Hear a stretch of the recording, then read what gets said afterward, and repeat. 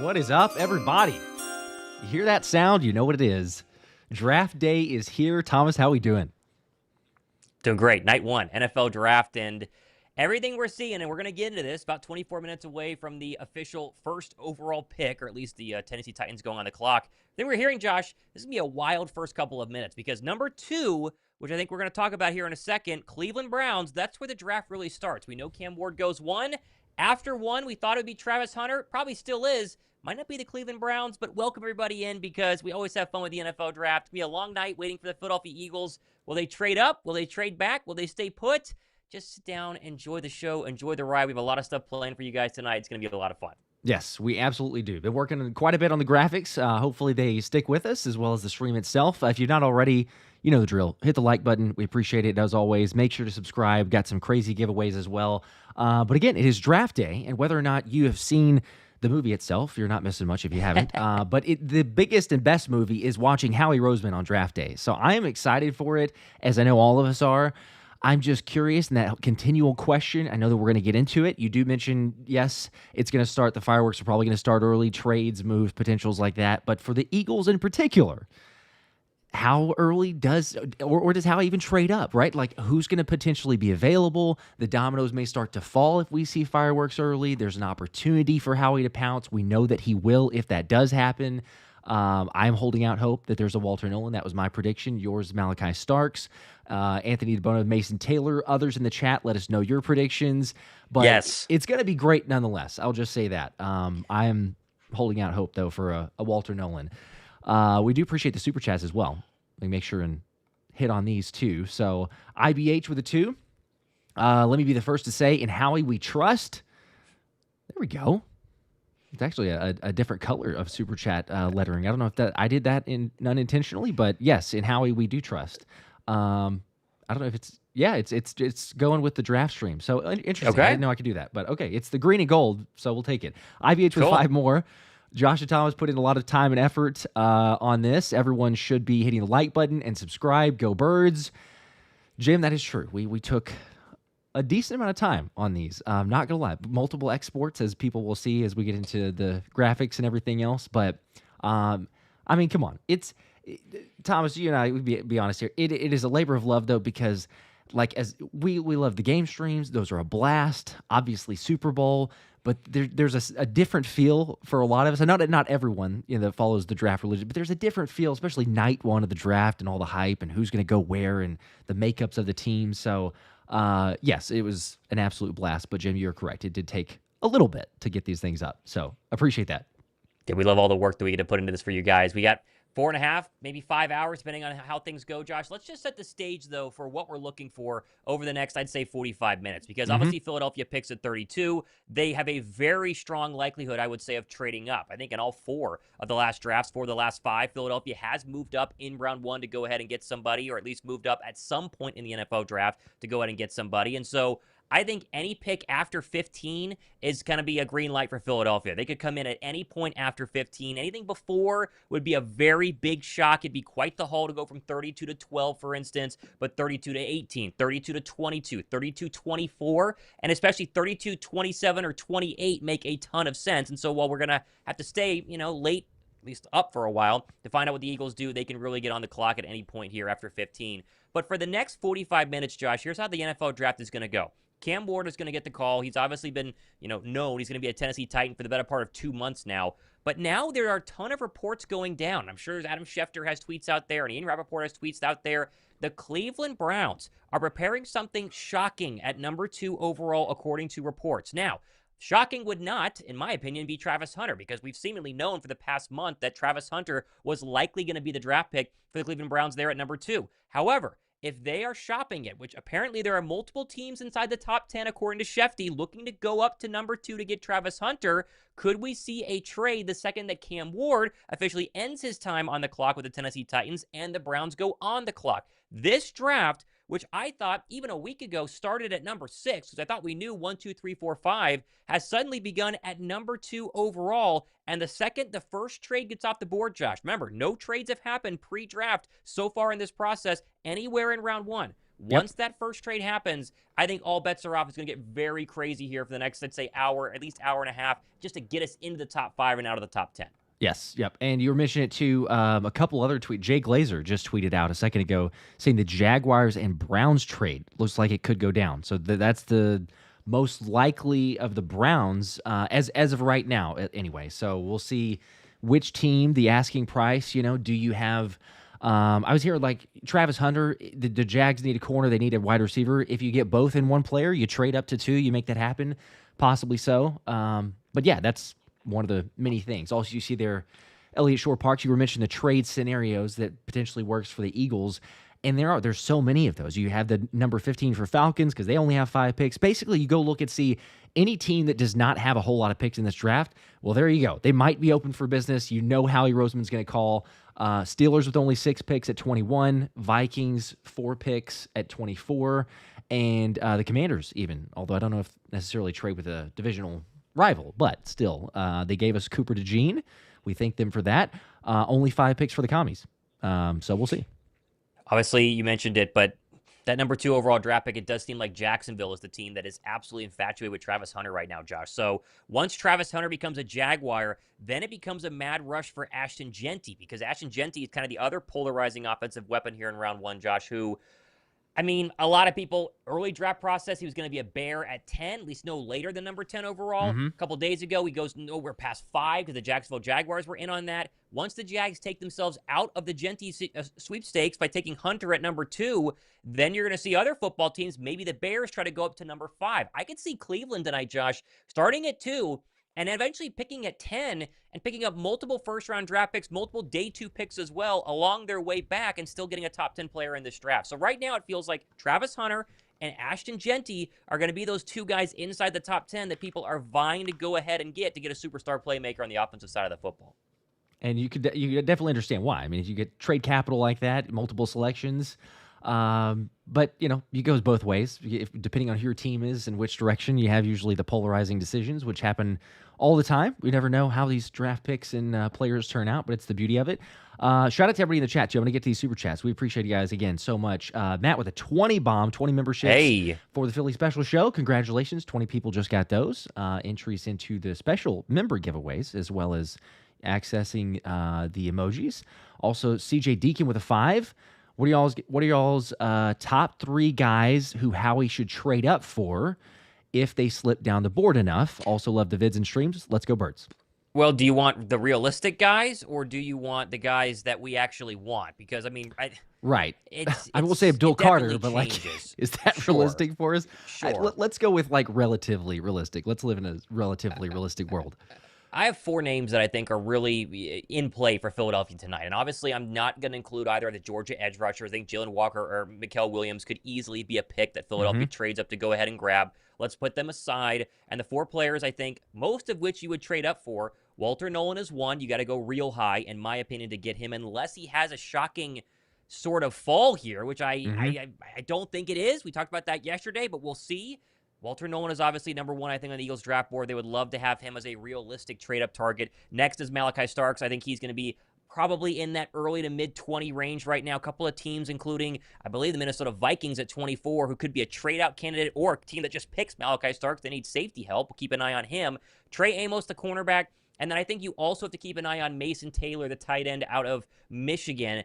Philadelphia would love to have Colston Loveland. They'd love to have Tyler Warren, but those are the 2 much higher-rated tight ends in this year's draft. Warren might go in the top 10. Loveland will go top 15. If they are going to trade Dallas Goedert either tonight or tomorrow or after the draft, they need to get a tight end. And if they were to go ahead and look for one, sitting around 32, Mason Taylor from LSU makes a ton of sense. And I'll throw in a dark horse candidate here, Josh. There's something about Mike Green that continues to intrigue me. I know the pre-draft process, and Howie Roseman said they don't look at players with a background like Mike Green. He kind of backed that up a little bit to where maybe he could, walk himself out of actually taking him. The Marshall edge rusher is a physical freak. He's a massive question mark. He led the FBS in sacks last year with 17.5. I don't think he gets to 32. I don't know if Philadelphia even is interested in him, but he's one of those guys that if Vic Fangio fell in love pre-draft, very Jalix Hunt-esque, but maybe a lot better, could keep an eye on Mike Green. So there's a couple of names there. I But I think Nolan and Starks like are kind those. of the two. Okay. Walter Nolan and Malachi Starks are really the two right now. That's fair. And you mentioned Mike Green. By the way, Josh Norris, who does great draft coverage, was talking about it and had in his mock draft, I believe, Mike Green going to the Eagles. And him and Anthony DeBono are kind of talking about that a little bit back and forth on Twitter. And understandable, right? The questions, the allegations, that his whole background that you mentioned there. But Zach Berman, who is obviously very close and in tune with the team, all he said was there's some good. Josh has some good senses there. So just to say, the Eagles might actually be interested in Green. For those that understand what Howie said in the past about guys' backgrounds and everything else, but they have a way to look into a little bit deeper to tell if that's legit, aka Big Dom. So if there's no issues, then they go, all right, hey, maybe we end up looking at him. So there is a name certainly to keep an eye on. I would say for me, Walter Nolan, obviously, that's not a surprise for people. I'll throw that one out there. Malachi Starks, I also think there's a trade-up opportunity for Malachi Starks. Three, if I'm going to keep it to 3 players, man, that's tough if I'm going to do a third. I say I don't think that you have to necessarily trade up like a Nick Scorton. I like Nick Scorton, but if there's an opportunity of, I mean, heck, even like a Shamar Stewart. I'm sticking like defensive line on 2 of those, but like Shamar Stewart could potentially fall there. Donovan Ezraku, I've also liked his game, the potential there with Fangio, Nolan Smith. I gave you more than 3, but yeah, you could tell that I'm leaning towards something on the D line. Most likely could be Malachi Starks though. I did say the safety. CJ, appreciate the 5 though. Also, Andrew with a 2 said time to see how that beer can. Time to see how that beer can blow affected Howie. Hopefully in a good way. I mean, he's made moves since then. We've been all right. Although there was the C.J. Gardner-Johnson that some people wondered about. Trenton Wright with a 2. If Howie trades back, we riot. And then in parentheses, just kidding. Just kidding. We riot in the fact that we waited 4.5 hours for nothing. Yes, but we don't. We would be very excited tomorrow because you have multiple second-round draft picks. And it's true. It's true. Then he's ready to cook. It would be totally agree. A very anticlimactic ending though, because you go all the way to like, all right, hey, 32. There's some guys that fell here. Who's he going to take? And okay, well, we'll see you guys tomorrow night. Like they would literally be that way. Matt with a 10. Let's go, Trey Amos. There we go. Big fan of him. I like Trey Amos. I think that there's a chance that if he's available on the board, it's just going to be a stay at 32. That doesn't feel like one of those you trade up. But hey, if they want a corner, I'm actually glad that Matt brought this up because I was going to share this on the tweet here from James Palmer. But you see there, he had said this, a couple hours ago, but talking about the draft, the Super Bowl victory, how it plays out for the Eagles. So if people didn't catch the previous tweet or what he was referring to, but basically said, with that said, last year the Eagles went into the draft with a focus on defensive back and tackle. This year, he's told that it's wide open. Only positions off the table early are quarterback, running back, and off-ball linebacker, unless one specific player is there. Now, we could throw out potentials for who that might be, John Campbell, whoever you might think. But there's just one player that they would go to. Otherwise, it's wide open. It says keep an eye out, though, for it to be heavy defense. Help up front is something to look for, and Philly would like a cornerback and safety when the 4th round ends. So, I mean, Thomas, we're talking about either tonight or tomorrow, you're going to get a cornerback and a safety. That's just something to keep an eye on, whether it's a Trey Amos, Malachi Starks for your safety, Kevin Winston Jr., lots of options. But I just love these little tidbits of news. And it could be a total smokescreen as well. Like, that's the part that we also don't know, right? I mean, trust James Palmer as a source, but he could be fed information just to throw teams off the scent. Be like, oh, yeah, Philly's looking for a corner and safety. And then they don't go that direction. Yeah, it's very possible. Well, listen, tonight we've worked on a lot of graphics, a lot of highlight packages as well. I think we test one of those out here, Josh, and let people know what's going on. And so how about we start with the one player that I think you and I both agree on we really want to see in Philadelphia, the defensive tackle in Walter Nolan. This is the guy, Josh, as you get ready to pull it up, throw it up there whenever you're ready, that I think most Eagle fans would agree is kind of the dream prospect. He's kind of the one that we're all sitting here on pins and needles, and as soon as you get out of the top 10, where's he going to go? There are mock drafts having him go 11 to San Francisco 49ers. There are mock drafts having him not be in the first round, Josh. Walter Nolan is, to me, number 1 on Howie Roseman's realistic big board here. The problem is figuring out where to get him. He has all the tools that you want in a defensive tackle. He can rush the passer. He's great against the run. Pairing him next to Jalen Carter, on this already elite defensive front, and you have, I mean, a nightmare for offensive coordinators for the next 5 years. And Walter Nolan, as young as he is, a little bit of immaturity questions. That's why he might fall a little bit. But is there a better place to go in the National Football League to, find yourself in the defending Super Bowl champion Philadelphia Eagles? Walter Nolan is my top target tonight. The question is, Josh, can they get high enough to get him? It's going to cost a lot. I think it's possible. Where there's a will, there's a way. And you know how much I'm a fan of Walter Nolan for all the things that you said there, but you pair him up with a Jalen Carter. It has potential big ramifications if they're able to make that happen also for Jordan Davis. I mean, you can't understate, the possibility for his future, what that means, fifth-year option, whether the Eagles will pick it up. But I think that it's telling if they end up making something happen with Walter Nolan. There's some question marks. I get it. It's not like Walter Nolan is up to the same level of a Jalen Carter coming out, but you pair those two up, and I mean, my gosh, the league is going to be in trouble. That is one of those moves where we look at, in the past, we've had a Quinyon Mitchell fall to the Eagles, a Cooper DeJean somehow fall to the Eagles, Jalen Carter. It would be up there at that same echelon, even if it's like at 24-25, as you're talking about, you trade up and go get him. So, yeah, that's my number one as well. The target just comes down to, how does the draft play out? And we're going to see here in about 8 minutes once the draft starts to begin and the fireworks start happening, and who knows? There we Looks go. like All right. The graphics work too. So if I was going to say the audio-wise, people let us know. It should still be good, but if you have any issues, let us know. Yeah, we always get that maybe it's too high, too low. Let us know. We'll adjust it as we go. Josh, I know you can manually turn up my mic. Can you turn up to just like a click is what I'm being told? I don't know if I'm at 80 or 100%, like a tiny little bit. We'll see how that goes. All right, there we go. For people down in the chat. Go ahead when you get a chance. Let's pull up the big board. Let's pull up ESPN's best available. Mm-hmm. Just to kind of get a look at how the experts view the best available, and tell me whenever you have that ready to go, because I want to make a very key point here, because the problem with this draft and trying to figure out who to pick or who's going to get picked at certain places. Go ahead. I was going to say real quick as I'm pulling that up, shout out Mike Malone just gifted 50 Philly Special Show memberships, 50 of those. So congrats, 50 people just got other memberships. That is one of the largest. So Matt already gifted the 20. Mike with another 50. Thank you for that. That's huge. Really appreciate it. Okay. Got it pulled up here now. Well, first off, let's just check my mic levels, because I'm being told that it's a little bit quiet. So I'm going to try and listen in on my end. So I bumped it up. I think it's pretty significantly now. So hopefully, but I've got more room. So it was just based off the previous levels, but I think Frankie Ray says it was just the music, so you're fine now, Thomas. So let me just.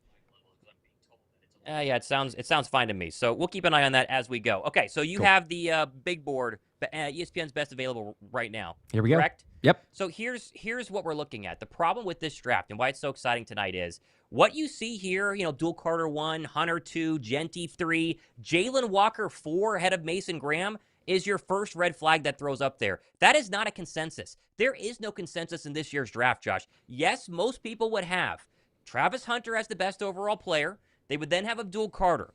After that, you could ask 15 different GMs who's number 3, 4, 5, 6, and onward, and they'll give you 15 different answers, because Jalen Walker, 4 on the big board right here, according to ESPN, he's mocked anywhere from 10 to 28 on Mel Kiper or Daniel Jeremiah or Tom McShay's, first-round mock draft. Then you got Mason Graham, who some people had a guaranteed 3rd overall draft pick, potentially being a New York Giant. Then he fell to 5. He could be falling even further, and yet he's the best defensive tackle in the entire draft, and then tonight. And then a question of, is Tyler Warren the better tight end? Most people would say yes, but there is an argument that Colston Loveland can get open better over the middle of the football field than Warren has throughout his film. The point is here, the big board you see on your screen might be how ESPN has ranked them. Everybody else in their war rooms, all 32 across the NFL and across the United States tonight, they rank these guys very differently. So if you think that Ted McMillan, the wide receiver, is a top 10 draft pick, you got to go up and get him. But other people might think he's the 20th overall player and the second best wide receiver on this board, and it gets very, very confusing. And a lot of teams are going to want to trade back if they think their guy's going to be there, but they don't know for sure where he might rank on other people's draft board. It's going to be very interesting tonight as the draft gets going here in less than 5 minutes. That's why we do the draft, because everybody has so many different rankings.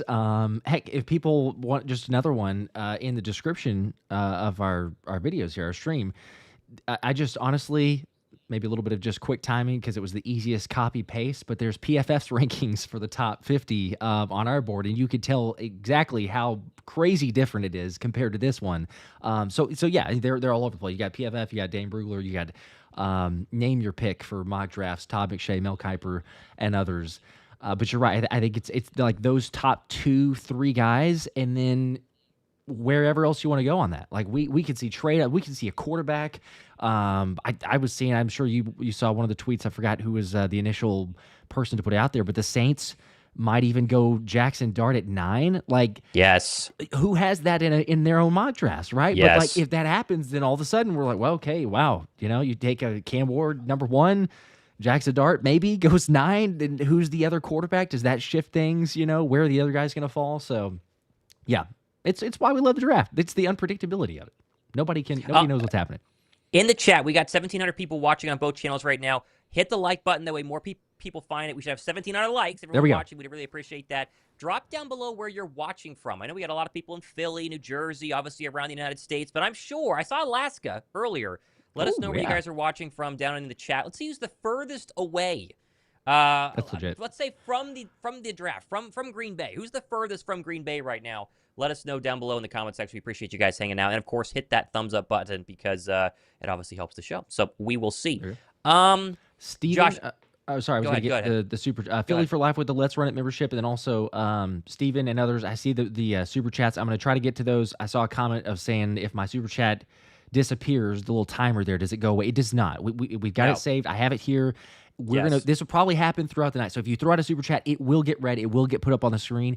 It might take some time though, as we're going through the drafts and the picks and putting up highlights and all that. But just fair warning, it may take some time, but it will get read. So Aiden with a 2, appreciate that earlier, said Shadur to the Giants, calling it right now. He'll be good.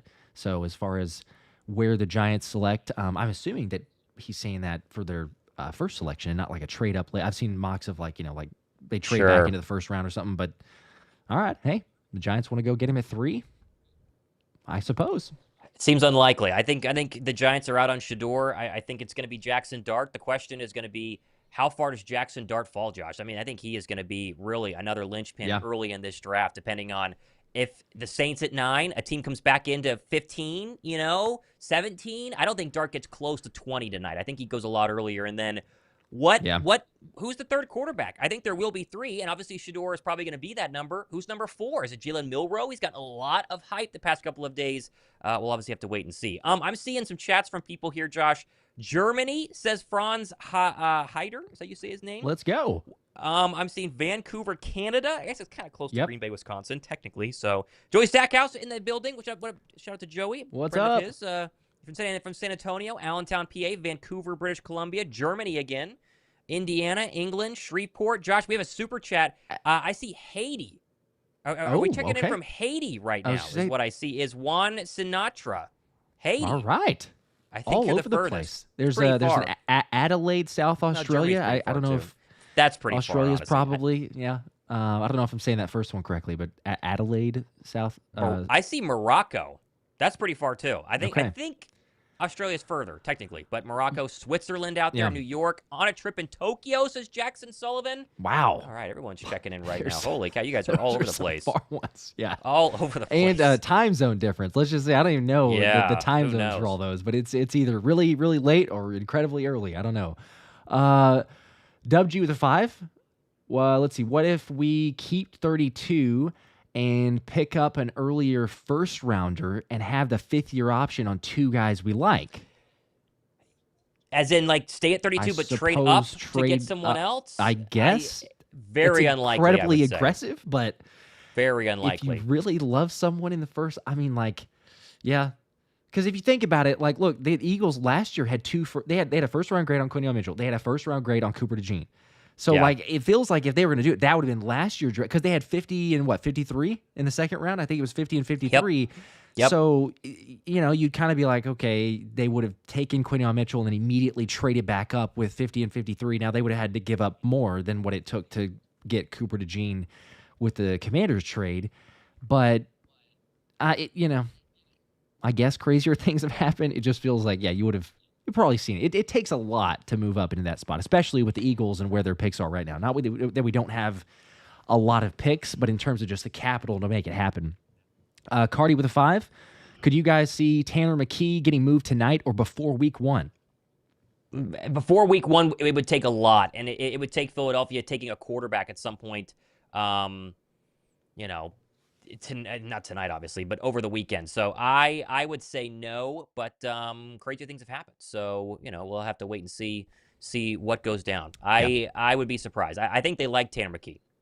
Yeah, I agree. I don't think it's very likely. I don't want him to go. I'll just say that. I know it's different scheme-wise. Some people are like, he's not Jalen Hurts type of player, but come on. We saw him play against Dallas and what he did in that game. I think you see the ability that he has. There's a reason.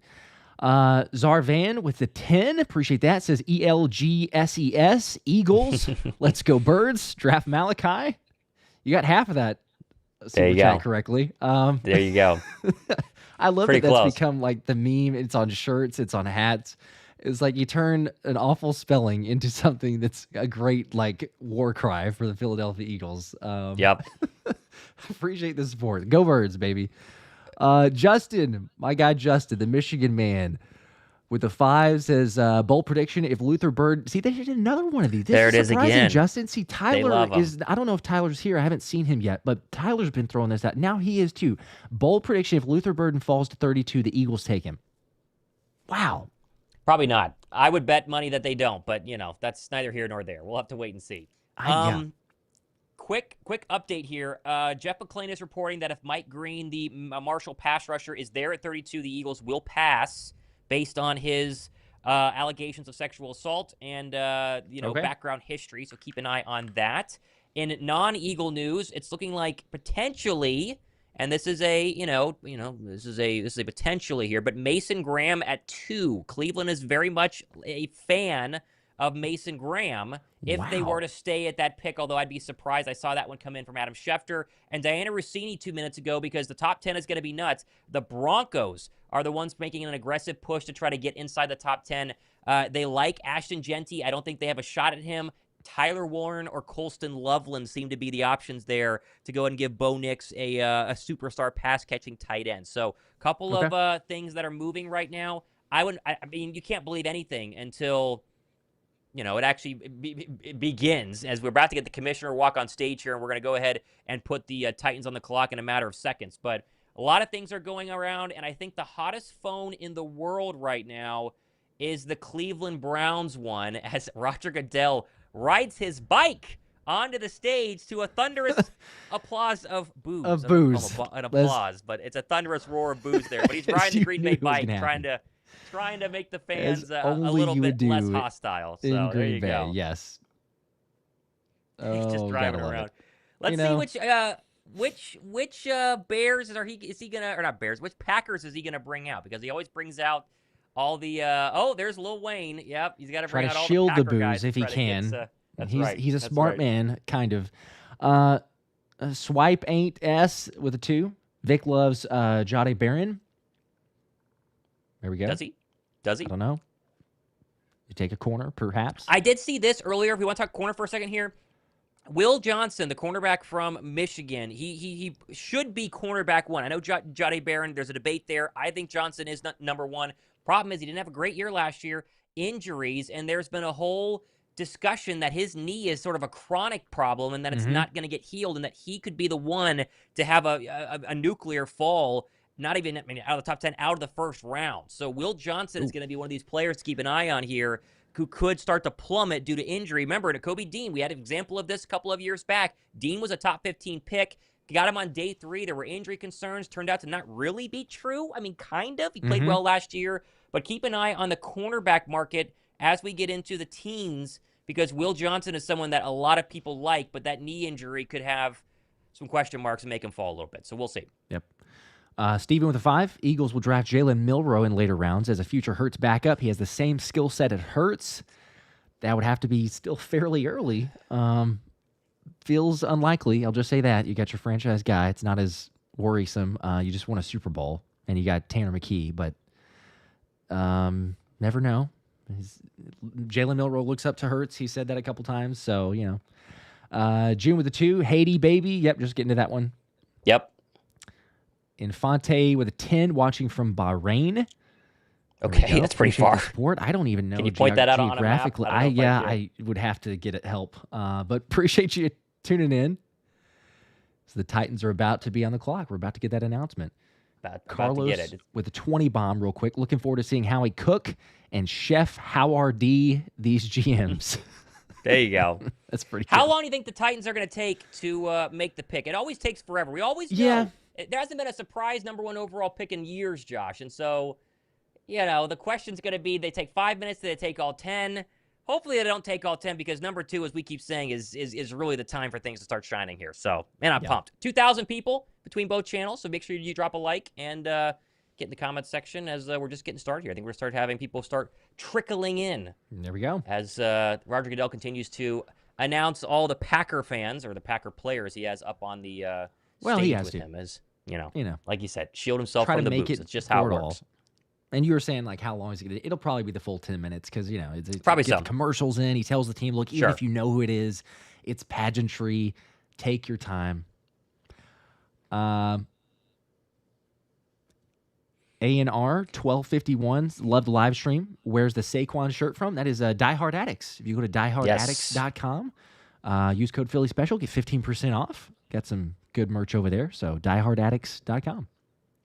By the way, for people who are curious, if Philadelphia does not trade up tonight, Josh, what time was the 32nd overall draft pick last year? It was 11:57 p.m. Eastern time. So we are 8:07. They are about to put the Titans on the clock, but if you're wanting to know, if we're going to have to wait to the very last pick of tonight's draft, 11:57 Eastern time was the official 32nd overall draft pick. Not by the Chiefs, if you remember, it was the Buffalo Bills. The Chiefs traded up for Xavier Worthy, so it could be a long night.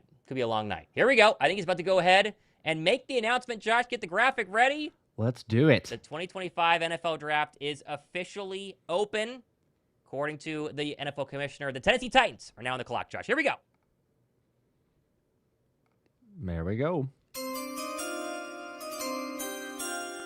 9:50 on the board right now. We all know who the Tennessee Titans are going to go ahead and take. We just wait patiently, Josh. And so, now might be a better time than ever to begin to talk about the first overall draft pick and Cam Ward. I mean, this is going to be the pretty obvious pick. We know who they're going to do. The question's going to be after this, but the draft can't start until the first pick is gone, and so we got to wait for Cam Ward's name to be announced. He has his moment as the number 1 overall pick, the third in Miami Hurricane history, in about 9.5 minutes from now.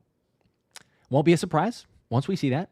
I've run through a couple of these super chats again because I'm actually pretty far behind here real quickly, and then we'll get to that because, again, we know pretty much who they're going to take. Matt with a 2, Eagle Nation. There we go. Josh H. with a 5, just want to note, Philly has 20 draft picks between this year and next. We ain't drafting 20 rookies to fill a 53-man roster. I expect trades incoming. 1,000%. Yes. Yep. I just kind of expect it to be tomorrow night. There might be use a couple to move up tonight, but I feel like tomorrow night you could take one and maybe wait a 10 or 15 picks and then trade up again, go get some impact starters. But yeah, you're right. No team is going to have, hey, you drafted 20 guys over the last 2 years, and that's like half of your roster. That's not going to happen. So let's see. Frankie Ray with a 10. Josh, make sure you don't hurt yourself this year jumping up and down. If it's Walter Nolan, he might. If it's Walter Nolan, he might. I forgot about that with the Quinyon Mitchell, the Cooper DeJean picks. Yes, I'll try not to, but no promises. I appreciate the warning, Frankie. Brian with a 2. Didn't see a comment. We appreciate the support. Big Fish Little Boat with a 5. Checking in from Niburu. Niburu? I don't know where that is. Familiar. And a future timeline, by the way. Eagles repeat. Okay. So it's from the future. It must be from the future. Yeah. Is that a movie reference I should get? Is that a legit place? I don't know. I'm sure that people in the chat know exactly what I have no clue. Okay. Well, we appreciate it. Yeah. Let us know where we'll take it. Yeah, we'll take an Eagles repeat. Starts with the draft here. Daniel with the 2. Do you buy the Ramsey trade talks linking us? No. I do not. No. I'm sure they called. I'm sure Howie has called on everybody. Yeah. I mean, with that, he's always anybody. going to. But no, I don't need a 30-year-old with a $25 million contract, and who knows what you have to give up for him? Probably a 4th or a 5th round pick. I'd be shocked. I mean, I would be like Jaw on the floor, stunned if Philadelphia traded for Jalen Ramsey. It would not happen tonight. It would happen tomorrow, or more than likely on Saturday if you were to go ahead and get Ramsey. I would just be stunned if they got Jalen Ramsey. It's not happening. Okay. People are saying fake planet, alien stuff. Planet X. Nabaru. Okay, well, hey, that's why we have the chat. They, I don't know. They keep us. Yeah, I have no idea. Professor X with a 2. What's your favorite player in the draft? We kind of answered this one earlier, but people in and out, and we said top 3, but it was realistic. My favorite player in the draft, I'll let you go after here, but my favorite player in the draft, if we're not talking about realistic or just favorite in general, would be Abdul Carter, but that's just defense, pass rusher, all the reasons to like Abdul Carter. But then we'll just reiterate again, the number one, like realistic, is obviously Walter Nolan. Yeah, I mean, Walter Nolan for Philadelphia. Mason Graham is not talked about, Josh. He's getting overshadowed in this year's draft. Mason Graham's player comp, everyone that I've seen, Chris Jones. Mason Graham, if you watched Michigan last year, he single-handedly beat the Ohio State Buckeyes in that incredible Big Ten matchup where Michigan, beat the eventual national champions. He is an incredible defensive tackle and somebody who's going to make whoever takes him in the top 5 much better on the defensive line. I'm not saying he's my favorite player in this draft, but he's someone who just is not getting the love that I think that he would get in other drafts in the past. He is a really, really, really good interior defensive lineman. Big fan of Mason Graham. And I got to give somewhat of a shout out to potential Eagle pick. I don't know if it's an absolute guarantee, but Jahad Campbell, the linebacker. We know Vic Fangio likes his off-ball linebackers. We know that he, built one out of thin air last year with Zach Bond. Does he think he needs another one? Does he for sure know that there's a situation where, Nakobe Dean is going to be 100% by week 1? Probably not. Jahad Campbell, the linebacker from Alabama, is the best linebacker in this draft, Josh. He does not get a lot of love because most first-round linebackers don't, but I'm a big fan of his. I'd be surprised if he's the pick tonight for Philadelphia, but I couldn't argue with it just because Vic Fangio would absolutely cook with this guy alongside Zach Bond. That's fair. I totally get it.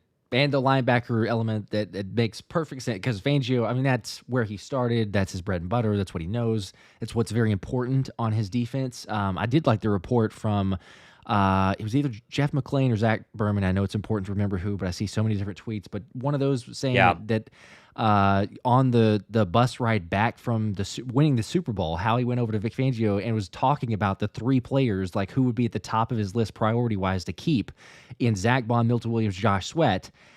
And there wasn't confirmation of who he said, but, look and see what's happened here. It's somebody. We're just saying, there's priority, and it's understandable. Brian, with a 5, appreciate that. Also, New Haven, Connecticut has 3 players that might be drafted today. I say use some draft picks to move up. Go Birds. Okay. There we go. Let's go ahead and put the pick in, Josh. The pick is officially in here. We don't need a chime yet. We'll obviously say that when the commissioner gets ready to go up, and then we officially get the Cam Ward announcement. But the pick is in, and so that would technically mean that as of right now, the Cleveland Browns are on the clock, and we know that anything can happen once Cleveland goes on the clock. So the pick is in. With the Tennessee Titans, we know who it is. We'll obviously have that here shortly, but that obviously means that the Jaguar-Brown trade, the Brown trade out of number 2 to Jacksonville or somebody else is potentially moments away. So we'll see. It's going to be very interesting. There we go. Titans' first overall pick since 1978. Been a while, but they picked in the top 10 a lot since 1978. Yeah. So it's been a very, very long time. It's not like it's due to success. Man, they've had a pretty good offseason. As here comes Roger Goodell. He walks up, Josh, and I think that we can go ahead and announce. We absolutely can, yes. Are we ready? All right. We're ready. I've got the ticker updated as well. Okay, here we go. With the first pick in the 2025 NFL Draft, the Tennessee Titans have selected, no shocker here, Cam Ward, quarterback, Josh, out of Miami. We've known this for a while, and now it is officially official. There we go, Cam Ward.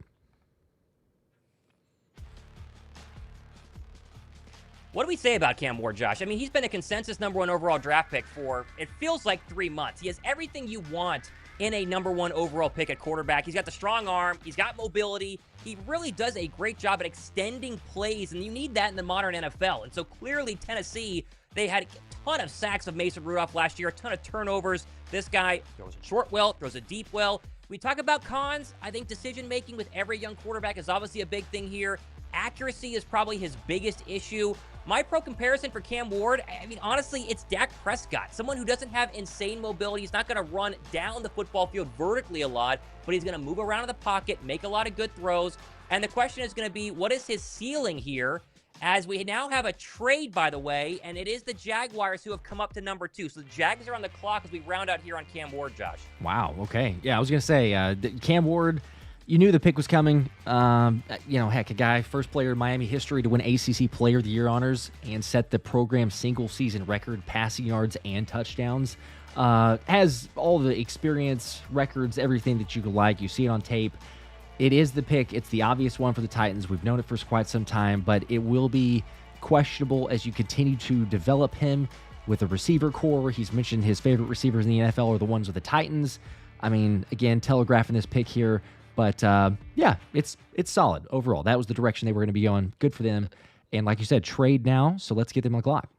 Okay, so here is the official trade. Ian Rappaport has it right now. The Jags have 6 minutes to make the #2 overall pick. The Browns are getting 5 overall, 36 overall, 126 overall, and a 2026 first-round draft pick. Jacksonville receives the 2nd overall pick, a 4th rounder, and a 6th rounder. So you are essentially watching the Jaguars go up 3 spots, and they give up a 2nd rounder and an additional 1st in 2026. This is a big haul for quite a small jump. They must have had competition to get up there and go ahead and take what we would expect to be is Travis Hunter. Wow, that is that's a lot. Kind of a shocker. Holy cow! That is a lot of picks given up there. Let's see. Try to get the graphic for everybody here if I can. Wow. There we go. Okay, so there it is. So they are essentially swapping 4ths, and then you give up a 2nd-round draft pick, which is literally the 33rd overall pick. Or sorry, the 30. What would it be the 30? I can't do the math right now. That'd be the 37th overall pick, right? And then of course a 1st-rounder next year. If you are a Jag or if you're a Browns fan right now and you want to Travis Hunter, you miss out on maybe a generational player. I have my doubts. We'll talk about him once the pick is officially made. But you're still in the top 5, and now you essentially get a 1st-rounder next year to double dip, which is pretty crazy. I would have done this trade if I was with the Cleveland Browns because I'm not that high on Travis Hunter. This seems like a win for Cleveland. They just have to still get a good player here at #5. Yeah, that's... Man, I'm still kind of processing that type of a trade. I know that we knew that the Browns might be trying to do something, but and I thought that the Jay Glazer had reported, multiple others saying that it could be the Jaguars trading up. That makes a whole lot of sense. But man, for that type of haul, let's just say this too. It feels like it's a guarantee. Like you don't trade up and give that much away unless you're taking Travis Hunter, right? Like you're thinking you've got a guy who can play potentially both positions or at least one very well, and then spot starts or just some occasional, whether it's going to be wide receiver or corner. Surely it's an automatic, right? Like that's got to be given. And listen, the 2026 NFL draft is loaded with quarterbacks. Everyone says it. I mean, there are going to be 6 quarterbacks in round 1. Obviously, the last name Manning is going to be there as well going into 2026. And so Cleveland, potentially, and I talked about this at the beginning of the show, could go from 2 to 5, and then someone else comes up to 5 to get Ashton Jeanty, 5 to 10 if it's the Chicago Bears. And they're sitting on, at least 2 second-round draft picks this year, at least 2 first-round draft picks the following year, potentially another second-round draft pick in 2026. They could have a serious haul for what is going to be a... let's just say what is going to be a pretty darn crazy 2026 NFL draft. So they're playing the future there in Cleveland as we wait for the pick. The pick is in, Josh. So we go ahead and make sure we have that. The pick is in for the Jaguars. Yep. And you see the draft room too, just for people watching on TV. You see the reactions there. So that's always fun. Yep. All right, let's get the... Board Okay, we are updating. waiting on who it is. Okay, we have it, Josh. We have the pick here. We can make that announcement whenever you're ready. All right. All right, this is official multiple places. With the second pick in the 2025 NFL Draft, the Jacksonville Jaguars are drafting Travis Hunter, wide receiver, and they're going to say this on the draft, and cornerback out of Colorado. Hunter is officially a Jaguar and the number 2 pick overall, Josh. Kind of expected it there. Travis Hunter, two-way player, does a lot of things well. Question becomes, how much does he play of wide receiver? Do they use him that way? Is he more of a cornerback? You can have debates. We can all debate it. No one really knows officially. I'm sure Jacksonville has a plan, but it's felt like he's gone more so, or at least gotten more of the hype and value from, at least according to Dane Brugler, as a cornerback. But either way, you see the way that this guy attacks the football, his IQ on the field, a great player. There's a reason they're going to trade up, like we said, for the Jacksonville Jaguars at 2. And they got their man. That's who they clearly wanted. Yeah, I think you play him as a cornerback full-time, and then you put him in there for certain wide receiver offensive snaps, right? You get in the red zone, you throw Travis Hunter in, he runs a couple of routes. It's much easier to get a couple of snaps here and there on offense versus being a full-time wide receiver and then trying to figure out defenses, because offenses are constantly changing to attack you defensively. So Travis Hunter likely will be a corner, but also help an offense that you figured last year, Josh, they went ahead and got Gabe Davis. They have Travis Etienne, Trevor Lawrence. They were going to do a lot in terms of moving the football down the field. They have Brian Thomas Jr. already. He was very impressive, but not the offensive firepower that you thought Doug Peterson entering the season would have. He's gone now. New offensive coordinator, a new head coach comes in, and they add Travis Hunter. It's just a lot to give up, Josh, and that's going to be the question mark. He's got to be a Pro Bowl caliber player for many years to come. It's a lot to give up to go from 5 to number 2. Yeah, they loved that pick for a reason, I suppose. But man, that's new GM. You know, you got Trevor Lawrence, a potential weapon in the red zone, or a little bit, but I felt like it was going to be the Ashton Jeanty before this. Lots of people saying, yeah, my mock draft is completely ruined. It didn't take long. Don't think that our mock drafts had that one called out, but Jacksonville, that was the play. That was where they're going. Okay. So the Jaguars have selected their pick, and that means the New York Football Giants are now on the clock. And so we got to keep an eye on number 3 overall as we await for that to happen. Abdul Carter seems to be the guy. He seems to be the one that they would not trade out for. It seems like a very easy pick here.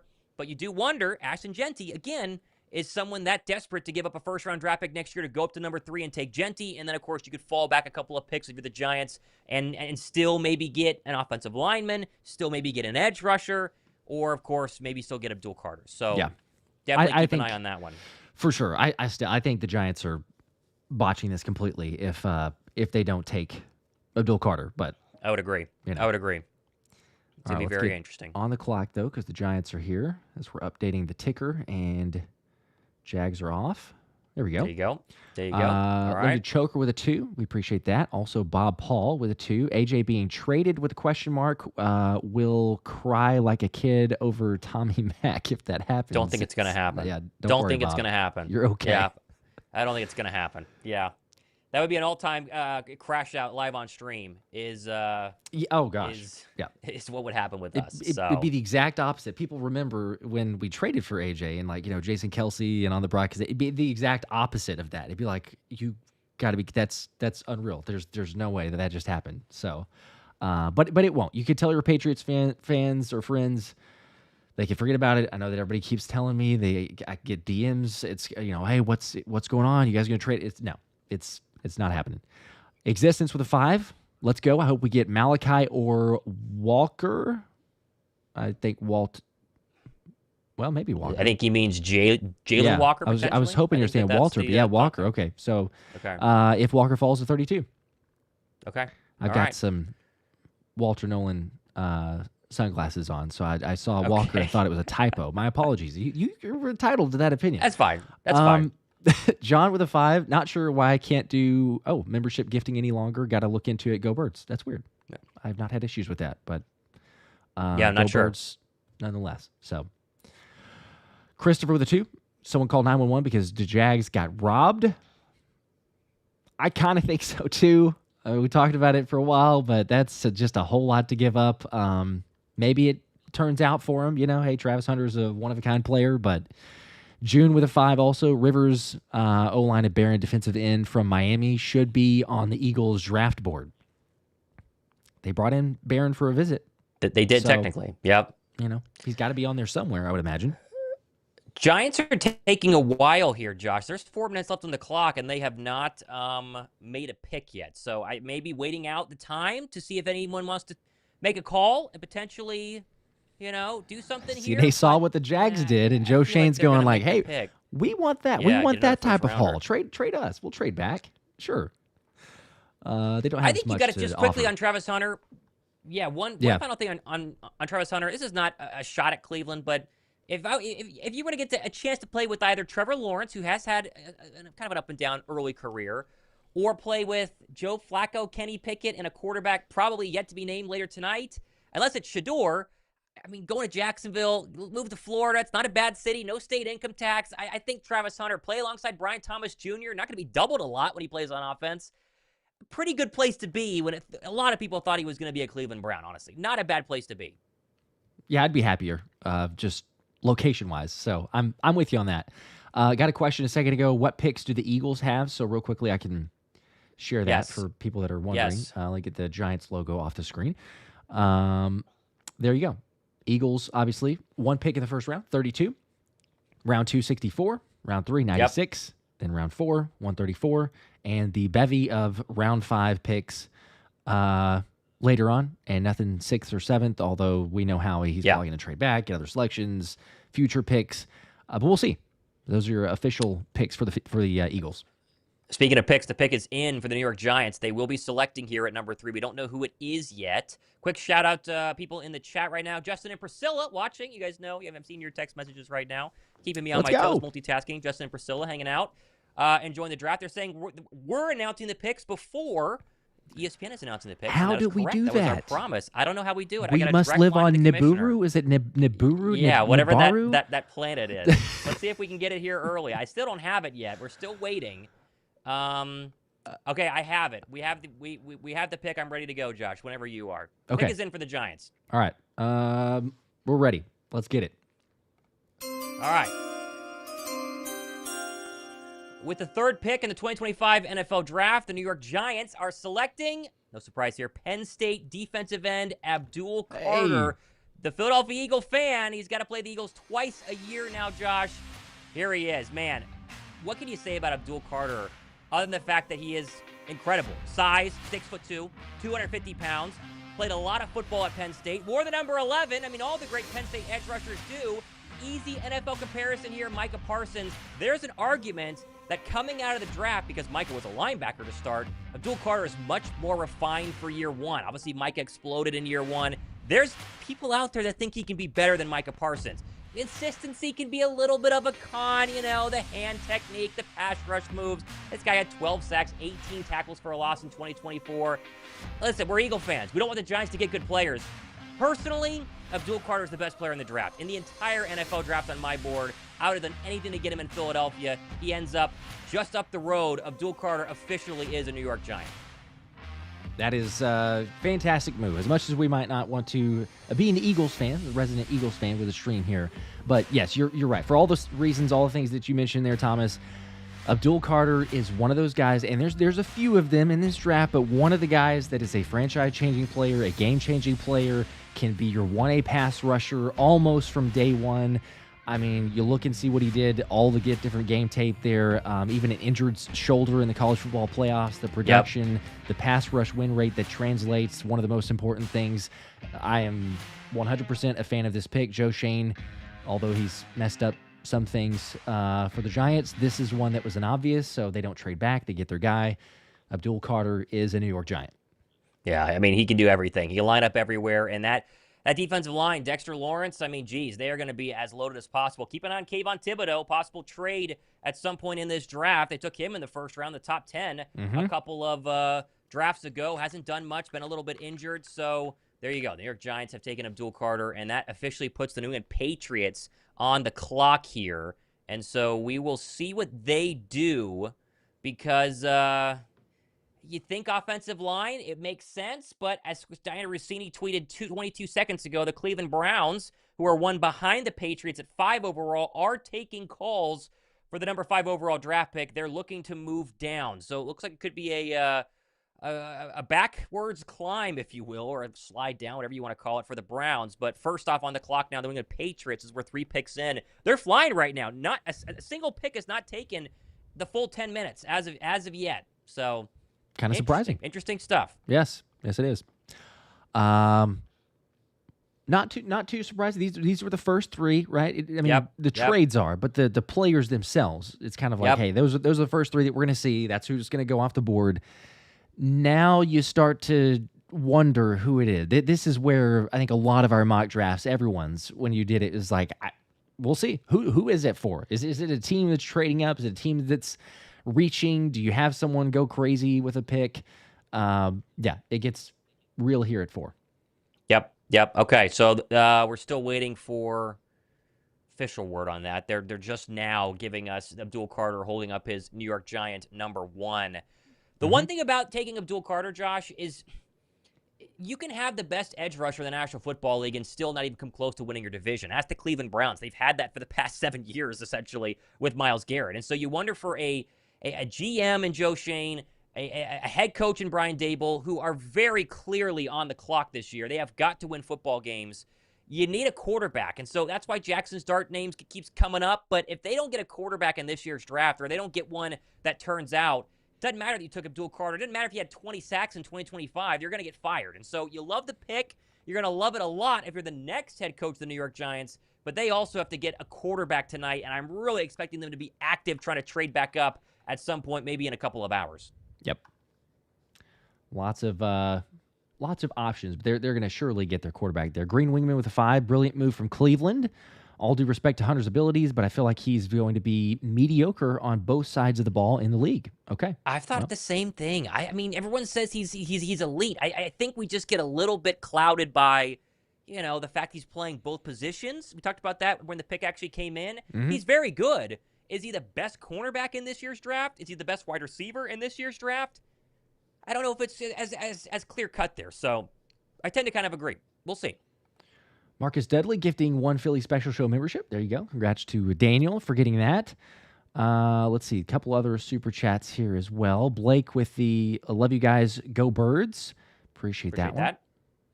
All the support. We love you too. Estefan LeBron with a 2 saying, I'm going to say we get Kenneth Grant at 32. Okay, that would be interesting. That's the prediction. That'd be very interesting. Kenneth Grant. Okay, there you go. Interior defensive line presence. John Reese or Rice, maybe with a 2. I think it's Reese, I believe. I don't have a comment, but appreciate that, John. K King with a 5, trying to sell Saquon's Super Bowl jersey, size XL. I bought the wrong size. Please help. So we've turned this into an eBay. Yeah, it's just eBay. Welcome to eBay. Advertising. eBay stream. So yeah, hit me up with the percentage on that cost there. But no, that was the super chat, I guess, to list your listing. But I have the pick for the Patriots, by the way, whenever you're ready. All right. So yeah, let's stay ahead if we can here. So all right, let's go. The pick is in. We got the name of the guy. Yes. All right. Didn't take long. The Patriots didn't even really field trade calls by the looks of it here. So with the 4th pick of the 2025 NFL Draft, Josh, the Patriots are going Will Campbell, offensive tackle out of LSU. We've heard this one for a while, and now it comes to fruition. And everyone keeps saying he's got too small of arms. His arm length is just not enough, and so he's going to struggle. Josh, he was literally one of the best offensive tackles in the entire SEC. Jane Daniels 2 years ago kept him very, very clean. I see him as kind of a Teron Armstead. That's my player comp for him.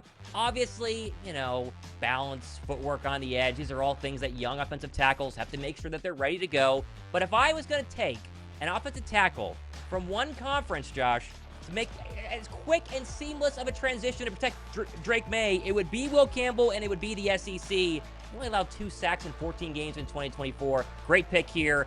They're building quite the team, I think, in New England by having Will Campbell come in there and start right away. Yeah, that's a smart move. You got to protect your quarterback. 6'6", 323. You want IQ just in general, but like this is a guy who was in charge of a lot of the protections at LSU as well. So, for someone who's not just in terms of pass blocking, run blocking, who had fantastic grades there also, but it's not just the athletic tools. He's got the psyche, the ability, playing with Drake May and the protection. That was one of the biggest issues last year for the Patriots. You got to protect your guy if you want to give him a chance to succeed. And you can see there, no surprise. Mike Vrabel and company don't take too long. Don't really field trade calls. Get your man and move on. Feels like a Mike Vrabel type pick.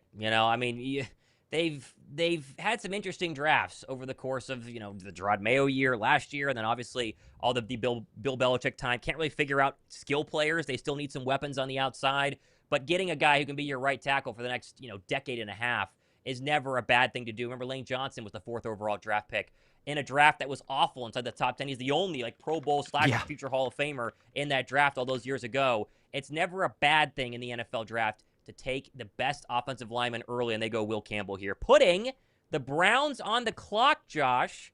But they might not be there long. We're gonna keep an eye on this. They might not be there long. They're looking to trade. Lots of trades going on for Cleveland. Daniel with the 2. Can someone remind why Philly has the 32nd pick? I don't know that one, Daniel. There's some reason I just trying to can't remember. Put my finger on it, but for some reason we got to wait a long time. Yeah. It would be nice if we had some hardware. Yeah. Oh, wait, we do actually. Yes. We do.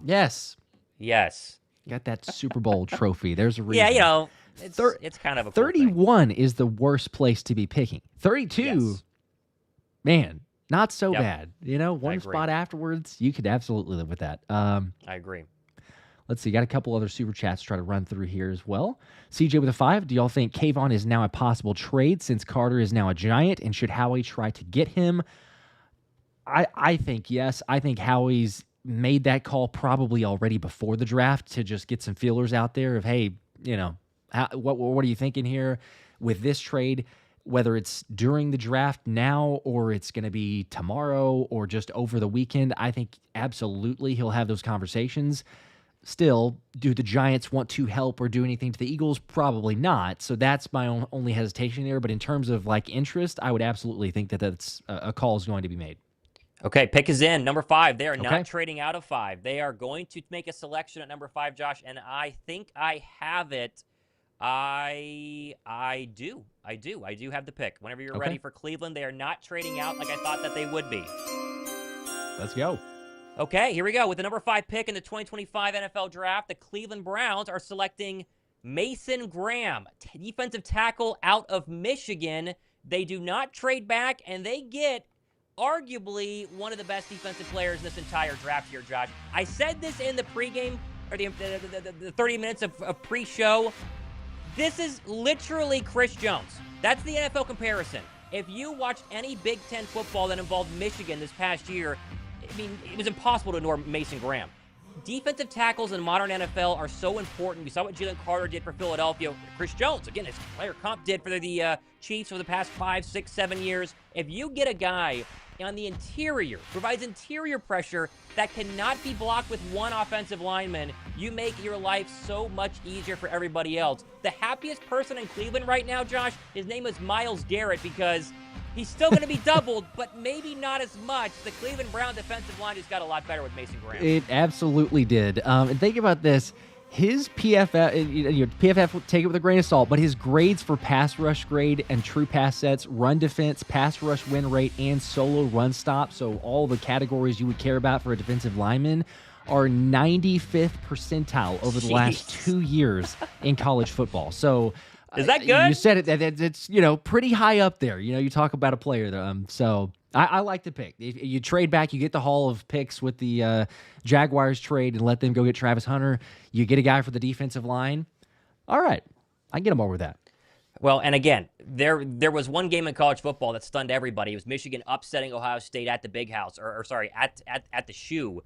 And Mason Graham was probably the main reason why. I mean, Ohio State's offense eventually would go ahead and win the national championship game. They couldn't do anything, and a lot of the reason was because of Mason Graham. He's a very good player that will get overlooked. But Cleveland essentially has gotten a first-round draft pick, a second-round draft pick, and Mason Graham so far. That's a pretty darn good haul, and they're probably not done because they're going to get a quarterback at some time later on. I love the Browns draft so far. You know, if they could just manage and run their organization and get some good coaching, they got some potential. But they screw it up sometimes. So, not a bad start tonight. We'll give them that. Okay, so Raiders are on the clock. Raiders on the clock. Ashton Jeanty is going to be the question here. We're in Ashton Jeanty territory. This could also be a tackle, technically. So we will see. I don't have it yet, so I wouldn't be surprised if they are fielding phone calls. By the way, just so we're clear, A.J. Brown was not traded to the Patriots at number 4, like certain radio stations would have us believe. So just breaking news here. Yeah. A.J. Brown for Abdul Carter, number 4 overall draft pick, which is impossible, like physically impossible because of his dead cap hit of $90 million did not happen. We've talked about this fans watching, a big shocker of the draft night so far, A.J. Brown wasn't traded. I am just absolutely stunned. Wow. But your big exhale could be that Abdul Carter went to the Giants, if you were even buying into that theory there. Because, oh my gosh, if he's still available, is A.J. get traded? Well, it didn't matter anyway. So, Christian Slater with a 20 bomb. Let's go. Ooh. Says, let's go himself. Fly, Eagles, fly, baby. I would love to see James Pierce or Nick Emenwari in an Eagles jersey. Go Birds. Philly love from California. There you Cali, go. baby. There Christian, appreciate the love, man. The 20 bomb. And, yeah, I'd be all right with those picks. More so Nick Emenwari. I would, too. I don't mind James Pierce. There's other guys that I would throw out there, but love it. Love different perspectives there. 4,800 people watching between both streams right now. So if you have not hit the thumbs up button, we would greatly appreciate it if you did. That would be fantastic. We just reached 1,000. Let's get to 2,000. Hit the like button. 1,000. Jeez. Okay. Only 1,000. We definitely need to get that thing up there. So go ahead and just smash the like button. Comment down below if you have dropped a like on the show so far. Be sure to subscribe as well. We don't have the Raider pick yet. And there has been kind of some mutual debates here or reports of if the Raiders like Ashton Jeanty. I think Marshawn Lynch, obviously Pete Carroll, they went ahead and got at the quarterback to go ahead and come over, and Geno Smith.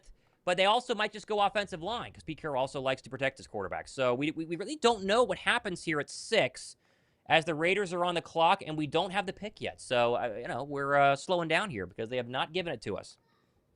Kind of interesting, but all right. See what they do. Zachary Mays with a 5. Just happy Abdul. That's what we were talking about a second ago. We were just late to get to you. So you had this a long time ago, Zach, but said happy Abdul's off the board. No more stupid AJ to the past trades. That is right. Yes. Mm-hmm. Yep. David with a 2. Also late getting to some of these. So I know we mentioned him. Does New York taking Carter mean they take Thibodeau or they trade Thibodeau?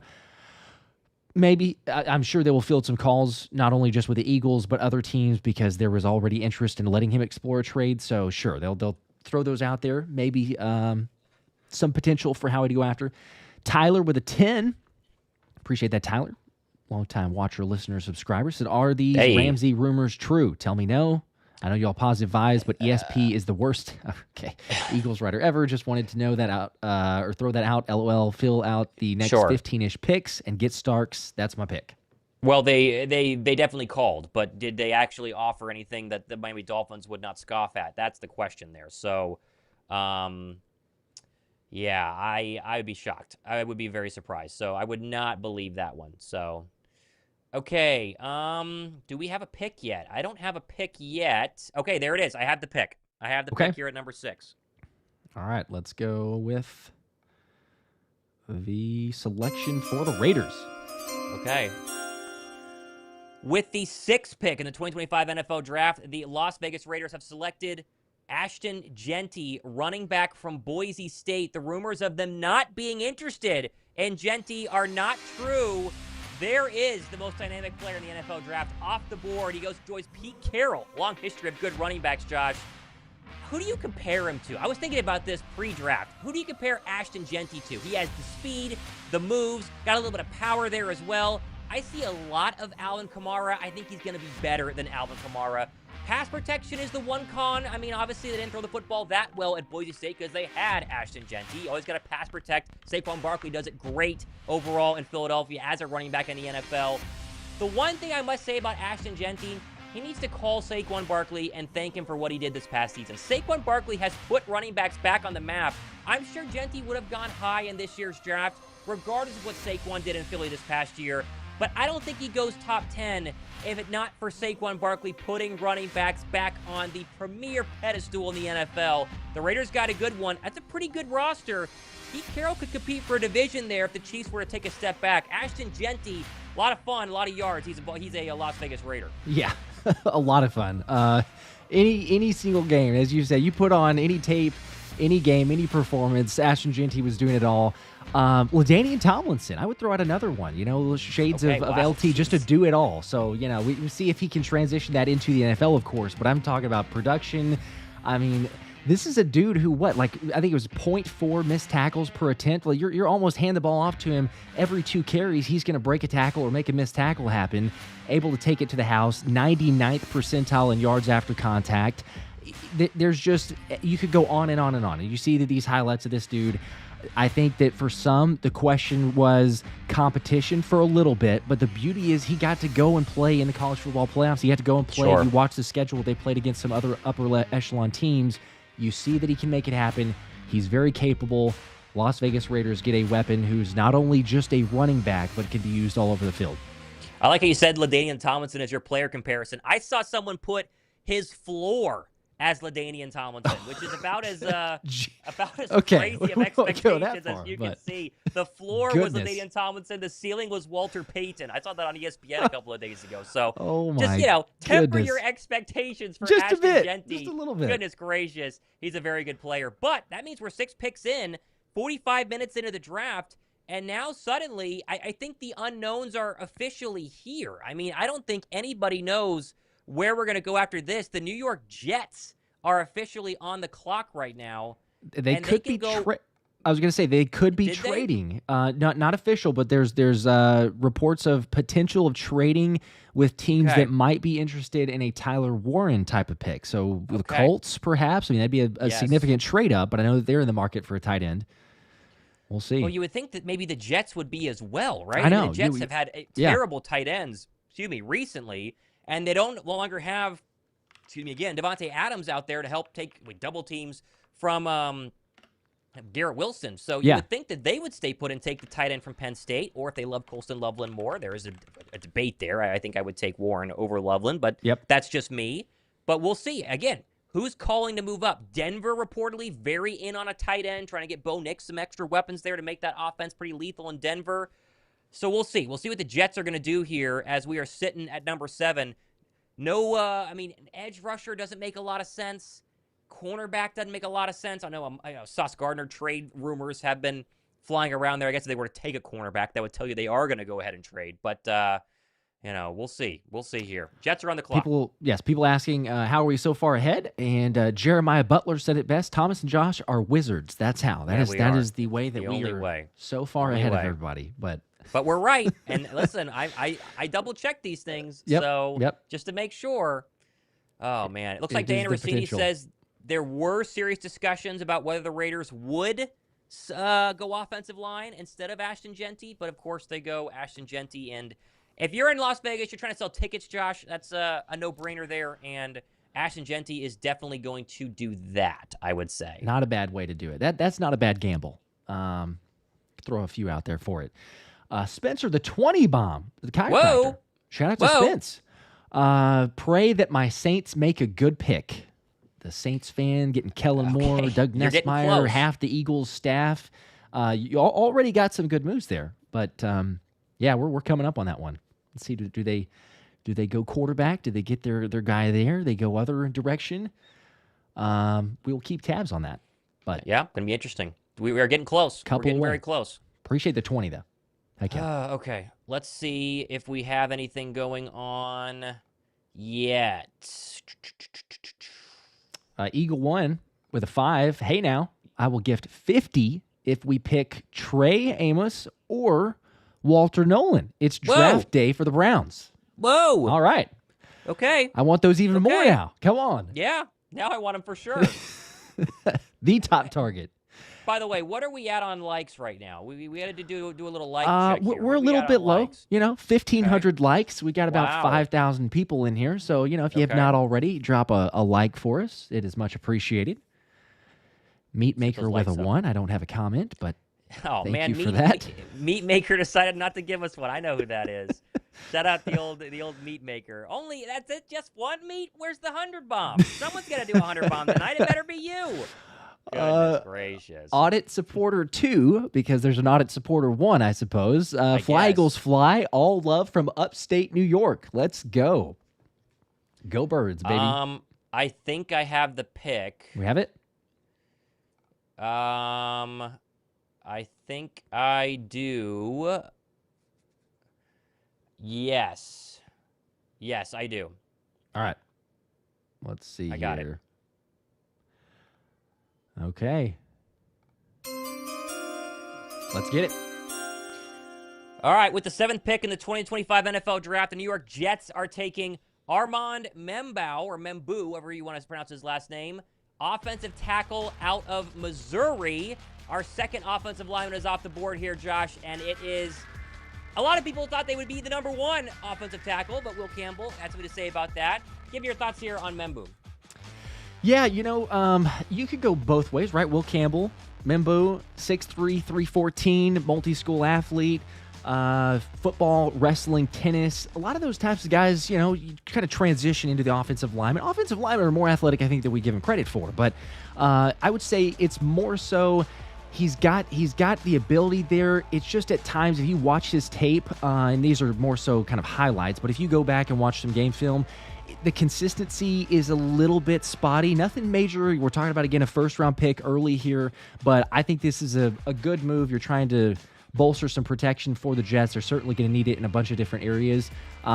Overall, I think you could go either way, him or Will Campbell, but probably a solid pick. He also played in the SEC. We're going to give Will Campbell credit for doing that. You got to give a Missouri offensive tackle the same amount of credit here. You just wonder, one-on-one against elite defensive talent, is he ready to go? Obviously, he's going to start from day one. That would be my one question there. But there was no real question he would go inside the top 10, and so Membou gives the Jets much-needed tackle help. I would assume if Aaron Rodgers is watching the draft right now, he's probably saying, man, I wish we could have had him last year, because Aaron Rodgers ran for his life as a New York Jet. And now with, a new quarterback in there, a little bit more of a mobile one as well, does it make a difference? We'll see, but that does put the Carolina Panthers on the clock here at number 8 overall. We have 2 tackles off the board, and Carolina's officially on the clock. All right, how about that? We're moving right along. This thing is we are cruising. Pretty efficient so far. No trades for the Jets either. Yep. They got their guy. Yep. Update the tracker here, or the ticker on the bottom. Yep. Also, we got a 50 bomb. There we go. Whoa. 50. We didn't get the 100. We got the 50 bomb from 50 Bree.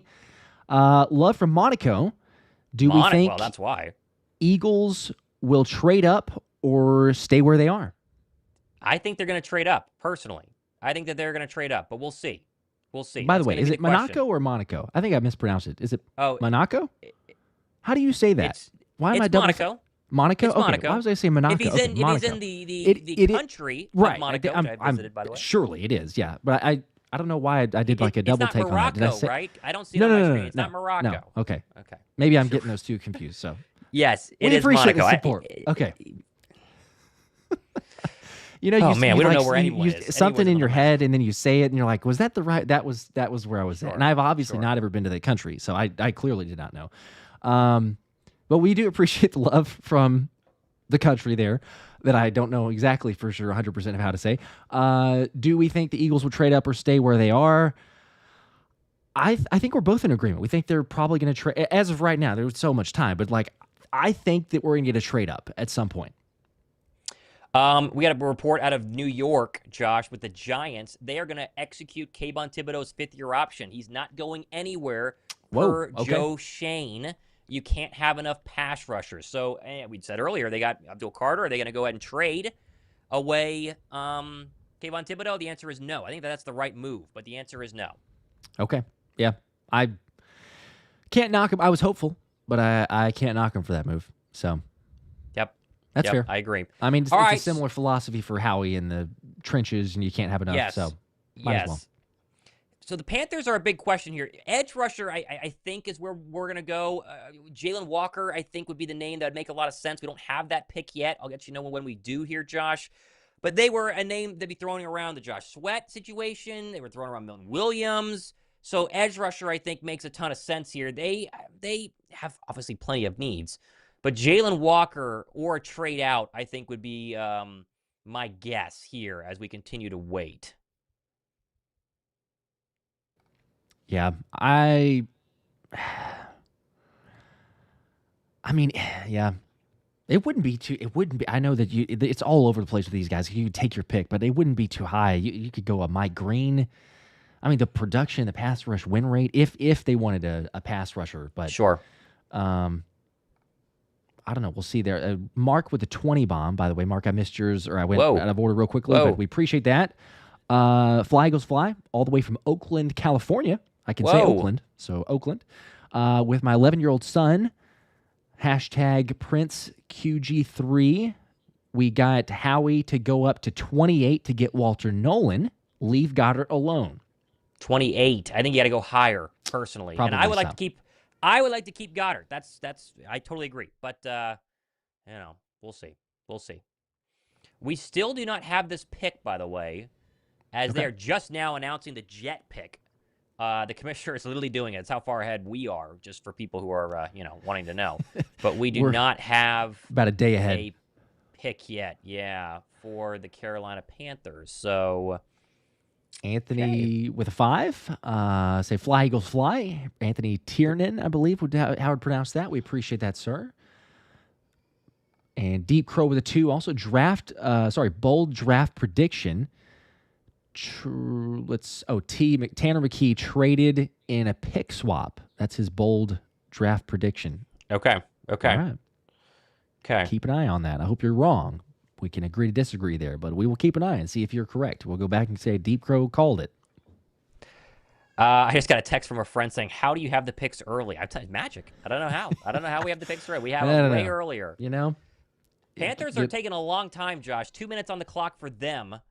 But yes, we do have the picks way earlier because that's why we're the best stream. That's why we have 5,000 people watching between both channels right now because we're the best stream. It very unbiased of saying that, but yes, we get the stream or get the picks a little bit early. Let's see. Can you? Oh, Rick, can I add the position of the player in the ticker? Yeah, I could do that. I can. Do you have time? It may take a little bit, but I can slowly work at it. I may not be able to get all of these here, but I'll from now on I'll put it out beside him. How about that?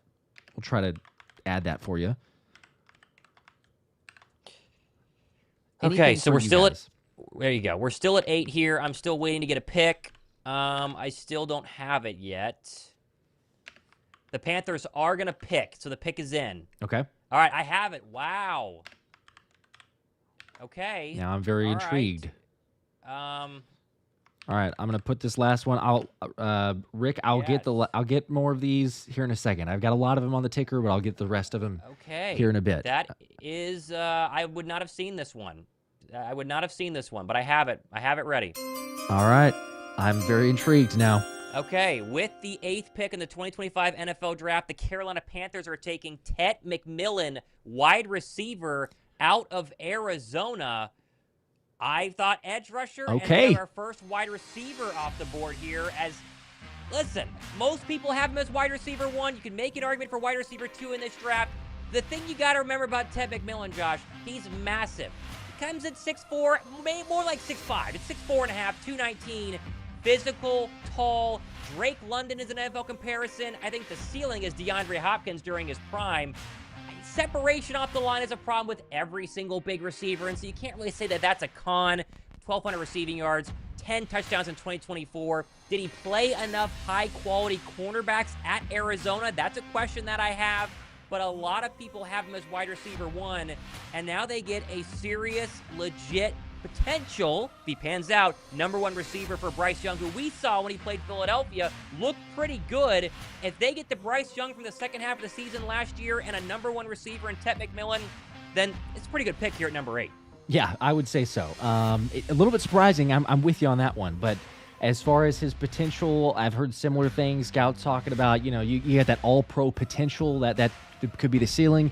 You never know exactly how these things turn out, but you're right. It's 6'5", 212, played football, basketball, volleyball, and I mean, it doesn't take long at all to watch this guy's tape and clearly tell that he was a volleyball player, because the catch point, the high catch, the extreme catch radius, 60% catch win rate on contested balls. Really, the main thing was drop, or the other thing in addition to the separation was drop. Had a 7% drop rate, but that's, kind of always a question mark with these bigger type of big play receivers.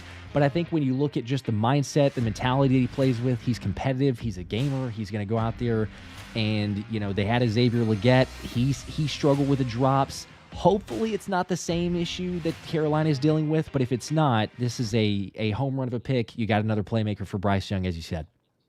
It's always that debate, Josh. When you have a team, if you have needs on both sides of the football, what do? You go defense, you go offense. I think we're in a modern NFL where offense is winning you championships. Now, defense helped. I mean, obviously, Philadelphia in the Super Bowl, they had a lot of great defense. They also were up 34-0 because of their offense at one point. So, for sure, if you're a team like the Carolina Panthers, offensive-minded head coach, going receiver makes some sense here. The question now is, do you get a run on receivers? Because this was kind of the question mark, at least after 10.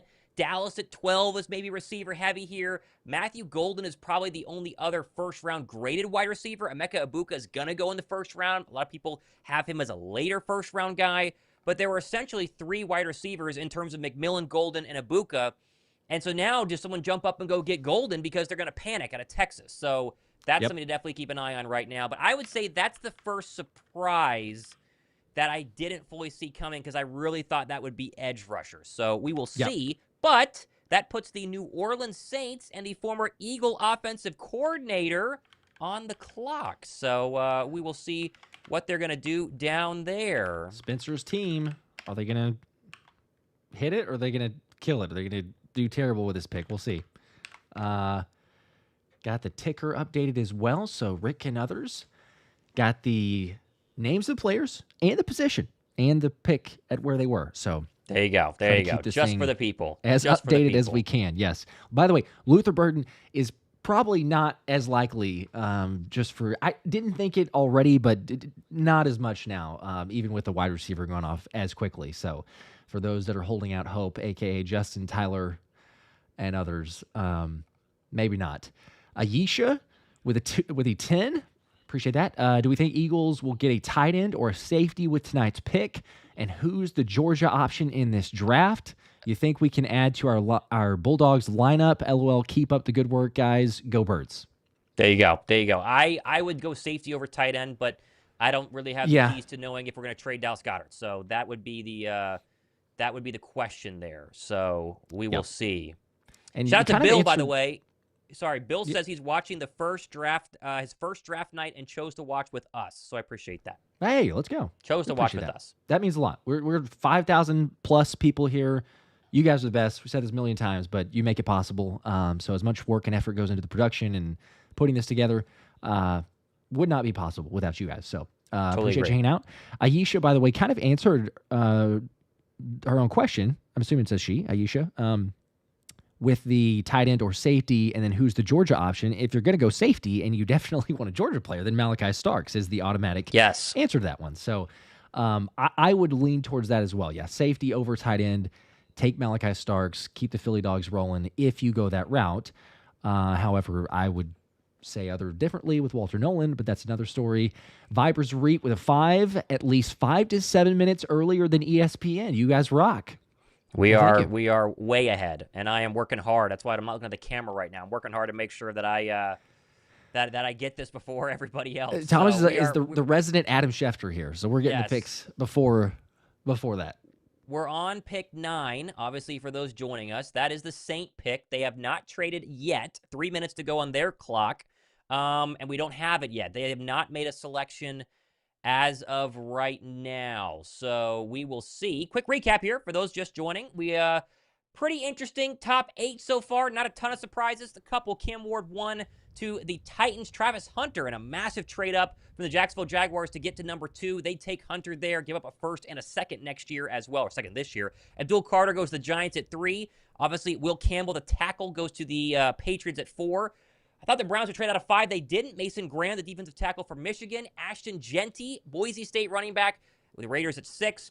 Membou, the tackle, at 7 to the Jets. And Tet McMillan, the wide receiver from Arizona, just went off the board there at 8 to the Carolina Panthers. That has brought us here. The Saints, they have made a pick, Josh. The pick is in. Okay. I don't have it yet. I have it now. Okay, I have it now. I'm good. All right, let's get this thing updated here. All right, who do we got? With the 9th pick in the 2025 NFL Draft, the New Orleans Saints are taking Kelvin Banks Jr., offensive tackle out of Texas. And it looks like the Saints have gotten their offensive lineman that they desperately needed, Josh. 3 in the top 10, that was the expectation. Where would they go? Some people should be a tackle but can go both ways.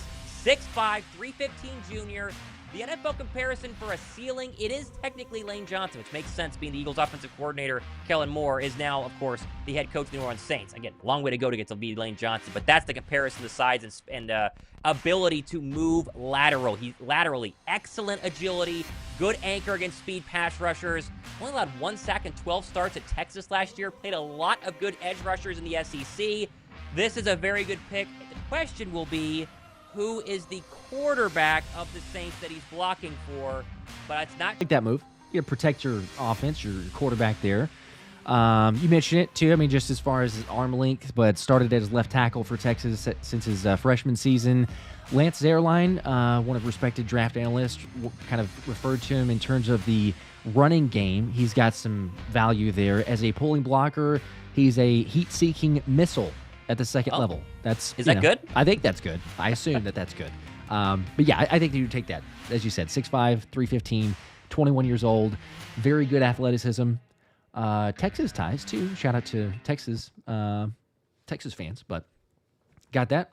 Get your guy. Protect the quarterback. It feels like, and you can reach at times for sure, but it feels like if you go offensive lineman, it's one of those, especially in the first round. It's kind of like that's your you're pretty solid, but you're not, don't go crazy. Don't have as much risk. There's risk all over the place, but like not as much because you can do your homework on it. So I think that's a decent pick. I didn't expect him to go there. I'll just say that to the Saints. I thought they would go for another weapon perhaps or something else. But you also do need to protect your quarterback. So can't hate it. Yep. Can't hate on it. Okay, so 3 offensive tackles in the top 10. We're about to get the Chicago Bears officially on the clock. I have to text my Bears friend Matthew Krulak. Let us know what he's thinking, because he is as crazy of the Bears as you get, and I think he wanted Ashton Jeanty, so I'll be very curious to see what he's going to do. He thinks Tyler Warren is going to be the guy there. So okay, all right, we will see. We have not had a tight end yet go off the board, so we will see as Kelvin Banks Jr. has officially gone, and I don't have it yet. I'm still looking here.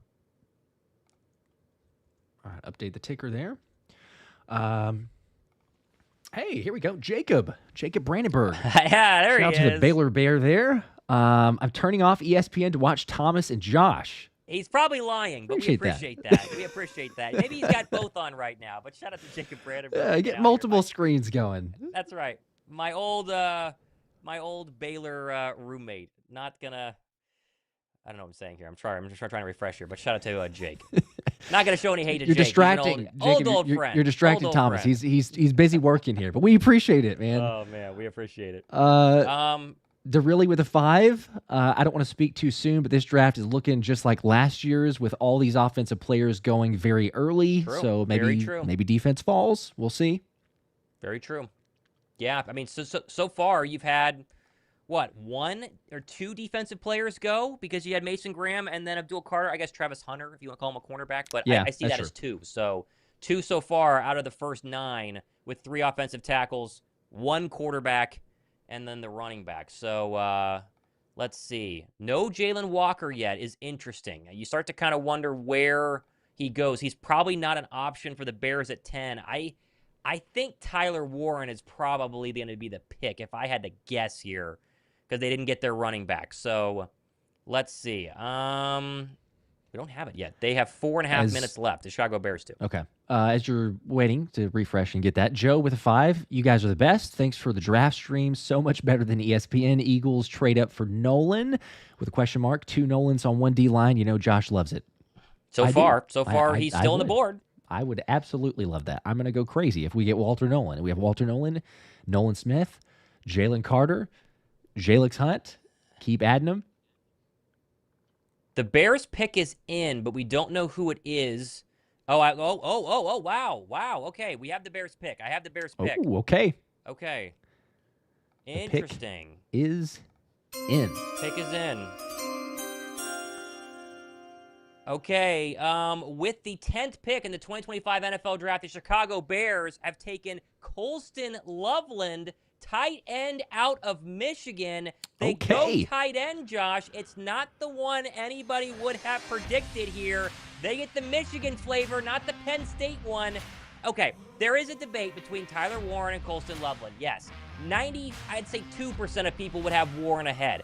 A lot of people still like Colston Loveland, and it's his route running that really sets him apart here. Where Tyler Warren doesn't necessarily create a lot of separation, Colston Loveland does, and he's basically the same size. He's 6'6", 248 pounds. NFL comparison, again, we're going ceilings here, very Travis Kelce-esque. I think he's a little faster than Travis Kelce. I think he needs to be a little bit better of a blocker, as Kelce, showed us in the Super Bowl. You need to be a little bit better there with defensive ends, looking at you, Josh Sweat. But he is an excellent route runner with a very high ceiling. And for whatever reason, they went with Colston Loveland over Tyler Warren. Josh, would you have done that when going against the 2 tight ends? I would not have. No. Okay. There's understanding reasons of, as you said, kind of making the pick, what he brings to the table. I like the separation part of it. Contested catch rate, 20%, one of the lowest in Power 5 college football. That's not the best for a tight end. Now, it's fine. He can get some separation. That's all right. But I want my tight end to be a little bit better at that. He's got the route tree, as you mentioned. And I would agree, also, Travis Kelce or a Sam Laporta. I might throw out a Sam Laporta as another comp that you're looking at there. I don't like it. Like that's one of the first that I would say that, good luck to you. I think someone earlier has said the Bears are drunk. To me, if you're going tight end, it had to be Tyler Warren. But who knows? I mean, it's not that Colston Loveland is bad. It's not bad at all. It's just, if I'm ranking them, I would for sure have gone Tyler Warren before Colston Loveland. Well, and here's the deal. Whichever one you liked, I do like the idea of going tight end for the Chicago Bears. They have receivers. For sure. They went receiver in Rome Odunze early last year. Running back is something I think they need to do. Breece Hall's name has been thrown around with the whole trade potential at some point during the next couple of days. Maybe they go for the UNC running back, if it were to fall into round 2. But getting a tight end and another weapon for Caleb Williams goes to show what they're trying to do. They want to take this offense to the next level. They believe they have the right quarterback. They believe they have a decent offensive line after what they did during the offseason. They love their edge rushers. They have a great cornerback in Jalen Johnson. Chicago should be a playoff team next year, and Colston Loveland, if he reaches his ceiling in year 1, can definitely take them there. I think it's a good pick. It's just a question of, did they pass on a generational tight end that a lot of people think comes from Penn State and Tyler Warren? Yep. We'll see. I think we got another pick, actually, very quickly. Do we? Do you see that? I don't have it yet. Hang on. Double check if you do. I believe. I do not. Hang on. I'm still refreshing. It is the Niners. Okay. So for those wondering, the Niners on the clock at 11. I don't have it yet. Okay. No, I still don't have it. Do you have it for real? Well, I'm 2 sources as the rule. I have it. You have it? Okay. All right. I was gonna say, make sure. Yep. I have it. Yes. All right. Okay. Let us know whenever you. Real quickly, I'll throw the super chat and then I'll let you announce it. John said, "It's DeBona, isn't it? That's how you're getting them." We will neither confirm nor deny how we are getting these draft picks. But, That's right. Anthony DeBona deserves all the love, so appreciate him for whatever he may or may not be helping with. All right, so 49ers, pick is in. And who we got? Okay, with the 11th pick in the 2025 NFL Draft, the San Francisco 49ers have taken Mykel Williams, edge rusher, outside linebacker, whatever you want to call him, from Georgia.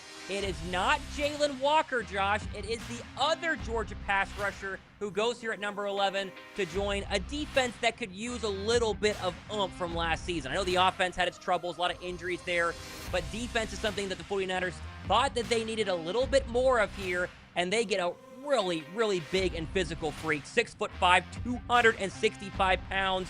Great against the run as well here, Josh. That's a key factor because most edge rushers, at least coming out of the National Football League or out of the college, are not that great. You do kind of wonder if his pass rush moves, didn't have a ton of sacks at Georgia last year, are ready to rock for day one in the NFL, but playing alongside Nick Bosa, he's not going to have any double teams. And so Mykel Walker, same thing what we just saw with Colston Loveland, perhaps the lesser thought of edge rusher. He goes ahead of Jalen Walker, another interesting pick here at 11. It makes some sense for the 49ers, like you said. The pass rush, that's an element there, but with him not getting the double teams for Joey Bosa, or Nick Bosa, at the very least, I think he's going to be elite run defender, but there will be questions with that pass rush, and especially the pass rush win rate, because it was one of the lower ones in terms of college football. I think it was, trying to find it here, 11.1%. That is not an ideal pass rush win. Remember, we're looking for like 20% or plus if you're going to be a first round or certainly an upper end of the first round type of pick. So he could turn out. I mean, he plays with extreme violence. Like you probably saw it in some of the clips there. The physicality, the toughness, all that. I don't think you ever really doubt that from a Georgia Bulldog, a Kirby Smart-esque type of player. But it's just the moves. Now, there may be some rawness there. You can kind of blend or kind of groom him into that spot. But it'll come down to, I think, if this pick is worth it, does he pan out as a pass rusher? Run defense is not really a question.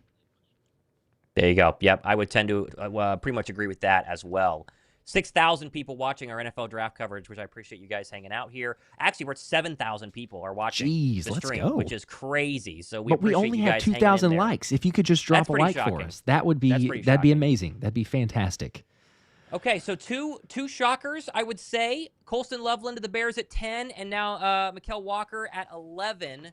So that puts the Dallas Cowboys, Josh. A lot of boos in the chat right now are on the clock.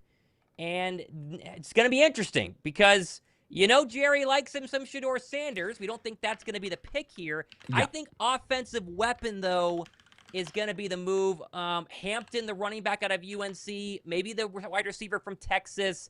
I'd be surprised if this is a defensive player, but right now the Cowboys are on the clock at number 12.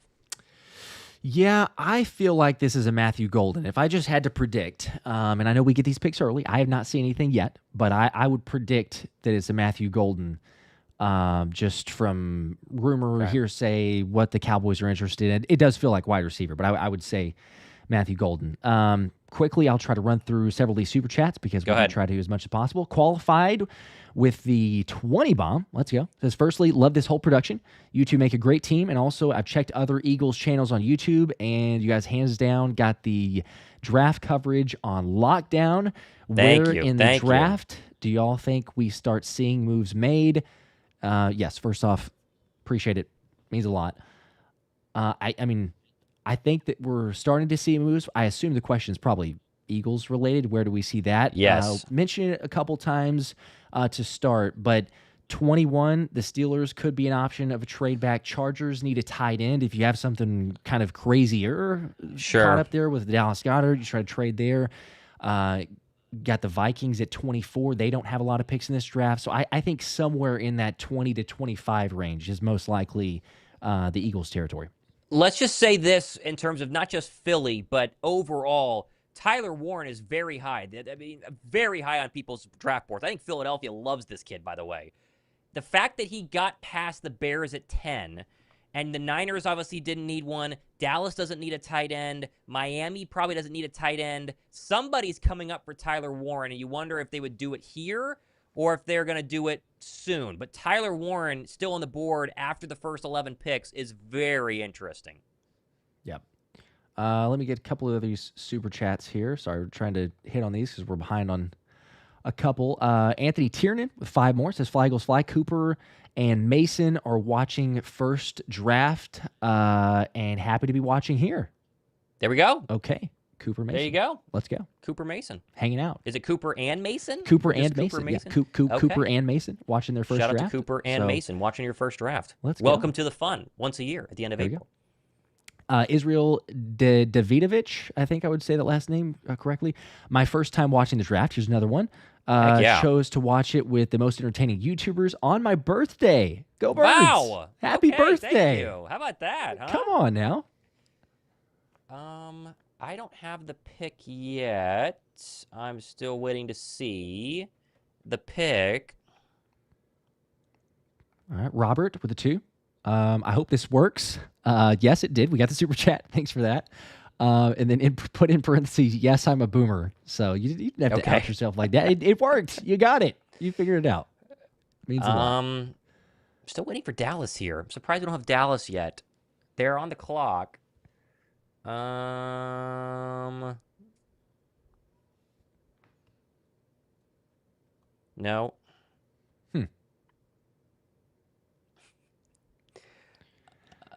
Zach with a 5. I like Warren to the Bears, but with them also having Kmet make a move for Kmet.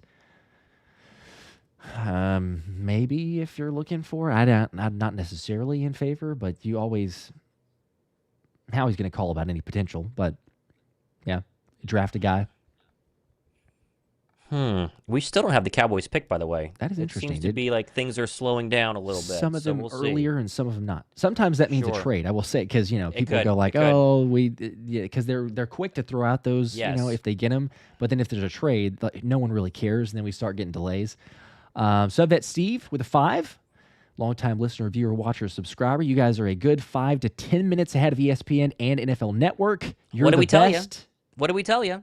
We promised we'd be ahead. We're actually very, very ahead right now. But that's, you got to work your magic there. That's why 7,000 people are watching us right now. So, hit the like button. Almost to 3,000 likes now. So come on. Okay, it's not bad. It's not bad. We're getting there. Curious for the 2. Go ahead. I still don't have it. David with 5. The way the board is breaking, do the Birds trade up for edge? Jalen Walker, hashtag Go Birds, great show, better than ESPN. I was about to bring that up. I think Jalen Walker is better than Mikael Williams. I talked to one of my UGA buddies. I live in Atlanta. They all think that Jalen Walker is better than Mikael Williams. The fact that he was, not taken and still on the board. But I think someone comes up now for Tyler Warren. I mean, Tyler Warren to me was like one of these can't-miss offensive weapons. And if you need him, Denver, for instance, I think got to be just going crazy on their phone, trying to go ahead and make a phone call to get up there. But if Jalen Walker gets past the Falcons at 15, then it gets really interesting. Very interesting. All right, I'm refreshing as well. I don't see anything. I do not have it at the moment, so taking a little bit longer on the Cowboys. They're going about as fast as they do to rework contracts for guys or give extensions to their star players. Right. Iceberg Slim with a 2. If Starks and Nolan are both available, who do we get? That is an interesting poll and question I've seen a couple different times. Personally, I'm going to say Walter Nolan. I would say that too, yes. I still don't have it. They are still on the clock. They have not traded the pick. They're taking a long time. We're just getting the Niner pick, by the way. Taking their sweet time. How long it takes. Yes, just a bit. Viper Reap with the 5. At this rate, the Eagles will wind up with Walter Nolan, Mason Taylor, and Malachi Starks. Yeah, they're going to get all 3. I mean, come on. Goodness gracious. Yeah, we're getting a little free fall here, which is... Win the draft. We talk a lot pre-draft about ideal scenarios, quarterbacks going higher to push draft or defensive players further down in the draft. You're basically getting that right now. We're 11 picks in, and all the defenders are still there. I mean, all the top defenders are still there. So... I don't know. We'll see. Here we go. We're getting close. Okay, I have it. I had it. I lost it. Oh, wow. I don't know if we have a highlight for this, Josh. I need to confirm this, though. I've only... hang on. I don't know if we have this yet. I do. Okay, I have it.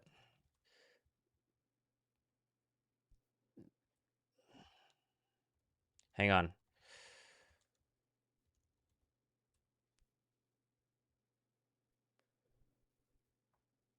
Okay, I have it. I have it. Ready? Are you there? Oh, I think sorry. you're There we muted. go. Yep. There you go. Now we got me. Okay. I don't. Do you right. see who this is? Yep.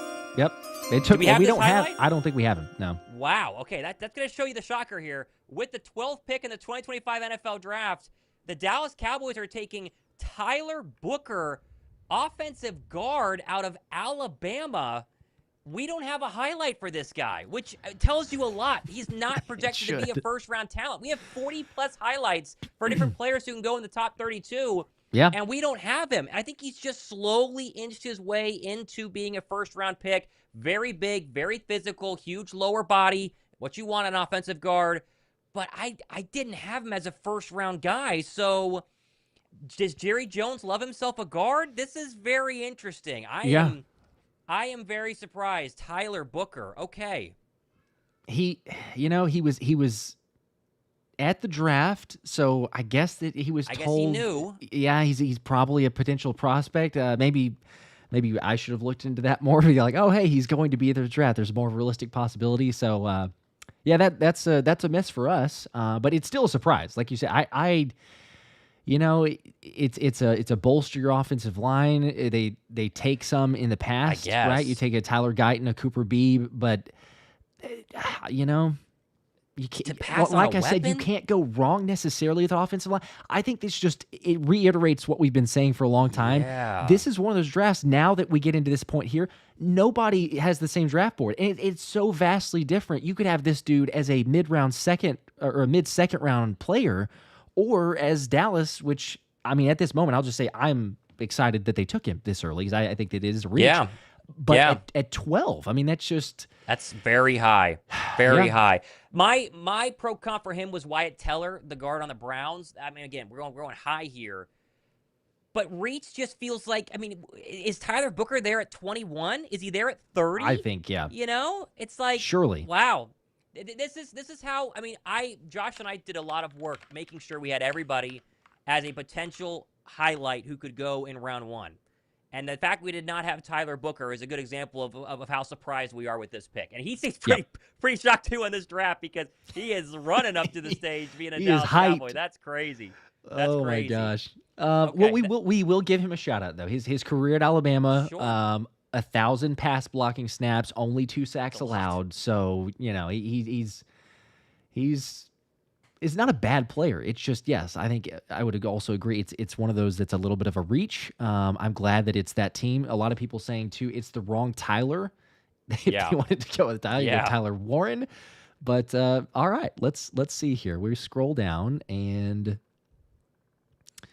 number 48 on PFF's. That's what I was going to say. That's why we didn't have him, because we have the top 40 guys on most draft boards. So, Oh, man. Okay, that puts the Miami Dolphins are on the clock. They got 6.5 minutes left on the clock right now. And so Tyler Warren is a Dolphin, maybe? That's going to be the question here. I don't know. Yeah, but I don't know. Wow. Okay, we've had some shockers now. If you thought that the Dolphins wanted offensive line, maybe that's why the Cowboys are going in that direction. But still, it is a shocker. Eagle One with the 2 says 1,100 likes. Let's go Eagles Nation.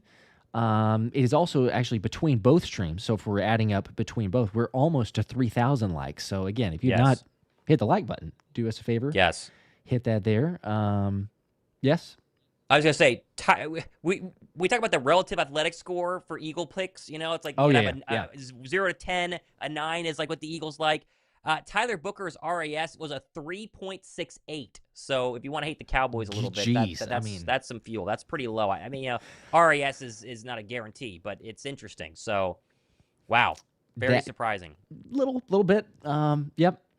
But good for them, right? Yeah, we'll just keep cheering them on. Anthony S. with a 20 bomb. So if we do trade up and get an earlier pick, I'm assuming the stream will continue after the pick. Of course it will. We are 100%. hanging out. We're doing the whole first round. Regardless, because also, even if, like, let's say hypothetically speaking, they trade up and it's like, oh, the Eagles are done. We don't really know if the Eagles are done. Howie could shock us all and trade again. So, yes, we will be streaming tonight. We're also streaming tomorrow. So for people that are wondering, curious, we'll be hanging out, doing it again, running it back.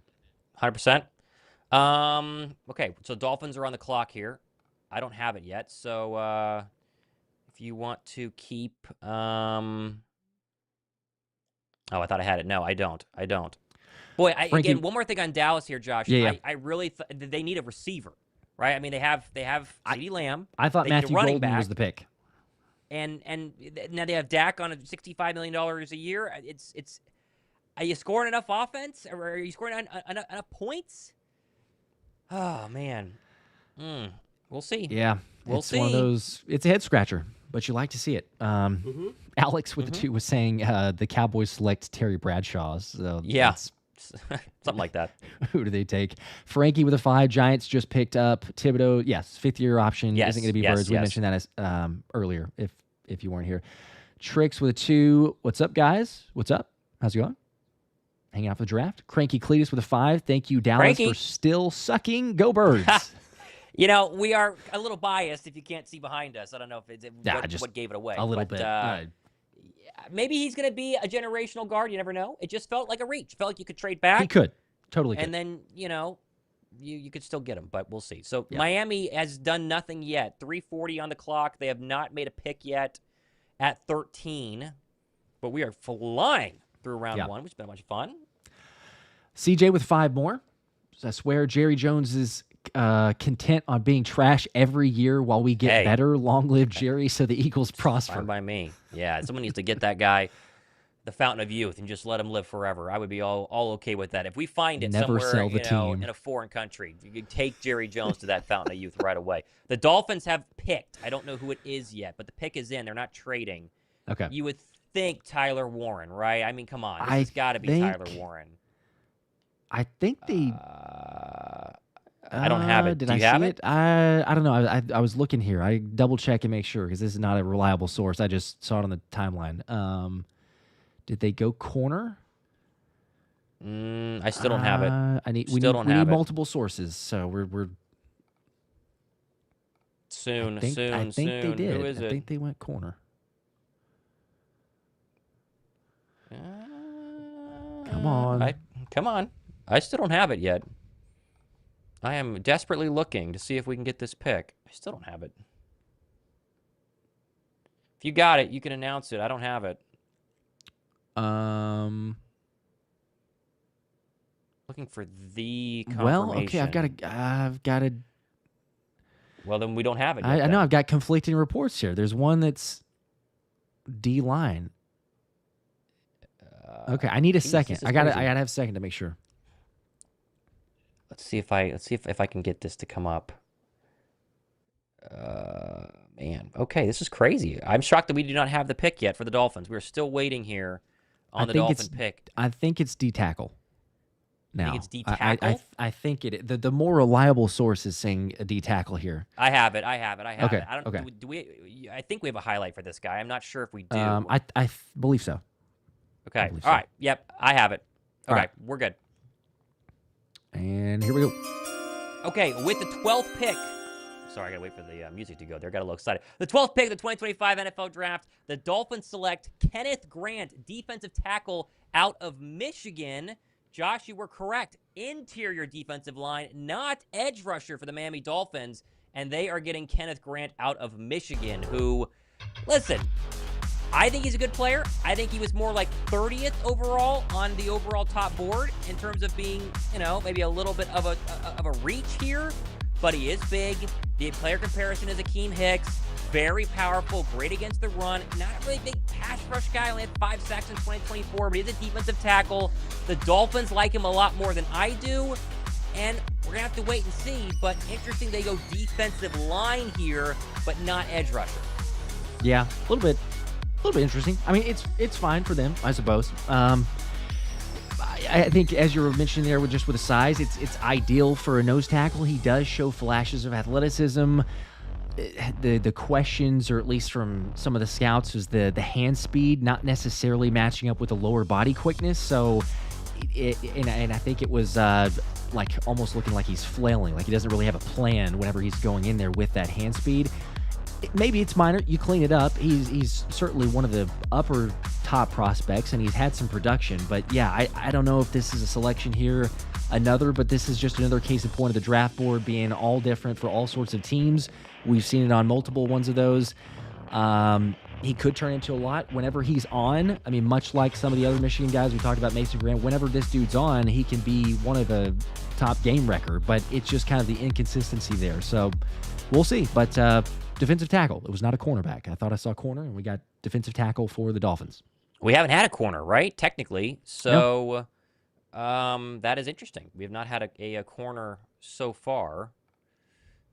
Okay, so now we officially put the Indianapolis Colts on the clock here, which is interesting because you would think that tight end Tyler Warren still on the board. You know, do we have time? Let's go best available, Josh. I think it'd be a good time to throw up the best available if you have that, because it's interesting now because we're 13 picks. The Colts have just picked though. The Colts have already made the pick. So let's do that first. That was very quick. They have run that pick up on the board. Or up to the podium. Yes, they knew who they were going with. Exactly who they want. It's not surprising. Let's just say it's not surprising. There were rumored interest on what they wanted to go with here. Yeah, do you have it? I believe so. I've got. I have it. I have okay, it. I have it. Yep. Okay. Here we go.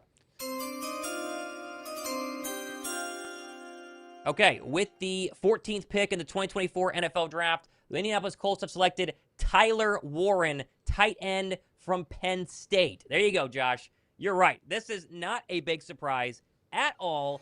Most people had Tyler Warren as your number one tight end. Shocking, Colston Loveland went 4 spots ahead of him. Same size, 6'6", 256 pounds. You think Mike Gesicki, but a little bit more of a higher ceiling. He's a very good blocker as well. You figure you got Anthony Richardson as your quarterback. You obviously have Jonathan Taylor as your running back. You want a tight end who can also catch passes, but still make sure to create running lanes. Separation is the question here. That's always been the thing between him versus Loveland. Loveland a little more of a faster, twitchier guy, better route runner.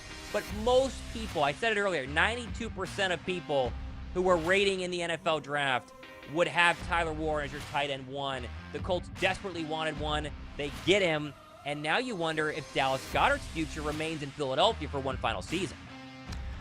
You know, I don't know if some people know this either, but Tyler Warren was the number one most athletic tight end based on the combine testing results. Like, you see it on the game tape and the film and everything else, but then when you go and do that in the track and field drills, so to speak, I think that's just the extra measure to bump him up. Again, we said him probably over Colston Loveland. The Colts have to be thrilled by the fact that that he's still available. They didn't even have to trade up at 14.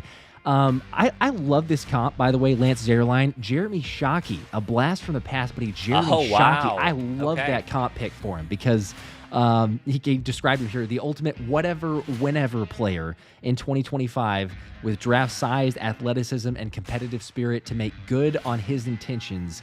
I don't think it describes it any better. If anybody's watched Tyler Warren play, or if you haven't, that type of comp with the ideal athleticism, good for Indianapolis. That probably puts to rest anything of the Goddard trade rumors or anything on that side, but they get a monster of a tight end. Yeah, he could always go somewhere else, but yeah, I think that if Warren would not have been there, then, you know, maybe you get still a Dallas Goedert trade. Excuse me, but Tyler Warren, 14 overall, he's a Colt. And now we go to the Atlanta Falcons, who are on the clock now at 15, which would feel like an edge rusher or at least a defensive player at some point. But we don't have that yet, so keep an eye on here. Keep an eye on here. All right, putting this on the ticker real quick, and then we can, if we want to, go to the best available. Yeah, let's go to the best available whenever you can. 7,000 people watching between both streams. We appreciate that. Everyone hanging out with us here. 6:43 on the clock right now for the Atlanta Falcons, as they have just given us the Tyler Warren pick here on ESPN. And so Atlanta has time to think about this one. Atlanta has a problem. They never draft UGA players. They're, you know, a couple of hours away from Athens. UGA creates all these superstars. Ask the Philadelphia Eagles, yet the team closest to the college and the Atlanta Falcons don't draft them. Jalen Walker Could have been a top 10 pick. Should have been a top 12 pick. He's there at 15. We didn't think he was. You would assume that that's the case. Okay, big board. Is it up? Let's see the best available. Who's number one? There you go. Jalen Walker. Obviously, Tyler Warren now off the board as well. You do wonder corner for Atlanta. They obviously have a really good one on the outside in A.J. Terrell. If they wanted another one, Will Johnson, what's the knee going to do? I mean, Derek Hammond, I don't see him as being an option here, even though they lost Grady Jarrett. Walter Nolan is a real possibility. There's our first real I don't want him Walter to be, Nolan but yes. Potential. I think Mike Green as well. It really depends on how you view his background, but if Atlanta likes Mike Green over Jalen Walker, they'll do it, much to the chagrin of a lot of fans in Atlanta. But that, to me, kind of rounds out the list. They don't need wide receiver. They've spent first-round draft picks on offensive players each of the last 4 drafts. They need defense. It's a matter of, is it a D tackle, or is it going to go ahead and be a defensive lineman? I would throw out, or I'll just go ahead and throw out a wild card here. I know that it's well below. We're looking here at the list of ESPN's best available, but Shamar Stewart, I think that's another one that potential for Atlanta to be interested in because of all the crazy athletic tools. I know production and some other questions, and he's been all over the place because he was borderline first round, maybe even second round in the testing at the combine. Everyone's going, oh my gosh, he's going to be top 15. And then as the draft process continued to go closer, continue to bump down, but just potential, little wild card there for Atlanta. Okay, we are still waiting here as 4:45 on the clock now for the Atlanta Falcons at 15. So we're almost halfway through the NFL draft as we're approaching 9:40 on the East Coast. And, gosh, you would think it's got to be Jalen Walker. You would think it has to be Jalen Walker here. But we don't have it likely. Yet, so. But they could look elsewhere. They could surprise people with some pass rush. But, the Georgia ties location talent on the board. I mean, all of it. Yep. Terrence with a 5. Appreciate that. Name your surprised veteran player we could trade for with our first instead of picking at 32. With our first, it'd be not TJ Watt, it'd be Trey Hendrickson, but I wouldn't. I don't think that they're going to do that. Too expensive. Yeah. Too expensive. Yeah, I don't even really. I said Kayvon Thibodeau before, but like now the Giants picked up the option, so that's not going to happen. And that was just the hopeful slight possibility. So I don't know. Scott with a 2. I appreciate that. Didn't get a comment, but appreciate the support there. Robbie with a 5. Does Milroe go before Shedeur Sanders? There is a world where that would happen. I don't think so, but there is a world where that happens because the ceiling is so much higher, right? The ceiling for Milroe can be very high if he can, fix a lot of stuff. What's the ceiling for a Shedeur Sanders? That's the big question there. Yep. Eric with a 10. Please get Slay back. That's interesting. We got a lot of other options there for corner. I don't know about that. Moved on. I don't know about that. Burned some bridges on the way out, maybe with some of those comments, depending on how you feel. Oh my gosh, we gotta. Okay, I'm gonna get to some of the other. I just got the notification here, so this got my attention. I'll get back to the other super chats. 300 bomb. A 300 from Emmanuel Cruz. That is the largest by far. 300. Jeez. We appreciate you, sir. I don't. There's no comment here, Emmanuel. If you didn't give a comment, anything to say, anything. Someone says, Emmanuel, blink twice if you're okay. If you have anything, let me know. We will put this thing up here. Any sort of comment, takeaway, whatever. But the support, man, that means 300. Wow. Oh my gosh! Holy cow! We appreciate that. Thank you very much. We appreciate that. Big time. Wow. Jeez, that's crazy. That threw me off there. 300 big ones. Hopefully that's all in getting some good vibes, good juju out there for Walter Nolan to not be selected, to just continue to fall. Atlanta, do not take him. All right, we're still waiting. They have not picked. 2 minutes to go on the clock. Falcons are debating a lot. Goodness gracious. Internet Junkie says he hit an extra 0. Yeah, on accident. Too late. No takebacks. Oh my goodness. It's for anyone who's done it, you obviously know it makes you confirm. So hopefully, unless it was just a quick, just a really quick, put it in there. Yeah. Man. I still don't have this. The pick is still not in. So we definitely still do not have it. Okay. Waiting on. They're getting a little bit more delayed. People are distracted. All right, I'm gonna get back to some of these other super chats though, as I was obviously again that one. I'm not seeing either comment. So again, Emmanuel, if you're still here or you want to say anything else, let me know. I'll try to throw that in the chat. But Zach with a 2.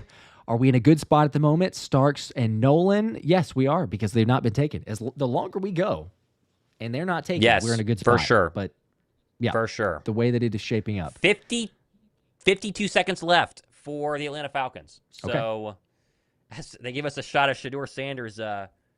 He's built this whole draft watch party in Canton, Texas, so he might be watching a long time tonight. Just a little bit. How about this? Less than a 1% chance that Jalen Walker would be available at 15, and he is. So how about that? That's why we do the draft. It's not Jalen Walker. Okay, so it's not Jalen Walker is what I am. Is what I'm here. Interesting. Scott with a 5 saying Cowboys doing cowboy things from the previous pick. Yep, that was kind of what we expect for them. Love that. The pick is in. They have made a selection. We don't know who it is yet. Don't know who it is yet. Is it not Jalen Walker? We'll see. Trying to refresh myself. I know. We're trying to make sure we get this one here. Pick 15, the Atlanta Falcons. Still waiting to see, but potentially not Jalen Walker, which would be a very big surprise here. I still do not have it. He's the best available, and you start to wonder, when does someone come up and get him? If he falls past pick 15 right now. Let's see. I don't have it yet. I have it. Okay, I was going to see it. Well, no, I don't have it from officially yet. No, I don't have it yet.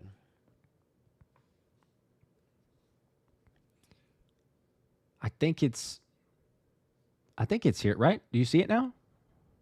I think it's Walker. I think it is too, but I don't have it officially. Okay. I'm seeing it here. Do you have it? Yep. Okay. Yep. Let's do it. All right. They went local. I got it.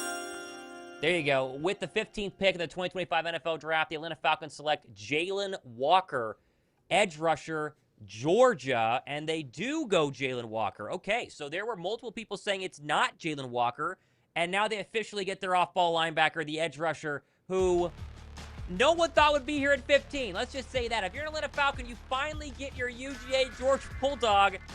Comparison, really. I mean, Roquan Smith, does that make sense? That's kind of an interesting player comparison there. He's very quick. He can also play in coverage, side to side. He's rangy.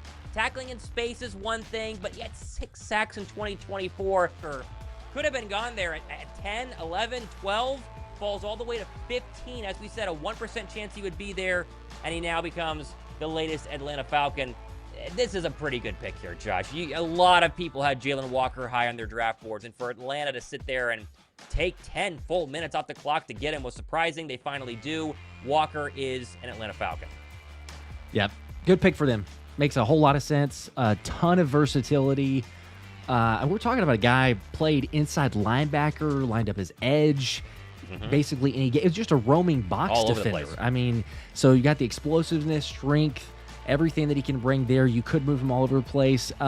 It is maybe a bit of a question in terms of his anticipation and the full repertoire of pass rushing, but I think there's still so much to like, as we've talked about here, with the athleticism and the fact that he, 6'2", 245, 21 years old. So there is still time for that potential. Williams earlier, I should say general consensus, but the majority of people probably would have had Jalen Walker ahead of that. But slides a little bit further. I don't know if that's due to size or just questions or concerns about the fact of where do you put him, but there you go. Atlanta gets their pass rusher or their. I think if it's me, defender. He wore number 11 at UGA. You think Micah Parsons. Parsons was kind of this hybrid guy that didn't do a lot of pass rushing during his college days at Penn State. Walker obviously still had 6 sacks this past season. I would let him just play edge rusher. I mean, I would just let him go ahead and be in a 2-point stance and go hunt quarterbacks in Atlanta. The Falcons are desperate to get quarterbacks on the ground from a defensive perspective. I mean, sure, you can move them around a little bit here. I would just play him as an edge rusher. I think this is still a very good pick. Go get sacks if you're the Atlanta Falcons. You can do that. We think the offense can do stuff. Can it actually get stops on defense, get sacks with Jalen Walker? And they certainly struggle with that. It was one of the main issues. Cardinals, 16 on the clock. We are halfway through the NFL draft. The Cardinals are on the clock. All right, update the ticker here. Jalen Walker at 15. I'm double checking. I don't think I've seen anything from Emmanuel, but we appreciate it. Yes.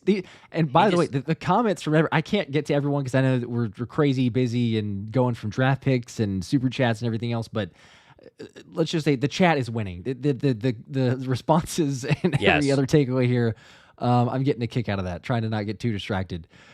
Skylord with a 5. I know this is early, but do you think Philly will retire BG's number? I think so. I think part they of both will. Super Bowls. Yeah. There's only a certain amount that you can though. Like that's then you start being like, man, we're running out of numbers because we have. But it feels like probably so. Eric with 2. I'll drop 20 if you spill the tea regarding CJ GJ. Oh jeez, we need a lot more than 20. Well, yeah, that's if Emmanuel asks for it, maybe. Yeah. We haven't heard from him. Cardi with a 5. Are you guys still ahead of ESPN and the other media outlets? Yes. I think so. Are. Not quite as much, maybe, but we still barely are. We were way ahead. But it's all slowed down. The Falcons took the full 10 minutes. Yep. So,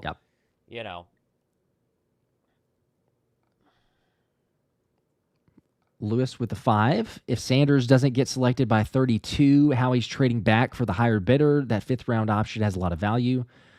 He'll have a lot of outs if you have potentials for quarterback or a Jackson Dart. Like if anyone wants to trade up into the 1st round, certainly keep the an eye Cardinals out. Pick is in, by the way, so they have already made that selection. Bengals are on the clock, so the Cardinals have made their selection. That was fast. We don't have it yet. Oh, I have it. Oh, okay. Well, there's a reason why it was very fast. Do you see it, Josh, or do I have to spoil it for you? I'm refreshing here. But just based on what you just said there, I think I have it. Dang it. Ready? Pick is in. Arizona Cardinals. Let me play the stupid ding. Oh, man.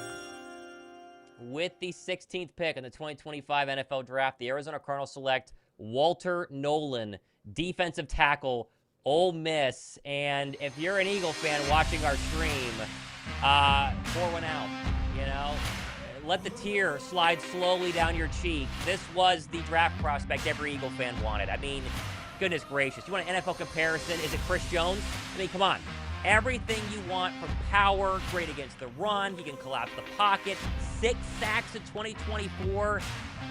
You just knew he was going to go in the top 20, right? There was no way he was going to get further. The questions were there. A little bit of maturity. Sometimes he can hang his head when things didn't go his way at Ole Miss. But he's very young, as most NFL draft players are.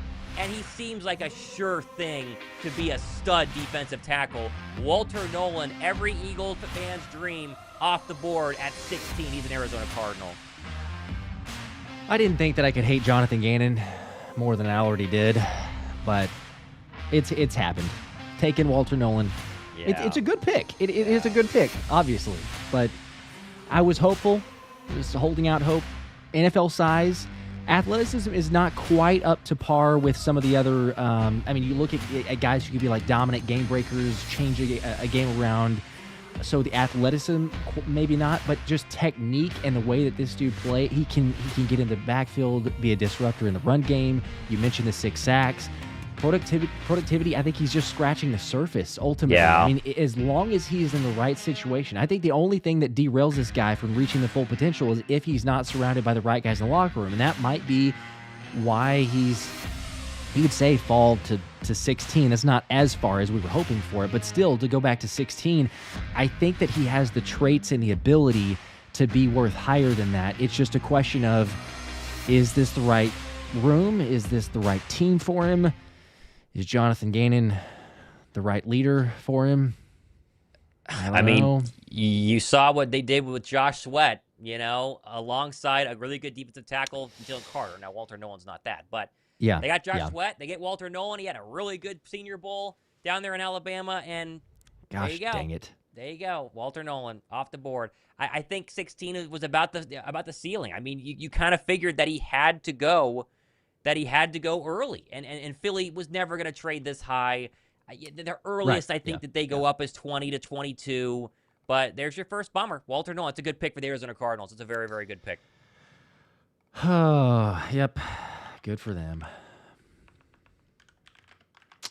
I felt like it was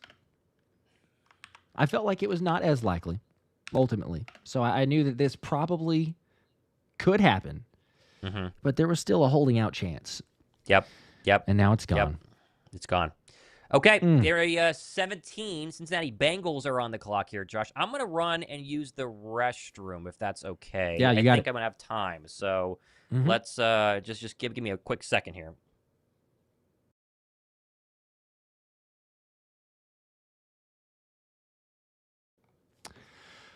Oh, yeah, guy incognito. Not surprised. Gaining trolling us, seeing some of these other comments. Yeah, it's I was hopeful. Not going to win them all. And there went my prediction, by the way, too. So I got Quinton Mitchell last year, Jalen Carter the year before that. Can't get them all. Walter Nolan was the prediction. Didn't happen. Oh, well, whatever. We got a Super Bowl. Who cares? Him with the 2. I ain't no Emmanuel. Let's get Nolan or Pierce Jr. These comments are just the best. Nolan's not possible, obviously. So Pierce Jr., we can get James Pierce. Terrence with the 10. Go Birds. Appreciate that, the support. You guys are the best. Macaroni Gaming with a 2. What's your opinion on the Saquon Barkley trade? What Saquon Barkley trade? What are we talking about here? Trade? Or are you talking about signing? Like how the Giants missed, but I don't follow you there. If we're just talking about like my opinion of getting Saquon Barkley, I mean, it speaks for itself. We got the Super Bowl. Dude's a legend. Going to be an Eagle for the rest of his career, probably. So, yeah. I mean, why? Who doesn't love that? John with a 5. Thanks, Josh and Thomas. Always great. Jod Campbell, Walter Nolan, Malachi Starks, Mason Taylor, Jalen Walker. So many studs. That is true. There's a lot of studs. A couple of those have gone off the board, but there's still some options. Not a Walter Nolan, but John, we appreciate not a Walter you. Nolan. Thank you, sir. Let's see. Do we have? Okay, I have the Bengal pick. Okay. Yes. Let's get that one ready here. Are you James, seeing that as well? Yes, I believe so. James, I'll come back to you in a second. So let's get this one in real quick. Alrighty, there we go. Okay, with the 17th pick in the 2025 NFL Draft, the Cincinnati Bengals select Shamar Stewart, edge rusher, Texas A&M. Interesting here, Josh. A lot of people had Shamar Stewart as an end-of-the-first-round pass rusher. The fact he goes way earlier than this says that the Bengals saw something that other people potentially didn't. He's very long, very athletic, 6'5", 267 pounds, great speed, great power. There really isn't a lot of problems here. You just wonder, what's the ceiling for him? Is it a Chandler Jones? Is he a double-digit sack guy every single year in the NFL? Remains to be seen. But the Bengals reached a little bit, and now you wonder what happens to Trey Hendrickson. Yeah, some would argue and say that it makes a potential trade target, or you trade him now. Others, like even Joe Shane said about an hour ago, you can't have too many defensive linemen and pass rushers, so I would tend to agree with that one. I mean, the athleticism speaks for itself. Like, it's the question of we're at the point in the draft where who's the top of your board. This dude is maybe even higher than this for Cincinnati, and he fell into your lap. Or for another team, he's a second-rounder. So it's just a question of, can that athleticism translate into really good pass production? Because, let's face it, if you didn't watch Texas A&M, they did not use him in the most appropriate way. Now, he needs to develop some pass rush skills, but you also look at a guy who's, at the size that he is and the athleticism, 6'5", 268, he slimmed up a little bit to get quicker. It helped him in the combine. He'll probably put on some more size for the playing weight, though. He looks, just from a physically imposing and the way that he tested, like a Myles Garrett. Now, nobody's going out there and saying this dude's going to be a Myles Garrett, but can you get his 12-ish% pass rush win rate up to an 18 or a 20?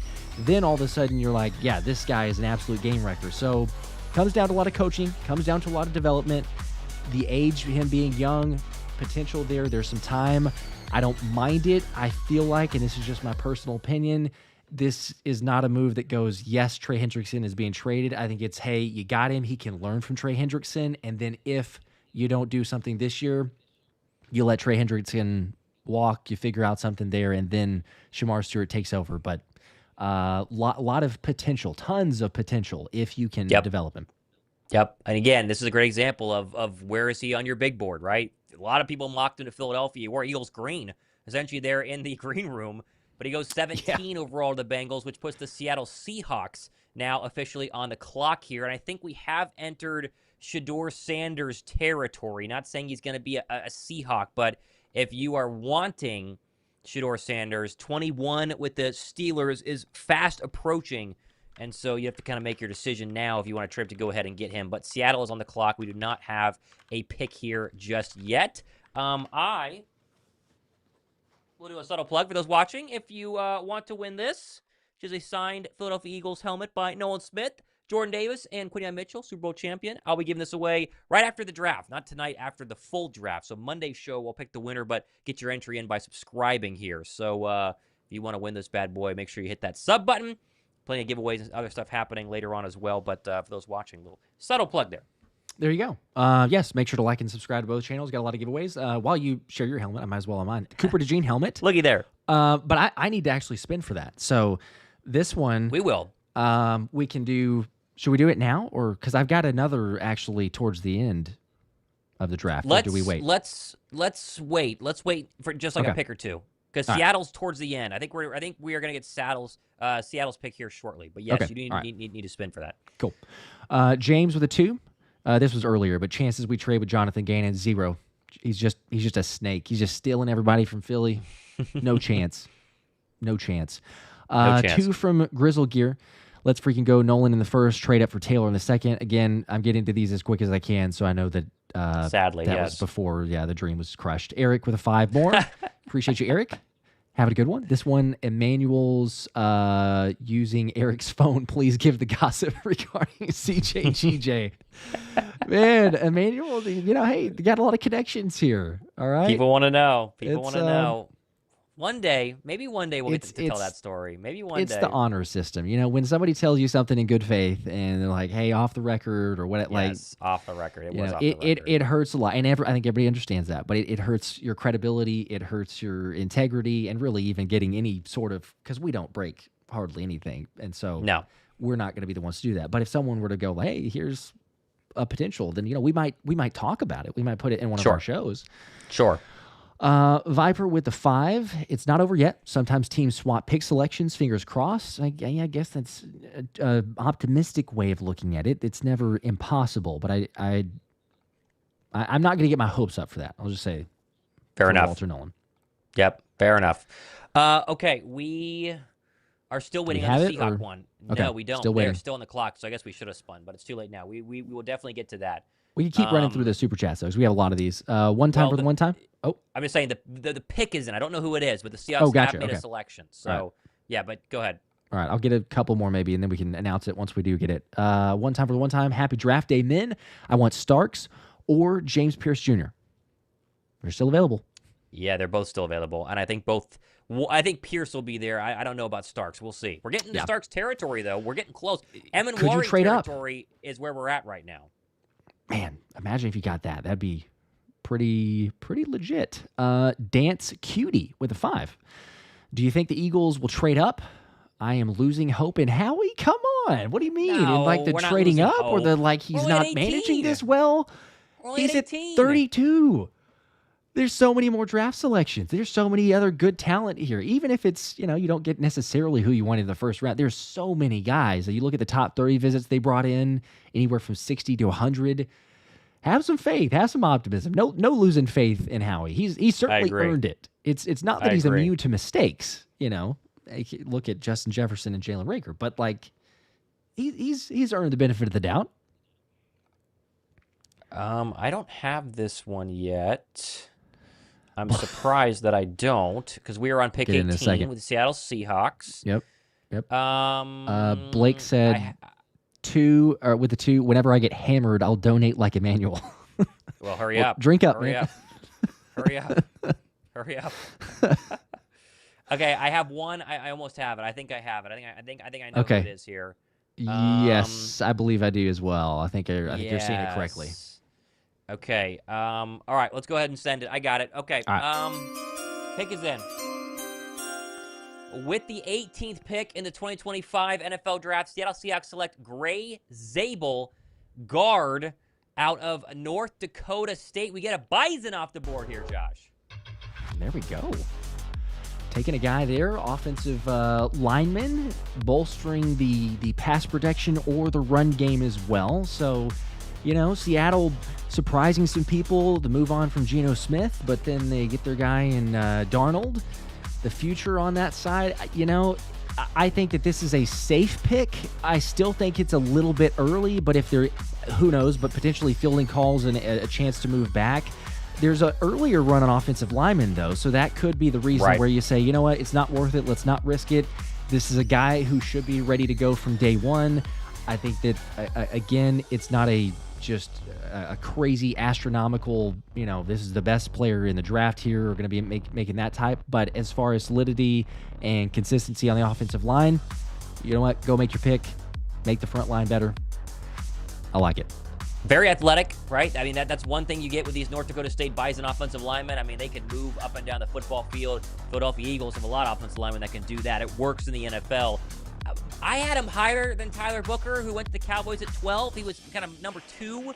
If you're going for an interior offensive lineman, he can play both, obviously. But still, I like the pick. It's just a matter of who's going to be playing quarterback for the long term in Seattle after dumping Geno Smith. And so now that puts the Bucs on the board, but Gray Zabel is officially off. He's a Seattle Seahawk at 18. There we go. Now we got next selection here. I think we can spin. I think if you want to spin real quick for your helmet. Okay. Let's put the Bucs just to make the screen accurate. Okay. And okay. So let's there you go. We'll do the first one here. This is obviously for the Cooper DeJean helmet. This is for subscribers and previous videos, so I think that this will work for me. Let's make sure I can show the screen. Okay. There we go. It's a little bit off, but that's about as good as I can get. So, comments here. Good luck all.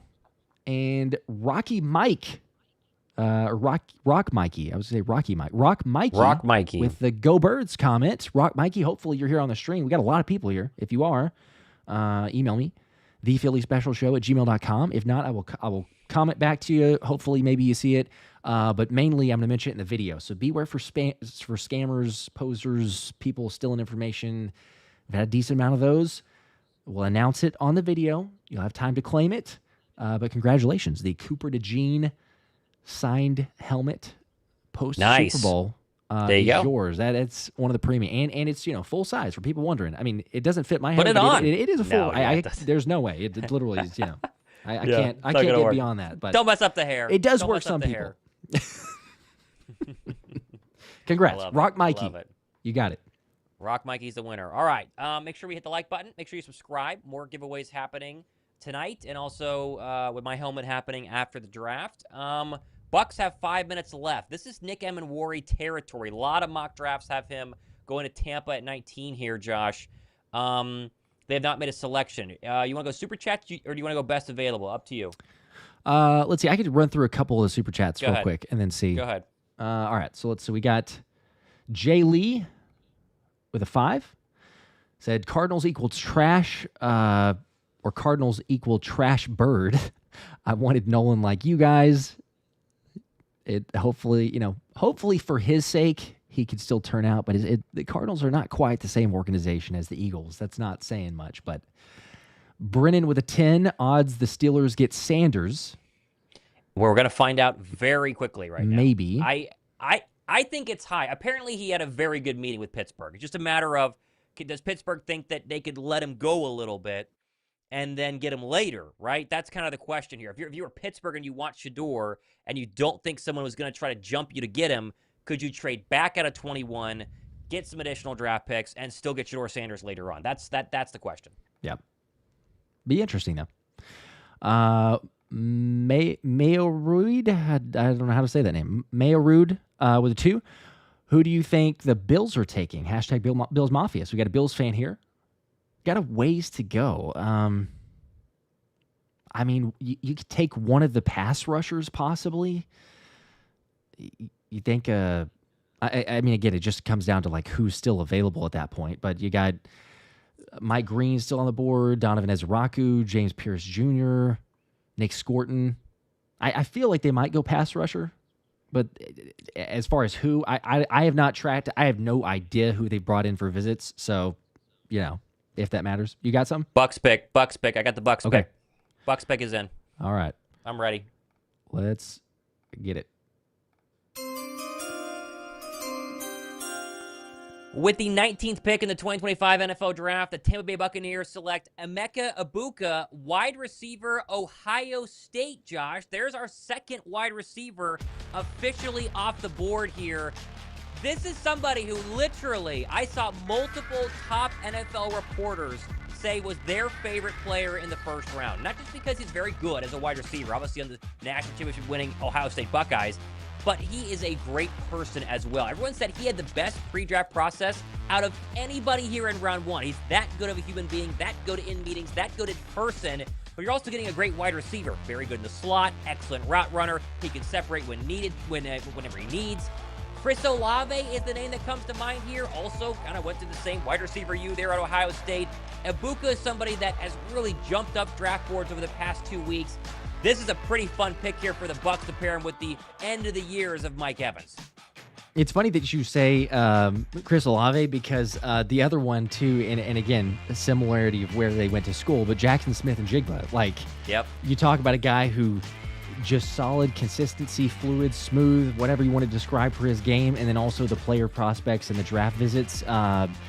It says something when you have that much around people that say he just does things the right way. But yeah, he knows the nuances of playing the position. Ohio State, you got a lot to like from receivers that come out of that university. I think that's point been proven. But I like it. You're looking at a team that they're still trying to surround with some offensive weapons. You mentioned the age factor with Mike Evans. Where did they go beyond that? If this is the next guy on their board, it's a little bit high compared to where some of the other wide receivers have been ranked. But again, this is the beauty of the draft. This is clearly who the Bucs wanted over those guys, and you get another guy to add with a weapon for Baker Mayfield. He looks excited too. Obviously, they re-signed Chris Godwin coming off an injury last year. This is a very serious receiving core. They love the young running back in Bucky Brooks. Big fantasy guy for most people who got him kind of out of nowhere last year. But again, wide receiver ready to go day one is the answer here for Emeka. I mean, he is going to be a pro's pro. And it goes to show that, I mean, if you have Ohio State next to your name and you were a wide receiver, you're going to go in the first round, you're going to be able to catch the football over the middle, and you're going to be a very good NFL pro. This feels like a great pick for a team that Philadelphia has struggled with, that continues to get better. And I think it's going to be a kind of a dark horse in the NFC. Maybe not to win it all, maybe not to win, the divisional or a divisional round playoff game, but definitely win the NFC South and be a team you do not want to face come January. That's a good pick here by the Tampa Bay Bucs. I like it. We have gone to Denver, by the way, on the clock here. So Denver with 4:43 to go here in the first round. Updated the ticker as well, so we're good to go there. Good. All right. I'm going to run real quick. Go for it. Go for it. Use bathroom break, and I'll be right back. Yes. Very, very good.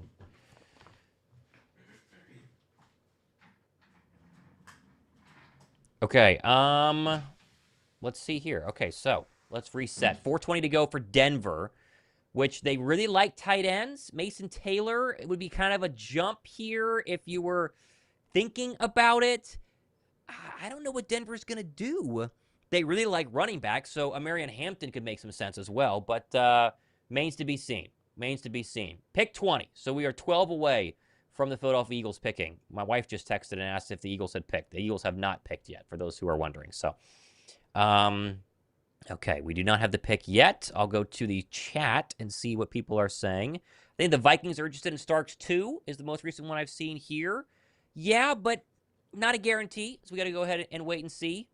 Steelers get Sanders. We're in Shedeur Sanders territory. If somebody wants to jump ahead of Pittsburgh to get Shedeur Sanders, you got to do it now or forever hold your peace, because Pittsburgh's one pick away at 21. So it feels like the Denver Broncos, they've taken over 7 minutes so far to make their pick. 3:22 officially left on the clock for them. Probably waiting to see if they could get the right phone call for a trade. So we will wait and see exactly what's going to happen with that one. As we wait to see. Who do the Bucs get? They got Emeka Egbuka. He officially goes number 19, the Tampa Bay Buccaneers. We will see. We will see what happens here with Sanders. Okay, I'm waiting to see if we have the pick yet. No, the pick is still not in yet for the Denver Broncos. No, we don't have it yet. But it sounds like Josh is back as well, which is good. Okay, Denver's still on the clock, Josh. Just FYI, still on the clock. Should we do best available? Yes. Go ahead and pull that up whenever you... Tell me whenever you got it here. All right, let's get that here. Forgot to put a picture up on my Instagram. I'm going to let people know that we're live, so let's see here. There we go. Hey. Oop. Oh, yeah, that wasn't a very good one. Let's do another one. There we go. People on the stream are like, why are they posing? All the socials. All right. Best available, got it up. Okay. Best available. Let's just make sure I have that up as well. Make sure we have it. Will Johnson is ESPN's best available. I don't know if Will Johnson's going to go tonight. He got a very good cornerback. He was probably the best cornerback on the board going into night one, not counting, obviously, Travis Hunter playing corner. There are knee issues here for Will Johnson, Josh. Knee issues that people think could be chronic, serious, long-term. So you kind of take him off of being best available, but ESPN still has him there. Jahdae Barron is probably the best available cornerback that you have right now. They go with James Pierce Jr. as the best edge rusher. I think Mike Green is better, but Mike Green has, issues off the football field that teams got to go ahead and decide on. Mm-hmm. Matthew Golden being available at 20 here for Denver is interesting, because Denver has wanted to get more offensive weapons. The question that I had while you were gone, does someone trade up right now for Shedeur Sanders? Because Pittsburgh's sitting there at 21. That has been seemingly the earliest Shedeur Sanders could go off the board. So if you want to get him, Denver still has not made a pick yet. 1 minute left on their selection. I'm sure they're trying to make sure Cleveland, the Giants, someone else wants to come up and get him. Now's your last chance, because I think Shedeur might go 21 at Pittsburgh. Yeah, I think it's feeling likely, because we haven't seen another quarterback. So you know, at some point we're going to. But yeah, based on the teams and looking at those, be interesting. Starting to see some guys, though, you just look at the names on the list, the overall general consensus, guys going a little bit later than maybe anticipated. Some hanging around there. It's always the interesting point of the draft as well. Yep, I agree. Denver has made a pick. Okay, so they are going to select. They're not going to trade out here. Okay. I don't have it yet, but let's see if I can get there.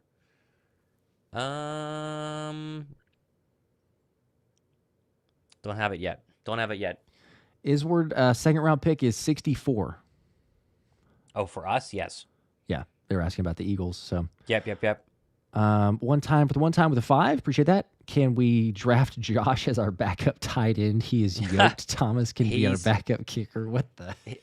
I'm just a kicker. That's it. Oh man, Josh is tall and yoked. So it kind of fits. Nah, I'd be a very, very, regardless of even skills, just size-wise, I'd be a very slight tight end. I got the Denver pick. Okay, we got it. I kind of have a Jake Elliott build, I would say. I think that's fair. Let me make sure. Yes, I have it. With the 20th pick in the 2025 NFL Draft, the Denver Broncos select Jahdae Barron, cornerback out of Texas. And so Denver, Josh, how about this? They go corner and now might have one of the best corner duos in the National Football League, because they have the highest paid cornerback on one side and now Barron on the other here. I see him as kind of a Tre'Davious White type player for your player comp. Great in man coverage. Denver plays a ton of man coverage. He needs to be a little bit more aggressive with his press man. He likes to play a little bit more off ball. 5 interceptions, though, in 2024. He has a nose for the football. He's my best cornerback available right now. Denver wants to improve that defense and make sure teams like Kansas City can't throw all over them. A really good pick here, and he's going to see a lot of balls thrown his way because there's some guy named Patrick Surtain on the other side, and no one throws his way ever. Yeah, just get ready because, Jade, you're going to get tested. I mean, that's 100% because you're not going to throw it PS3 or PS2, but you have... you mentioned there, but it's the versatility for Barron. Dude ran a 10.95 in the 100-meter dash in his high school career track. So he's got the blazing, blistering speed. Yeah. But the man coverage, zone coverage, I think his best production will probably be in cover 3. I've seen a lot of different scouts that have mentioned the similarities there in playing in that system defensively. So Denver sees their guy. As you mentioned, if you have a stud cornerback on one side, you get another one. I'm sure they probably feel like he slipped a little bit further down the board than maybe what they anticipated or thought he might. So you get the selection there. But we've also seen, based on this selection here, you look at some other players that fall a little bit more than we might have expected in maybe a Will Johnson. I know the knee concerns are the issues, but nonetheless, Denver adding to the secondary, and we've seen that pay dividends in the past. Okay, so that puts the Pittsburgh Steelers officially on the clock, and when that happened, I saw a bunch of new viewers jump in, over 8,000 Let's go. People watching, which is crazy. Make sure to hit the like button, and we are officially on Shedeur Sanders Watch. So welcome to the part of the draft that everybody has been holding their breath for, at least I think the media. I don't know if fans really care that much where Shedeur goes, but the media is very invested in where he would go. 21 at one point was the absolute latest you could see Shedeur Sanders go, Josh. And now, basically the past 2 weeks, he went from being the 3rd overall draft pick to being, the 10th overall draft pick. Someone trades up, not a bear, to being, top 12 and now 21. And you have to wonder, do they even take him? Pittsburgh could simply say, we don't think that he's going to be a pro for, a starter that can take us to the Super Bowl. Let's pass. They could take Jackson Dart. They could not take a quarterback here. They could do a lot, but this feels like if Shedeur is going to go tonight, it's going to be right here. Yep, I tend to agree. 32, I guess. Like, if we make it to 32, he's still available. A team wants that 5th-round option, and Howie doesn't care particularly for who's still there and wants to, recoup some picks. Maybe. But, yeah, it does feel the more likely if a team's going to select him, it's either here or 32. Yep, I agree. 5 minutes left on that pick, by the way, okay, for the Steelers. So they have not officially made a pick yet as we keep waiting. Here we go. Get ready. He's watching the TV. We got a live look at Shedeur Sanders, and he does not have a phone in his hand at the moment. I mean, there's still a chance where Shedeur could come back or stay in round 1 at the end, but I think he's got to go here if he's going to go, man. Yep, and it looks like the pick is in. Pick is in. And Who it is looks it? like I think we've got it. I don't have it yet. I don't have it Yep. yet. I have it. Okay, there it Yep. is. Wow. With the 21st pick in the 2025 NFL Draft, the Pittsburgh Steelers select Derek Harmon, defensive tackle out of Oregon, Josh. And so they pass on Shedeur Sanders, which, it's interesting. It's very interesting. And Derek Harmon is one of the top guys remaining on ESPN's big board. I think he's a very good defensive tackle. I have him a little bit later on in the first round, but he's great at clogging the A gap and the B gap. He's very good against the run, extremely strong. Question is going to be, what's the pass rush ability? What's his ceiling overall there? But you saw him against Penn State. He can really get after the quarterback if he can actually get away from that initial block. I think he's a very, very good talent here. You pair with TJ Watt and Cameron Hayward. This tells me it's kind of a win-now move. I still obviously need a quarterback, but not going Shedeur Sanders here, it's going to surprise a lot of people, but Derek Harmon is still a very good player. He is, yes. And it immediately made me think of this because I mentioned it in one of the videos pre-draft, but the quote of one of the NFC executives saying that he reminds me of a Raven or a Steeler. And I mean, there you go. He's a Steeler player, so he's pairing up with a Cam Hayward. He actually said a comparison of a Cam Hayward comp. Now, that is astronomical high praise. I don't know if we're necessarily going there, but, you know, you got some potential. Who knows where this thing pans out? But I think that it's just telling you when you've got NFC executives and other scouts that already saw this player at that spot. It tells you about Shedeur Sanders, as you're mentioning there. He's really powerful at the point of attack. It's actually kind of strange sometimes watching because he wins initially, and then it's just some issues, whether it's just finishing the play, not being able to keep up with the closing speed. But in terms of clogging the gaps, you mentioned the A and the B gap, I think he should do fairly well, and also not a better player to learn from, as you were alluding to as well within Pittsburgh. But it speaks for itself, not getting Shedeur going with the D-line. This would tell you that Kirk Cousins or Aaron Rodgers is likely getting a phone call here pretty soon to be a Pittsburgh Steeler. And I think it makes sense. Pittsburgh has the talent. Obviously, they were trading for DK Metcalf. They still have TJ Watt. They have Cameron Hayward, Minka Fitzpatrick. They can win football games. It's a tough division, but they can definitely be a playoff team. They pretty much were that with Russell Wilson, and we all know Russell Wilson wasn't that exciting last year. Shedeur just says reboot, and when 2026 is right around the bend with 6 quarterbacks guaranteed in round 1, if I'm Pittsburgh, I roll the dice on a veteran. Maybe you trade for Kirk Cousins. Maybe it's Aaron Rodgers. And then you just, see what happens next year and get your guy of the future. So, but the problem now for Shedeur, the fact that Jackson Dart hasn't gone, Shedeur's probably not going in round 1 unless somebody trades up. And that's not guaranteed. Yeah, not guaranteed at all. But, now we're getting close. We're getting in that range, right? We said the 20-ish, 25 range. We're talking about the Eagles in particular for the trade-up. But, Chargers, where would they go? They need a wide receiver, tight end potentially. We're very close to 24 with the Vikings. That might be a trade-up scenario for Howie if he's wanting to go get a safety in Malachi Starks or insert, another player that he might be targeting. So, a couple options. Couple of options. That's for sure. Drop a like if you haven't already. We're almost at 4,000 likes between the streams. So we appreciate you guys. Almost a joint 9,000 between both streams here. People watching. You guys are the best. Draft night is one of the most hyped nights, and who's going where. Trying to keep you most updated as possible. The ticker is updated too if you want to see who went where to what team. And the Chargers on the clock. Try to see if we get that pick. I'll hit some super chats. I know I'm kind of running behind on these as well. Spencer with a 2 out of 10. How crazy is the CJ gossip? So we won't let that die. I don't even know how to rank that on a scale of 1 to 10. 7. Okay, yeah. 6 or 7 maybe would 7. be where I'd be at. Yeah. Yeah. It's not crazy, but it's pretty crazy. Other people have come out and said that CJ had to leave. So, look, just not going to say any specifics, but just from what you can infer from that, CJ just had to leave. He had to go. It was not going to work for him to stay here. So how he made the trade, how he made a move, the locker room culture, vibes, all the other stuff being important, and move on. But yeah, 6, 7 out of 10. Praxis, I believe. I might have mispronounced that, but with the 2, gotta want the Coop helmet, but a few yards off the quarterback. The Coop helmet, unfortunately, has been spun. But there's other stuff. There's other giveaways for subscribers, so stay tuned. At the end, once the Eagles pick, I'll spin for the Jalen Hurts jersey. So that was the other thing. So there you go. Stay tuned. James with a 10. I want Maxwell Hairston. We would have had a shutdown defensive backfield.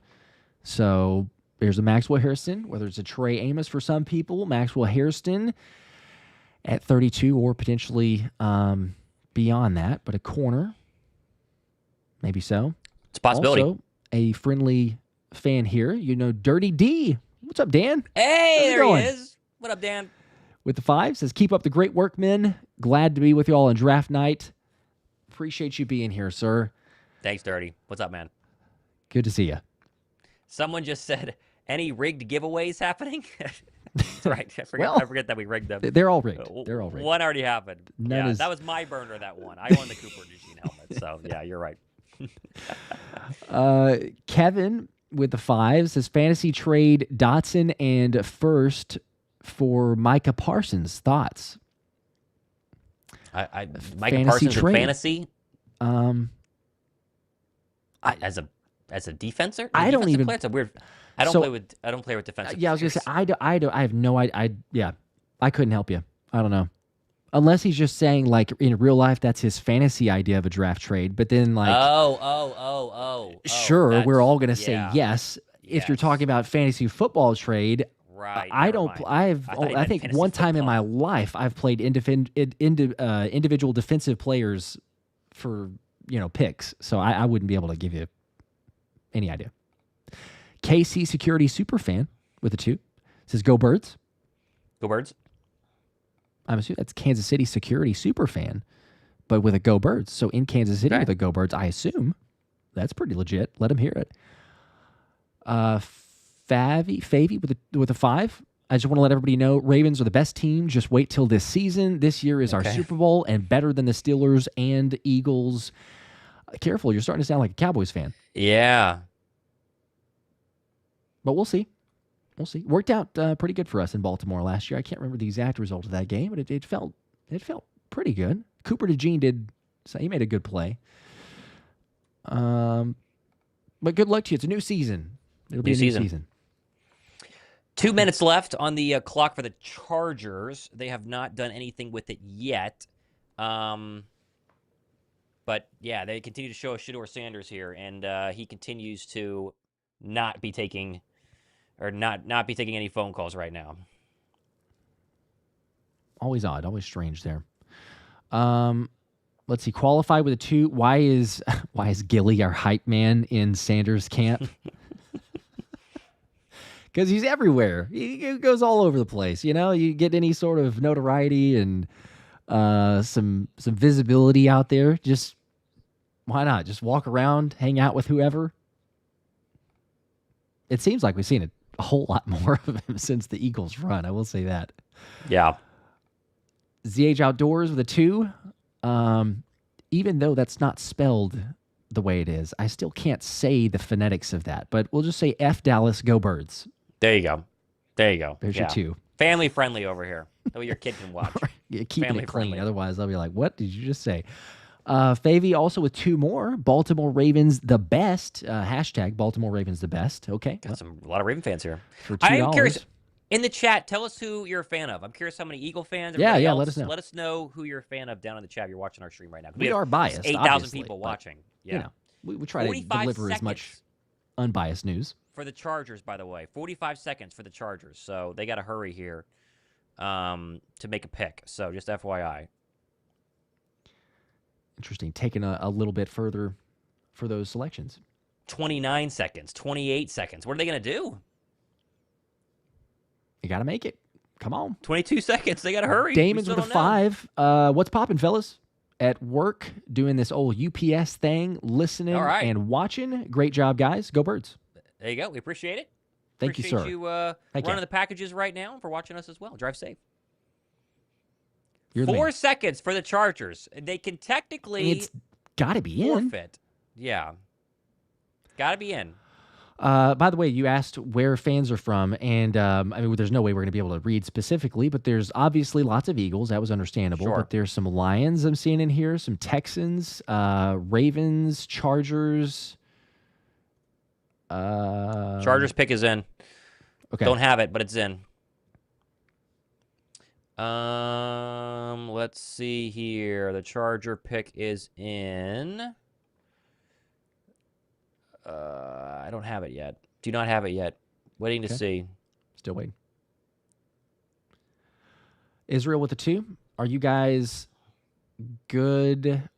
Are you guys good if we get Mike Green? I am, but I don't think the Eagles are. There was a report saying that they were not. So let that be known. Yep. Jeff McClain with the yes, the rumored report of the thought of not likely. But yeah, I would also be fine with it. His tape speaks for itself. If the Eagles select it, then that just tells you they did their homework and they're not concerned about the allegations or the concerns of Mike Green. So if they make the pick, yes, I'm for that. I just also don't think it'll be one that happens, like Thomas said. I think I have the pick here. I think I do. I don't have it officially yet, though. I think I do. Let's see. I'm trying Do to. you have it too? I have it. I have it kind of. I think I saw one. Let's see if I can get the other. Yeah, I need the other to make sure we got it. I think it is, and it makes sense, Yes, honestly. I've got it. Okay. Offensive player. Yes. Yeah. Yep, Yeah. I got yep, it. I yep, got yep. it. I got Okay. it. All right. Here we go. All right. Charger pick is in. With the 22nd pick in the 2025 NFL Draft, the Los Angeles Chargers select Amarian Hampton, running back, North Carolina here, Josh. There you go. RB2 is off the board. Jeanty goes 5, and Hampton officially here goes number 22 overall, and I really like him. I know that, all the talk is on Ashton Jeanty. Jeanty's fast, he's quick, he's twitchy. Hampton's a little more beefy, very powerful, 6 foot, 220 pounds, but he has really great vision. That's the key here. I think pass protection, the receiving game are the cons. You got to improve that. But anytime you have 1,500 rushing yards, and wait for it, Josh, 18 touchdowns in 2024. Oh, and your player comp is Derrick Henry. A little bit smaller, but still, a lot of people think he's very Derrick Henry-esque, especially at the goal line. Hampton is one of these backs that fits the Harbaugh way. They're going to run the heck out of the football with him. This is, to me, a really good pick for the LA Chargers. Yeah, I like it. It's a good one. Saquon Barkley and others. You mentioned Derrick Henry, but kind of reestablishing the running back market, the reason that they can be successful, that maybe they should be valued more. So kudos to them, I'm sure. But that selection there also, Ramondre Stevenson was a player comp. Ooh, that's a that I good could one. see for Yes. that one. So yes, definitely a lot of usage, as you mentioned, with a Jim Harbaugh. They're going to use it a lot, especially beside inside zone and read concepts. And you would imagine we're going to just continue to see more of those than we even saw last year. So absolutely, you get a running back, a workhorse. He will have productivity, especially in that offense. And I like it. I'm right there with you. I think that he could be a successful back. Okay, that puts the Green Bay Packers, the hometown team, is on the board at 23. We've talked about trade-up scenarios for a guy like Malachi Starks. If you're an Eagle fan, you're in that area. But let me just say this, Josh. I think we have time to throw up best available. If you have a second to get there, let me know. Because there are quite a few players who I would argue have fallen right now and who very much are going to become steals if they keep sliding down these draft boards. So let me know whenever we're there. Will Johnson is probably falling out of the first round because of the knee injury. I think James Pierce is still... I don't have him as second best player available. Neither do I have Maxwell Hairston. But you have Jahad Campbell, the linebacker from Alabama. You have Mike Green, the edge rusher from Marshall. And Matthew Golden, the wide receiver out of Texas. I think he's the one that I'm a little surprised is still here. I think he could go to Green Bay at 23. And then Nick Emenwari. I mean, Emenwari in most mock drafts is a team pick, Josh. Yeah, We're sitting here at 23. Emenwari still available. That means Malachi Starks still available. Quite a few, I would say, team picks here in the 20s. If you're drafting late, if you're a playoff team now, like all these teams were, then you're going to get a very good player. I think this could be golden for Green Bay. Yeah, there's a lot of options out there. Still some guys to take, difference makers, playmakers. I mean, heck, we and I know every draft is different, but some people going like, hey, we're taking at 32 and then 64. Like, do you feel like we could make or get some impact players? And we being the Eagles, of course, but it's for all these teams here. Quinyon Mitchell being picked, Cooper DeJean being picked for the Eagles last year. The incredible, massive difference makers. We don't win the Super Bowl without those guys. So, yeah, you take a look at the board here. There's lots of guys, if in the right system, in the right place, can be absolute difference makers. And I'm curious because there's a couple different ways that the Packers would go, especially, as you mentioned, kind of laying out who's still available and the top potential picks. Whether they go corner, Will Johnson just keeps falling. I don't know. Maxwell Hairston is a very big wild card because I see these 3 on this list here. PFF has him well below. Dane Brugler has him much higher, so it's all over the place. Okay, Tyler, so we now go ahead. I was going to say, as the Packers are on the clock, I was going to say Tyler with a 5. What would be the worst case scenario for our pick at 32? Worst case for us tonight is a trade back. That'd be kind of lame. But I don't know. Maxwell Hairston's really tough for me to see as a first rounder. I think you would be passing on somebody that you really like. I think passing on a Jahad Campbell or passing on a Nick Emenwari or a Malachi Starks, I think would be kind of the shocker there. Yeah. I think I'm with you. I think worst case scenario, like I'm going to trust whatever how he does, but worst case scenario might be the trade back or taking an offensive lineman. And I know that there's still some guys out there that they visited with and everything, but it's just like you look at this squad. I know that depth is important. Maybe you bolster it in some way, but it'd just be like, come on, there's options on defense. We're seeing the guys that we just looked at a second ago have fallen down the board.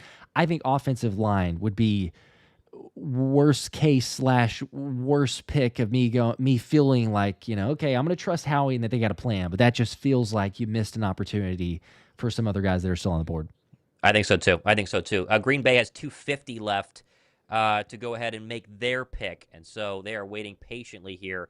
Let's just make it be known, Jackson Dart. I've told many people that Jackson Dart is going to go in round 1, and we are 9 picks away from that not happening. So I think he will, but remains to be seen. Let's go to some Super Chats, though. 33 Pauly with a 5. What's up, Pauly? Says, what's y'all's thoughts on the rumors of the Eagles and Dolphins talking about Ramsey? So we had another one of these questions. Heard that a lot. I'm sure they called because Howie calls everybody, but I am very surprised. I'd be very surprised if they did right now. We got a report here. Eagles discussing moving up with the Packers from Jordan Schultz. Not official yet, but they're talking. Come on now. Oh, boy. It's getting real, baby. It's getting real. Lock in, everybody. Let's see if they trade this pick. Oh, they must who love would they somebody. be moving up for? Emenwari, right? Let's go back to the board. Yeah, well, was it a top 30 visit? If it's top 30 visit, then it's Hairston. I mean, Mike Green is still there. Campbell's still there. Ezeraku is there. I would think it would be Emenwari, right? This is where it's so. This is where it's so many different. I would love Nick Emenwari, but I'm thinking top 30 visits and where they go. It's not official. Just FYI, there's 124 left. Not official. Malachi Starks is a very real possibility, but Green Bay has a chance to trade here. 1 minute left on the clock for the Green Bay Packers. 1:14 exactly. There we go, Malachi Starks. Does he just feel like, hey, I got to move up and make that move now? Well, they're trying to get ahead of Minnesota here at 24. Minnesota was definitely in on that. They have made a pick. Okay, they're not trading up. Wow, the Packers made a pick. Man, Jordan Schultz trolled us. He got us all excited. Oh, he's had a couple of those this offseason. Come on, Jordan. All right, so they're going to pick. They didn't officially. Okay, never mind. False alarm. Sorry, Jordan Schultz said it, not me. Oh, I got all excited. I was too. I was like, this is going to happen. He's going to do it here. I got it. But I got the Packer there's a one. chance. Okay, yep. I got the Packer one. With the 23rd pick in the 2025 NFL Draft, the Green Bay Packers select Matthew Golden, wide receiver, Texas. As we expected, another receiver for Jordan Love here. He's interesting. He's small. 5'11", 191. Obviously a great route runner. He has very good separation. The physicality is going to be a question here. Didn't catch a ton of passes at Texas, only 900 yards and 7 touchdowns. That was an offense that you thought would be a little bit more than what it turned out to actually be under Quinn Ewers. But Jordan Love clearly needs more weapons. They don't have that true number. I don't hate the pick. They obviously need to be able to move the football. You saw that in the NFL this far, because some drafts, at least the mock drafts, had him in the teens. Yep, it's I don't hate the pick here. I'm just, this one to me feels like you're trying your best to help solidify the wide receiver position, but for a coach and a staff and an organization that has kind of made that similar comment as you mentioned there with we don't have the guy, the wide receiver one, and you've got your own players even that are going on Super Bowl interviews and saying, I feel like we just kind of need to have that first target to go to. This does not solve that problem. Now, this is still, I think it's a solid pick with a Matthew Golden, and he's got game, and he could be a solid wide receiver too. But for Jordan Love and a lot of other options in this draft for receivers, so it's not that they really blew the pick for who else would you go at for a wide receiver. I just think that it's one of those that if you're going to continue to make that statement for the Packers as they have, you might be going, okay, cool. Hey, there's a guy who can have your 600 to 800 yards in a season. It's not going to be most likely a 1,500, 10 touchdown guy, which is what they continue to say they need. Okay, so now that puts the Minnesota Vikings on the clock at 24. And Josh, this is going to be very interesting because if the Eagles were trying to go to 23 and failed, then whoever the Vikings take at 24 is probably going to be a good indication of who Philly wanted. So if Starks or Emanwari go at 24, then Philly was trying to get a safety. If Mike Green goes 24, then they wanted an edge rusher. Now, they could still trade up, if you're an Eagle fan, to 24 because the Vikings have, 6 draft picks in this year's draft, so getting more draft picks makes a lot of sense. But seeing what happens next here is going to be very, very interesting following the speedster Matthew Golden going to the Green Bay Packers.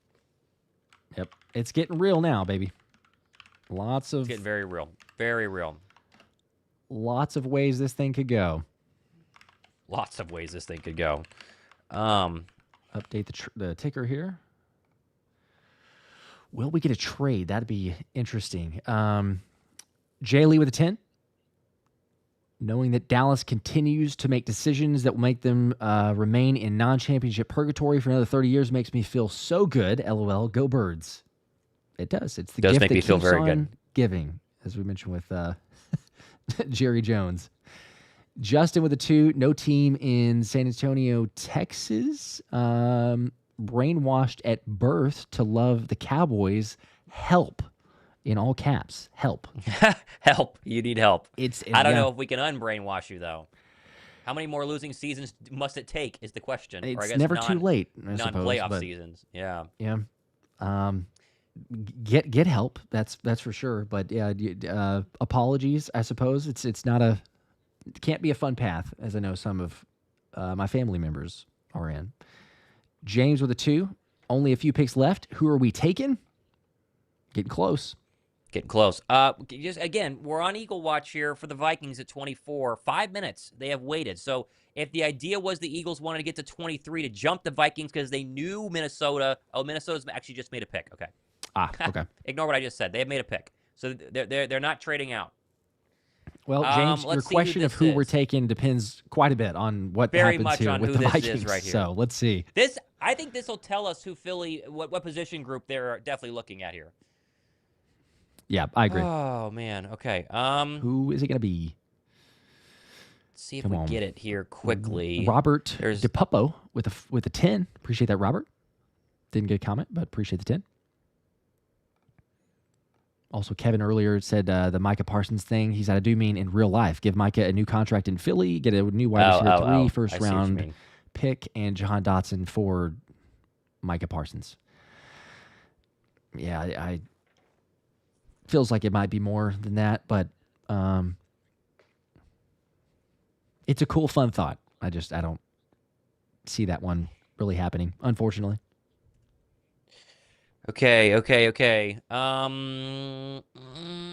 have it yet. Oh, I don't. I might. Oh, I think we do. I think do I've you seen have it. Is it big? Yeah. Big person? Yep. Offense. Okay. Yep. Okay. All Then right. we have it here. All right. Very interesting. With the 24th pick in the 2025 NFL Draft, the Minnesota Vikings select Donovan Jackson, offensive lineman, Ohio State. Here we go. I don't know. Do I actually have Donovan? I thought. Yeah, I don't actually. I don't remember. Nope, I don't. did have I Donovan didn't have Ezraku, but I didn't have Donovan as a first rounder. But again, that was an iffy one. Only allowed 1 sack in 2024. He's massive, 6'4", 315 pounds. And you want to protect your quarterback, which is probably going to be J.J. McCarthy. So makes sense of a pick. I had him as a day 2 guy, hence why we don't have our second, actually, offensive lineman. Tell me how it goes. The question now, Josh, is now that a tackle essentially was taken by the Vikings, is that who Philadelphia wanted? If they really tried to trade up to 23? I don't really believe that. I don't either. I really don't believe that. Because I would be very upset if it was like, hey, they traded up and they got Donovan Jackson, to steal him from the Vikings. That would be a lot of draft capital given up there. Ian Rappaport has just said Howie is desperately trying to trade up. He's working the phones. Several top players still available, so they are trying. Okay. Houston on the clock next, another trade up potential area. So maybe they were trying. just assuming that there's interest in a guy that they want, and so they're Maybe. trying to jump the Vikings. Then it turns out that they're okay because the Vikings take an offensive lineman. But tackle guard Donovan Jackson at Working 24. the phone. There you go. Good for the Vikings. Also, people wondering the relative athletic score for Donovan Jackson, and 9. So he was a lot higher than Tyler Booker's potential 3.6. there. Yeah, a little bit more. A lot higher, yeah. I mean, honestly, to me, that feels like a better, more realistic, sensible pick, even though I would not have personally preferred that, but more of a sensible pick than the Cowboys, where they selected theirs. But Yep, I agree. As my dogs bark like crazy in the background, probably for nothing. They're cheering on Howie. They're ready for him to make a move. They? Come on. They're very excited. Come on, Howie. Let's see. He's trying to move up. Who does he want? That's the question. There's so many ways he could go. Okay, Houston's still on the clock. They have not made a selection yet. We're on pick 25. I feel like the draft has just flown by. I mean, it's 10:50, but I feel like it's definitely flown by. Oh, the Giants are now on the clock. They've traded back up. Giants are on the clock. Big trade. Here they come. Are they getting their quarterback? Oh, here it comes. Which one? It's got to be Jackson Dart, right? Giants are on the clock. All right, so let's move the Giants back on. Okay, here we go. They're booing the Minnesota Vikings. You got to know who they're getting. Wait, it said the Rams are trading and the Giants are on the clock, but it's the Texans who were supposed to be on the clock here. Yeah, no, the Giants went to 25. Someone had that wrong. Giants are back, 25. Okay, I was gonna say, yeah. Did the Texans pick and then the Giants trade? But okay.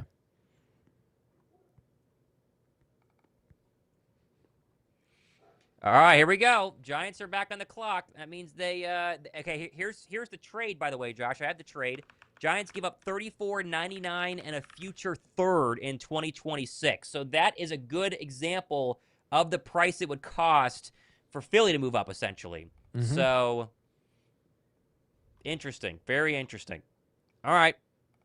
So a third, 2/3, one in the future and one in the present. So here we go. All right, Giants are back up, and they are making a selection. Got to be a quarterback. It's got to be Jackson Dart, right? That has got to be the pick here. Yeah, you don't give up that much. No. Joe Shane's on the phone. They know who they want. I'll put it up on the screen for people curious or wondering. There's Mike Garafolo. Texans trade 25.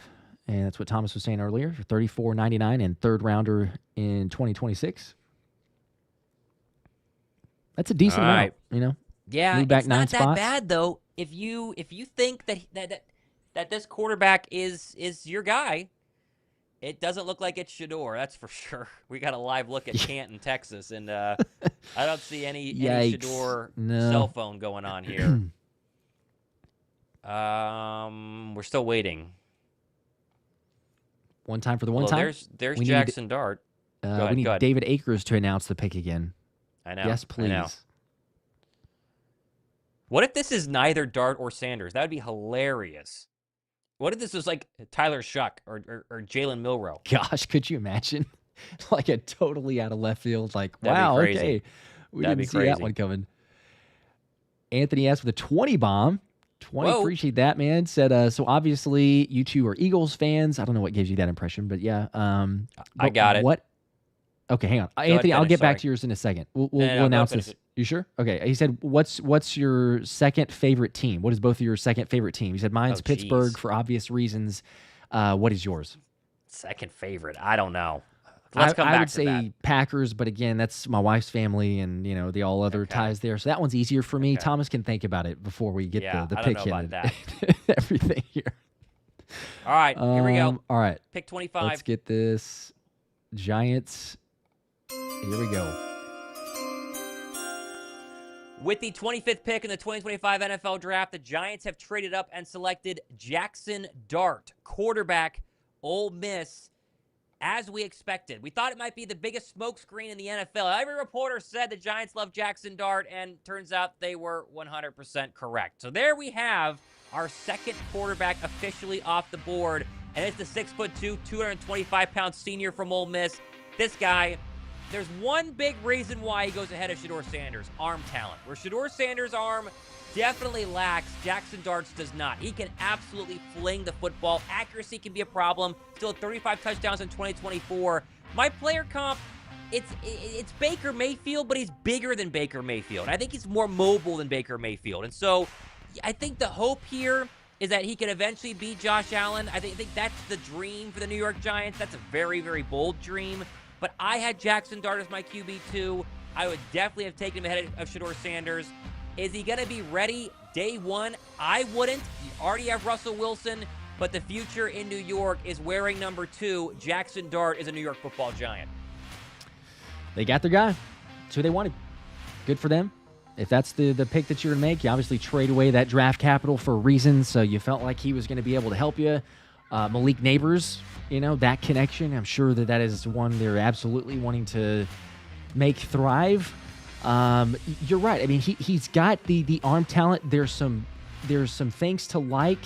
He's only taken, I believe I saw only 8 snaps under center over the past 2 seasons, but that's kind of a more normal thing, I think, to today's modern college football quarterback coming out. So NFL offenses, I don't think that's as big of a concern. Some people are making that a big deal. To me, that's not, because we've seen guys be able to morph and change that. Now, again, we know under center and play action rates and all that, but ultimately, to me, I think it's pocket presence, and Dart can take too many sacks at times. So for the Eagles fans in the chat, that could be a good thing, because he might hold on to the football too long, especially as a rookie quarterback. But if he can develop and take that to the next level, seeing things a little bit more, anticipation increasing there, as Thomas was mentioning, the arm talent is really not as much of a question mark. So pair that up, the awareness, the IQ, the intangibles with the arm talent, it could end up working out. Giants think it's worth the risk. Obviously, trade up and get their guy. It's not Shedeur Sanders. So Shedeur's fall continues, and his last hope is going to be someone trading up like Cleveland, I think. I think it'd be Cleveland would be probably the best option, but since Cleveland didn't take Travis Hunter, you wonder if they still want to do that. I mean, it's a weak quarterback class. I mean, Jackson Dart is the 7th or 8th best quarterback in next year's draft. He's the 7th or 8th, best quarterback in last year's draft. So, it just depends on what's his ceiling and how quickly can Jackson Dart actually become ready to go. It's going to be wild if Shedeur Sanders falls all the way. If he falls out of round 1, I mean, people aren't going to be exactly super shocked, but it's going to be pretty interesting after people had him going as high as number 3 overall. Oh, yeah, so. Yeah. Lots of reactions for that one, we'll just say. And, the hype around him, the party, draft party and all that, not as excited at that point, just hanging around. But we're getting to the later stages. It almost feels like the only way that he goes in the first round is at 32. Just a last second, hey, trade up, get your guy. If a team feels like that, maybe it's the Steelers to say, hey, we're going to trade up and get that 5th-year option. But even then, I don't know, not as likely anymore. Let's just say this as the Giant pick was just announced on ESPN. That puts the Rams officially, as we know, are on the clock. We've had that for a while here. I think we have a trade though. Yes. The Atlanta Falcons are back up, aren't they? Yeah. Wow. Atlanta back in. Whoa. Okay. All right. So Atlanta will take 2. Atlanta must love somebody. They must have not expected someone to be there at 26.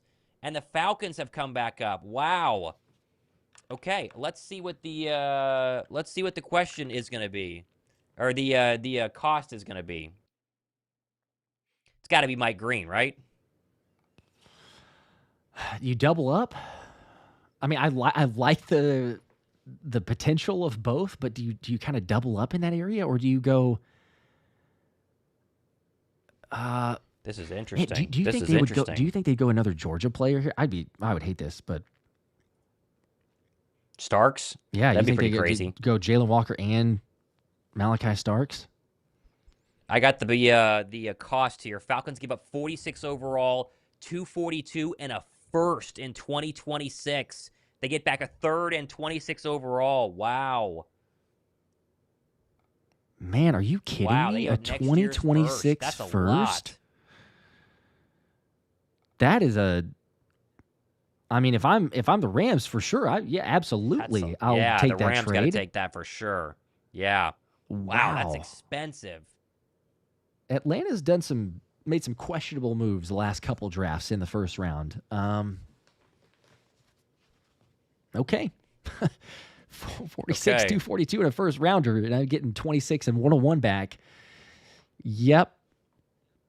I would gladly take that. I cannot believe they gave up. They gave that up. Okay. Who's at 4 is the question here. Wow, I cannot believe Atlanta's back up right now. Holy cow. We're still talking about Jackson Dart, and ESPN has no idea what's going on here. Again, if you're just joining us, Falcons gave up their second rounder, 242. So what is that, a 6th or a 7th? Mm-hmm. And their first round draft pick in 2026, they get back 101 from the Rams and, of course, 26. So, wow. That is going to be that is going to be interesting. Who do they want? They must love somebody. Yeah. I mean, love somebody. I am very curious to see where they go here. They could double up, though. Get another Georgia player. We're not even mentioning they just give up their second-round draft pick this year. So they don't even have a second-round draft pick. It's a copycat league, though. And Atlanta sees, the Eagles, all these Philly dogs, right? So, there's a possibility here. They already got Jalen Walker, and if they like the safety and they say, hey, we can get a hit, the close proximity, all that to Atlanta, maybe they say, hey, let's do it. Let's get another Georgia player defensively. Anthony asked, by the way, the super chat earlier, do you have a second favorite team at all? No, I don't. Whoever's playing the Cowboys. I have the pick, by the way. You got it? Okay. Pick is in? Yep. All right, let's get it here.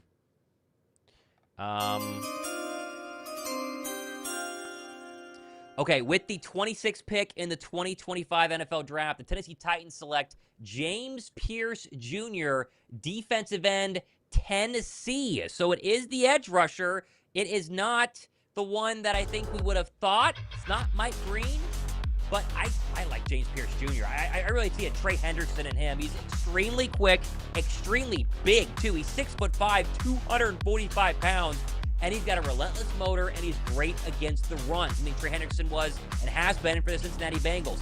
8 sacks, 12 TFLs in 2024. I like this pick for the Atlanta Falcons. I think Mike Green's more athletic, Josh, but James Pierce Jr. is just more physical, and it does seem like double dip on edge rushers. You get kind of the smaller one or the less physical in Jalen Walker. Now you get the big giant one in James Pierce. Pass rushers galore. You get 2 of them. Cost you a first-round draft pick. They must love James Pierce Jr. to give up what they did. Yeah, no joke. To give up that much, there's not even a question of that. But, we talk about it all the time. Pass rush win rate. James Pierce Jr., 23%. Yeah, it's big. You never know for sure what translates, but if you want one thing to look at that is usually the most realistic thing, pass rush win rate, how do they perform in the NFL? The dude can rack up sacks. You already mentioned the run stopping ability. Size is there. He's got the prototypical mold and production, everything else to be a first-round talent, very worthy of a first-round talent. So to trade up, you go and make another selection. Is it too many? Some might argue the fact that, you're going to try to find playing time, but in a rotational system too, it's never a bad thing for one, but then also you allow them to kind of grow, not have too many snaps or too much responsibility and a burden on their shoulders. I do think it's a good pick. Kind of felt like he would be towards the latter part of the first round, so you could have gone some other options there, but ultimately on their board, it was worthy of trading up, whether that's because we'll see, like Howie was looking to trade up potentially. We'll probably find out in the next days, weeks, or even months. But did Atlanta outbid Howie? Because there's no way Howie's going to offer that type of trade package to the Rams, even though he did want to move up if it was to go get his guys. So ultimately, good for Atlanta, I guess. Maybe works out. He's just got to be a Pro Bowler, I mean, he doesn't be this year, but he has got to not be a bust. If he's a bust, then you are getting fired with this move. So that is. I know. I mean, I like him, but we'll see. That puts the Baltimore Ravens on the clock now. They have 4 minutes to go. Baltimore is it's going to be interesting. The edge, maybe? I could see them trading out if someone wants a quarterback here. We'll see.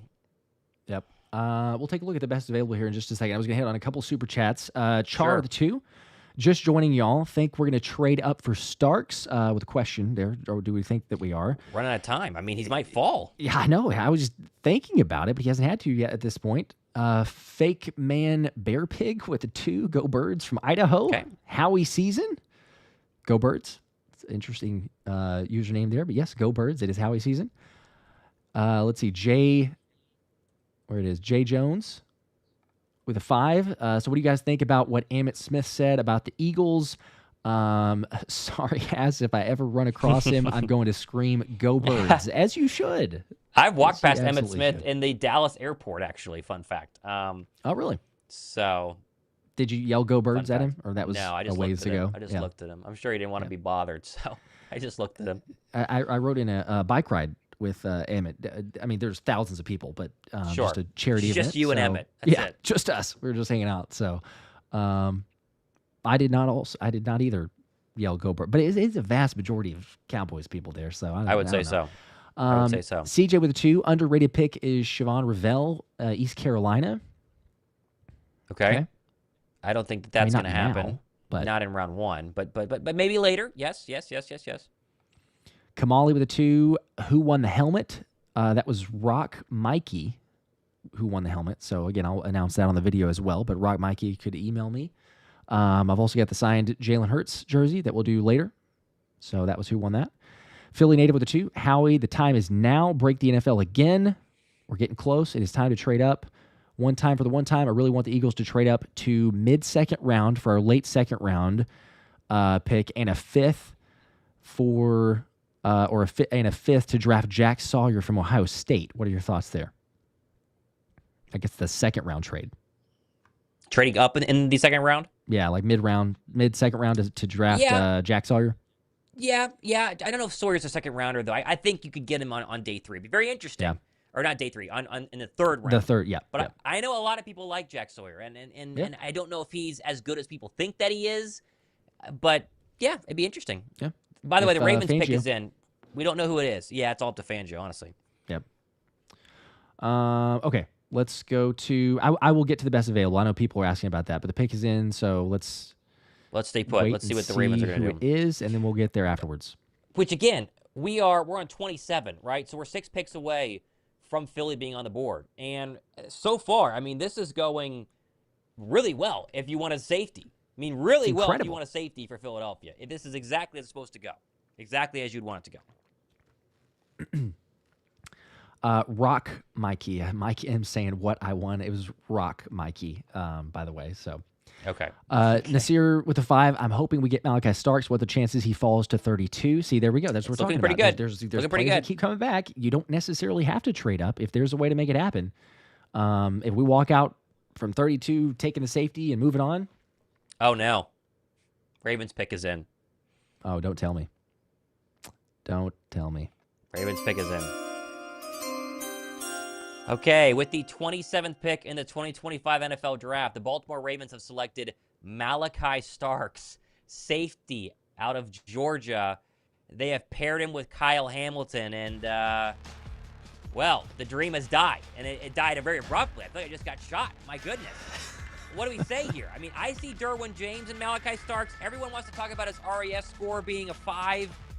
His actual on-field athletic score is through the roof. He's very elite, very physical, really good in coverage. He likes to tackle. It's crazy. Now,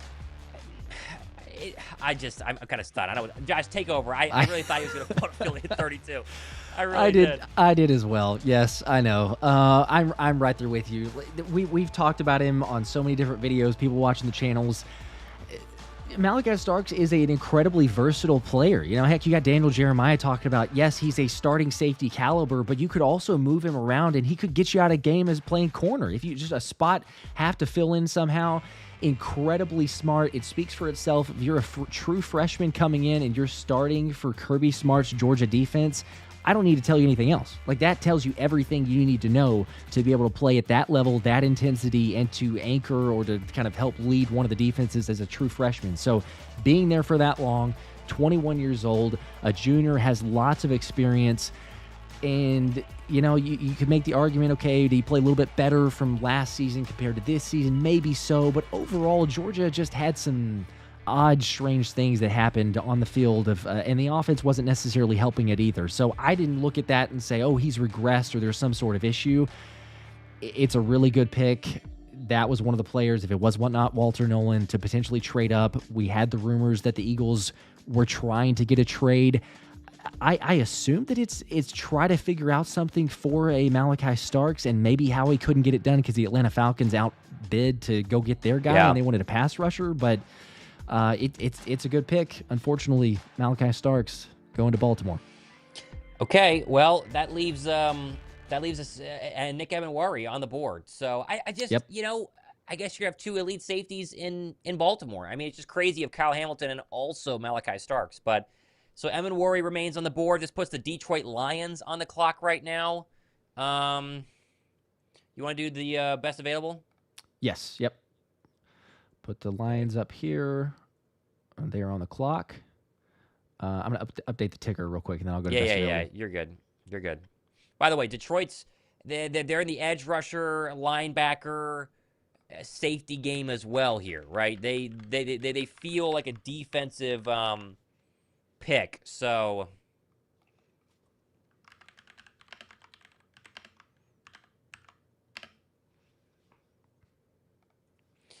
all right. Oh man. Okay. All right. Let's look at the best available best here. available Let's just now. see where we are at. Will Johnson remains number one. Will Johnson is not going tonight. That feels very, very safe. Maxwell Hairston is ESPN's best available cornerback behind Will Johnson. I think it'd be a reach. I think it could very easily be a pick at 32, though, because the question is going to be these next four players.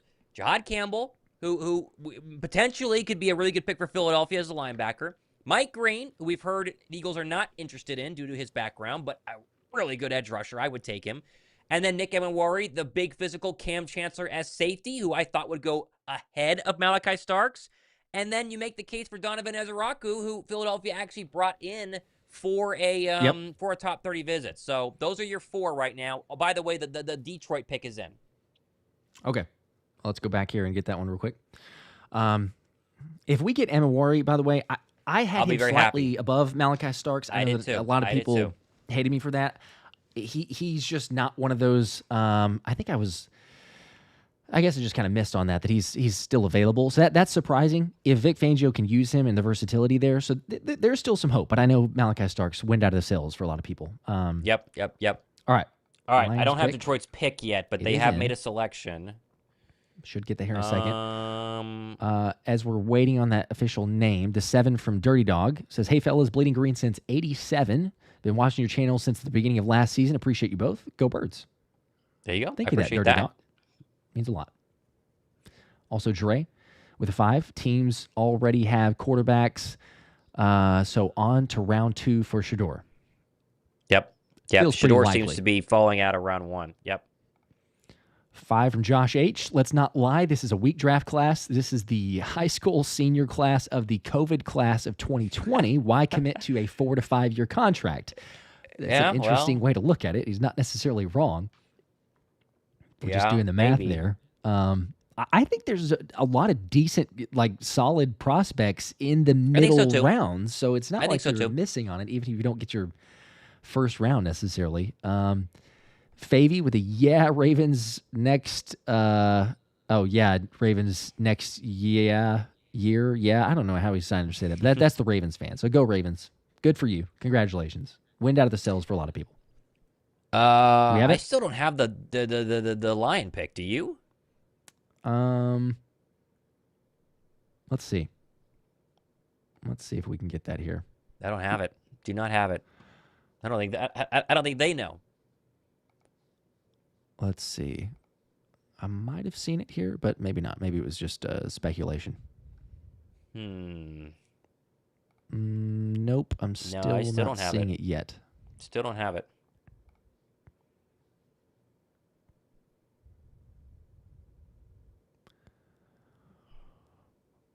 Well, a lot of draft boards had Malachi Starks. A lot of mock drafts did. Yeah.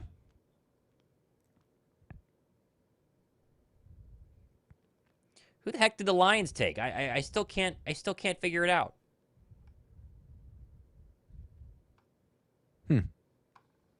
Yeah, I'm not seeing it. Nope, I still don't have it. Still don't have it. Come on, who is it? They must not know. They don't know who they want. Somebody's saying No, that we still don't know. Commanders are on the clock, but I'm not Well, seeing all right, I have the Lions. Got it? Yeah, I got it. Actually, I might not. Whoa. Hang on. False alarm. I might.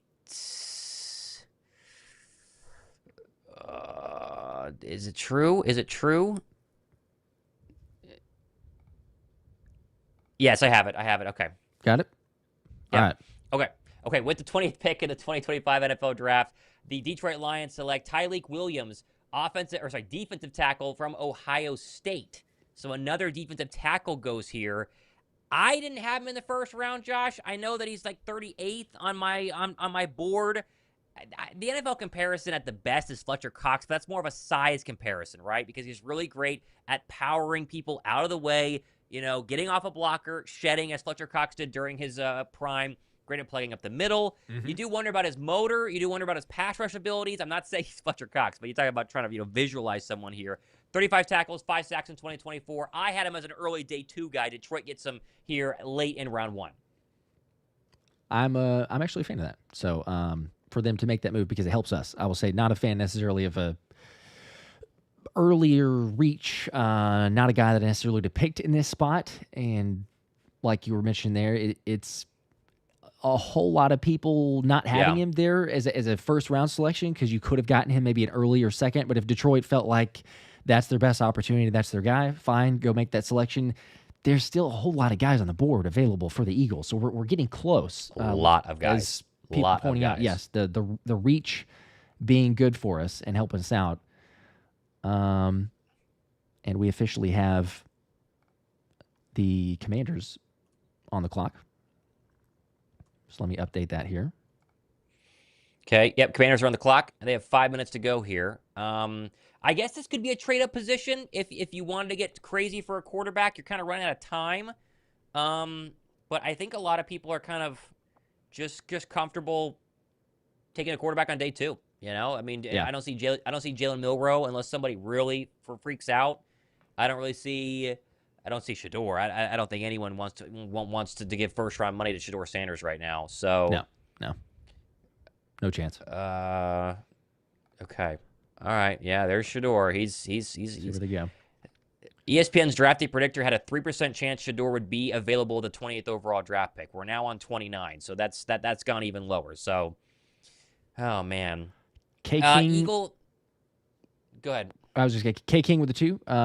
Who to draft now? Do we sign Justin Simmons still? Maybe, maybe not. Yeah. The report before the draft was that the Eagles hope to come out with a cornerback and a safety by the end of round 4. So we'll see. If they get their safety then, they probably don't sign Justin Simmons. If they don't, then maybe.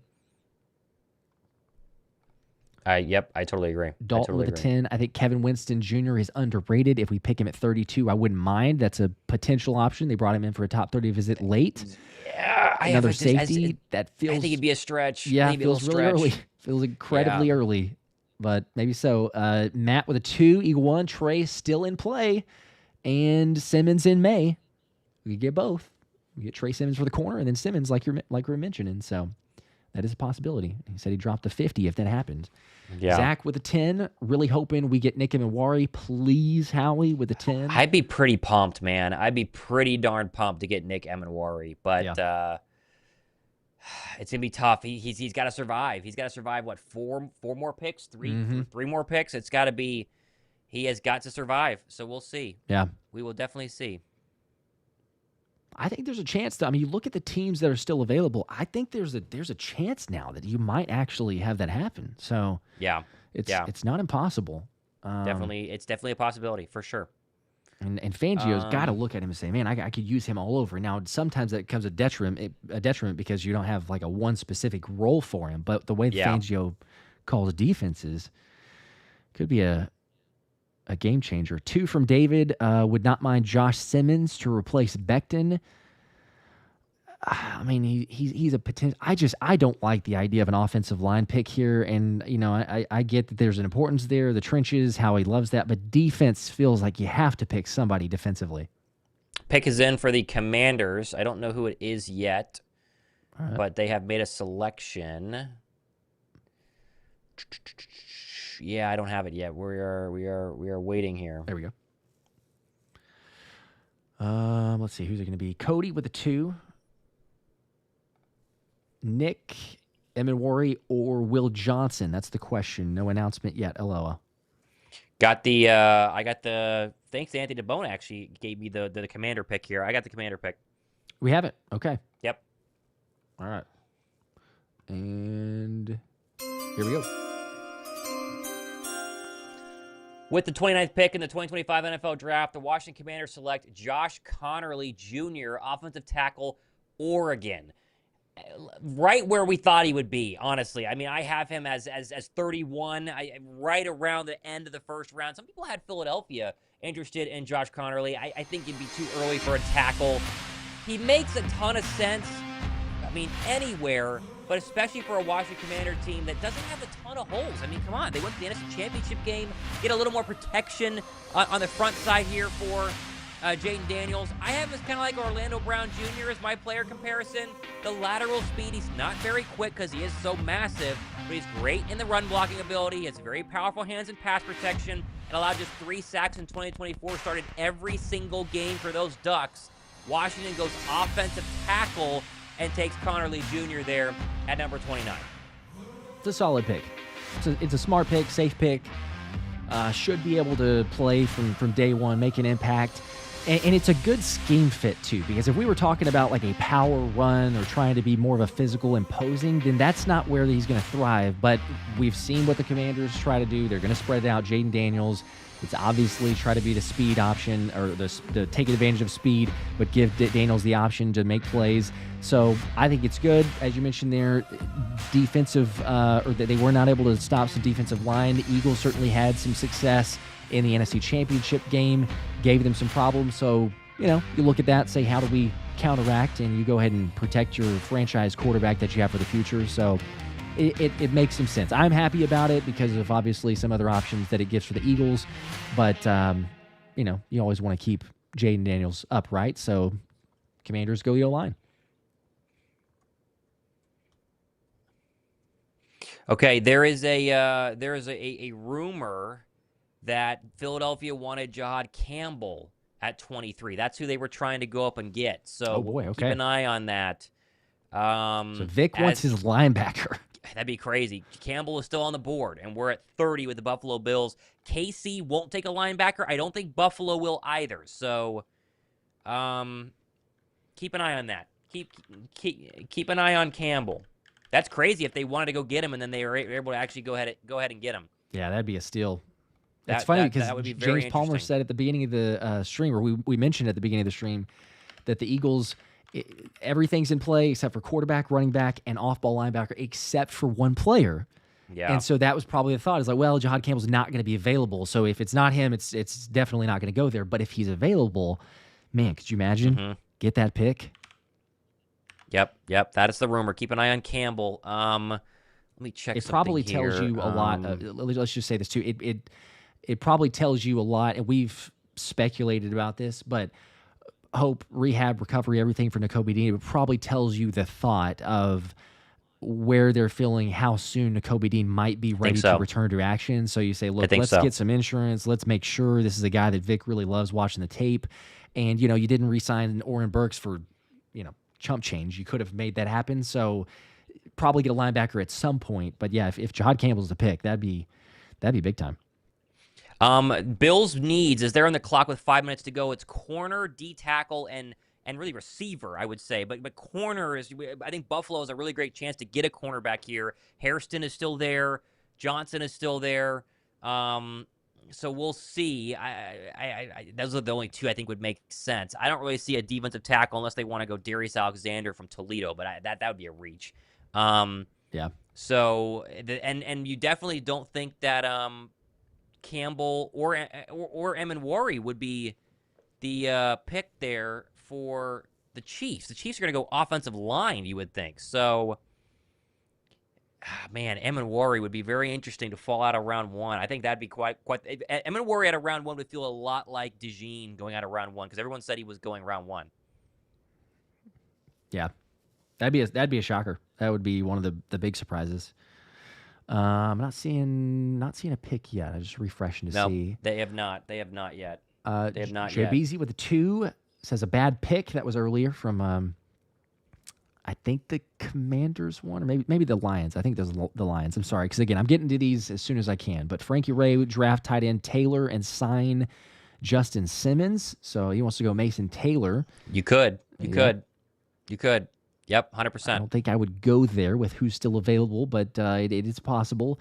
10 from JD with says, if Howie picks Sanders, what would the reaction be? If Shador Sanders? We riot? I don't know. All these, are you kidding me? Get your pitchfork. Not going to happen. Let's march. Here. Yeah, I said trust Howie. If he does that, don't trust Howie. Riot. Yeah. That's not the pick. Yeah. Jordan Justison with a 10.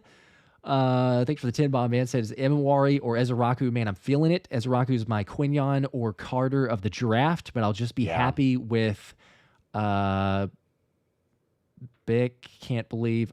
With I guess either, but can't believe both are still available. Yeah.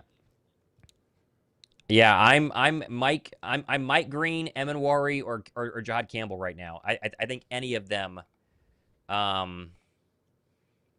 make sense. Any of them would be perfect. I think corner would be the disappointing one here because I don't have either as a first rounder. I think clearly Will Johnson's knee is a big problem. Bill Pick is best available, by the way. Yeah, Bill Pick is in. We don't have it yet. Okay. I don't have it yet. Yeah, there's the potential. I mean, best available: Will Johnson, Maxwell Harrison, Jod Campbell, Mike Green. Amenwari still there. Ezeraku, like we mentioned. You got just so many options to go with.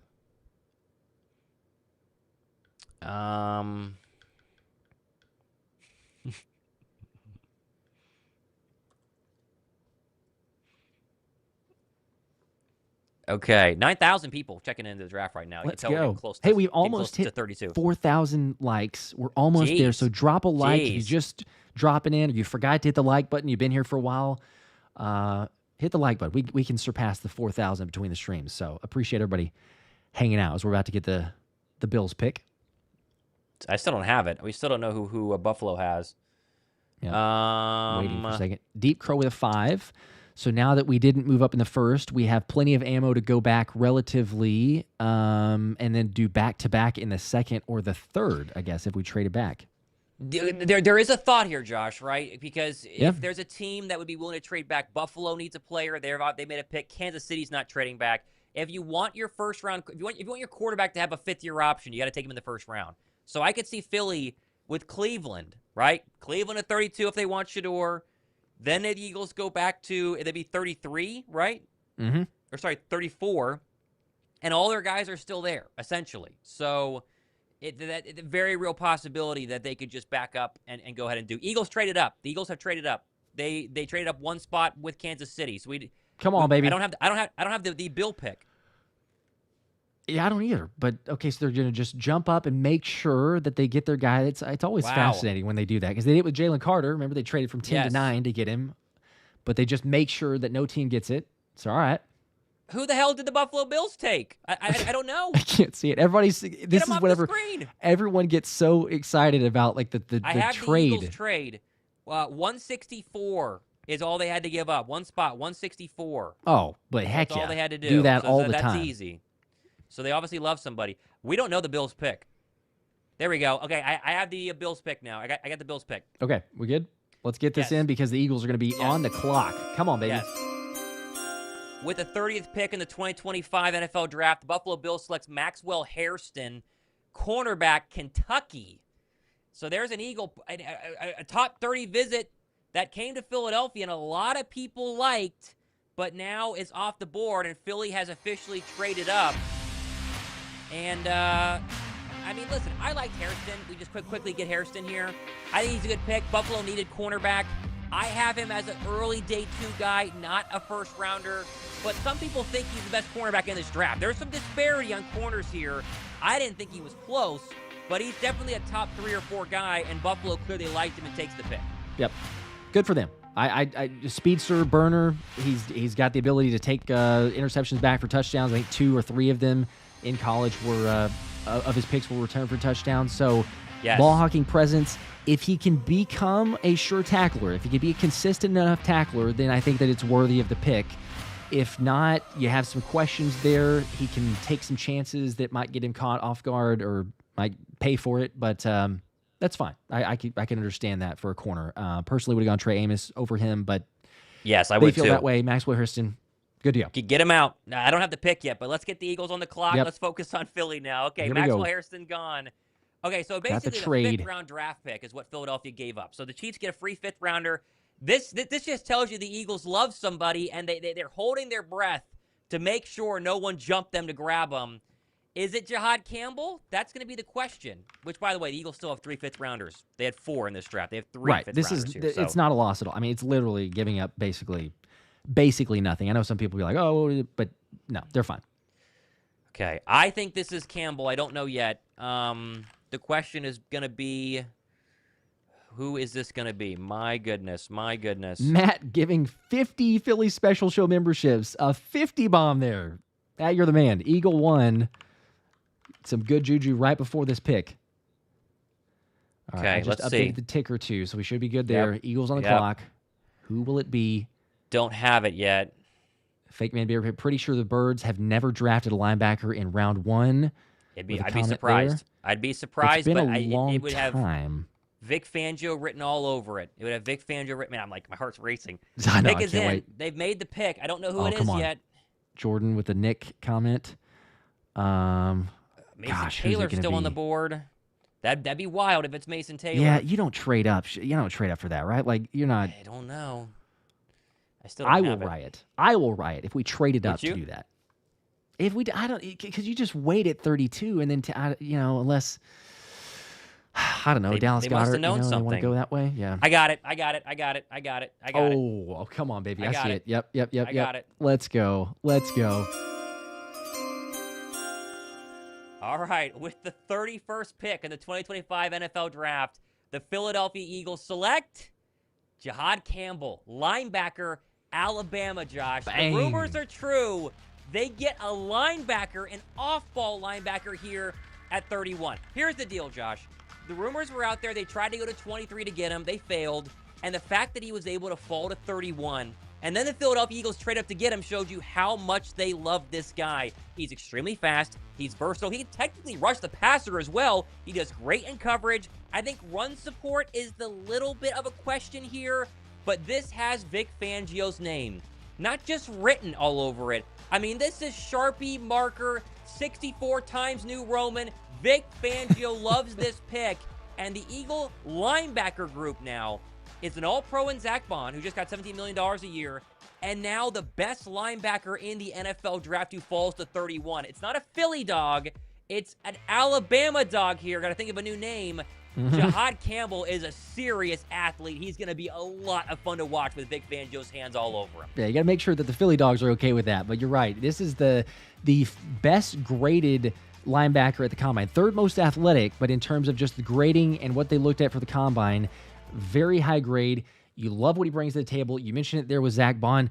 You got to remember, this dude's only played this position full-time for 2 years. So, we have a lot of these other guys where it's like even Jalix Hunt, now a little bit of difference, but Jalix Hunt was a safety, moved to a pass rusher, only a couple years of that performance, and goes with Vic Fangio. So he did similar things with Zach Bond. Zach Bond, a special teamer, having been an edge rusher, and then going, I see some things to be an off-ball linebacker. So some would argue that the minor criticism for Jihad Campbell is that he lacks some of the off-ball linebacker instincts when you watch him play, or the consistency of that. He maybe not diagnose it or react as quickly as you'd want to. But, I mean, kind of as we're talking about there with a Vic Fangio, if that's your concern, then he's going to pick up on it very quickly, because he turned Zach Bond into that edge rusher to the off-ball linebacker. He could do the exact same thing with a guy who has all the skills that you could possibly want. And, I mean, 6'3", 245, you got 2 stud big linebackers. Oren Burks was kind of that guy warning, do they sign back? Do they bring back? There's no concerns now, I don't think, for any of our mind to go, where were they going to make with the off-ball linebacker position? Very good to go. And I think it's also a little shift of how he listens to Vic. He understands he needs his linebackers. So got the guy, Jihad Campbell, 31. I think one scout called him a heat-seeking missile and an SEC absolute monster. So SEC defensive players continue to be a serious selection here. A lot of people had Jihad Campbell as a top 15 pick, Josh. I mean, again, we always, we'll say, is it good? Is it not?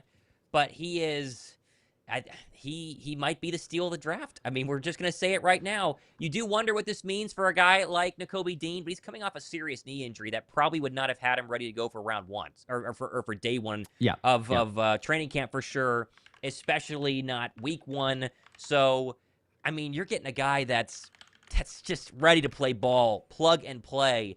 And the Eagles continue to show that they are willing to adapt. Howie Roseman 5 years ago wouldn't even have thought about a linebacker in the first round. Oh, no. And now he trades up for one after giving another one, who, because of the game, became All-Pro, by the way, serious money in the offseason. Yeah. Wow. It's a little bit of a shift there, but evolving whenever you need to.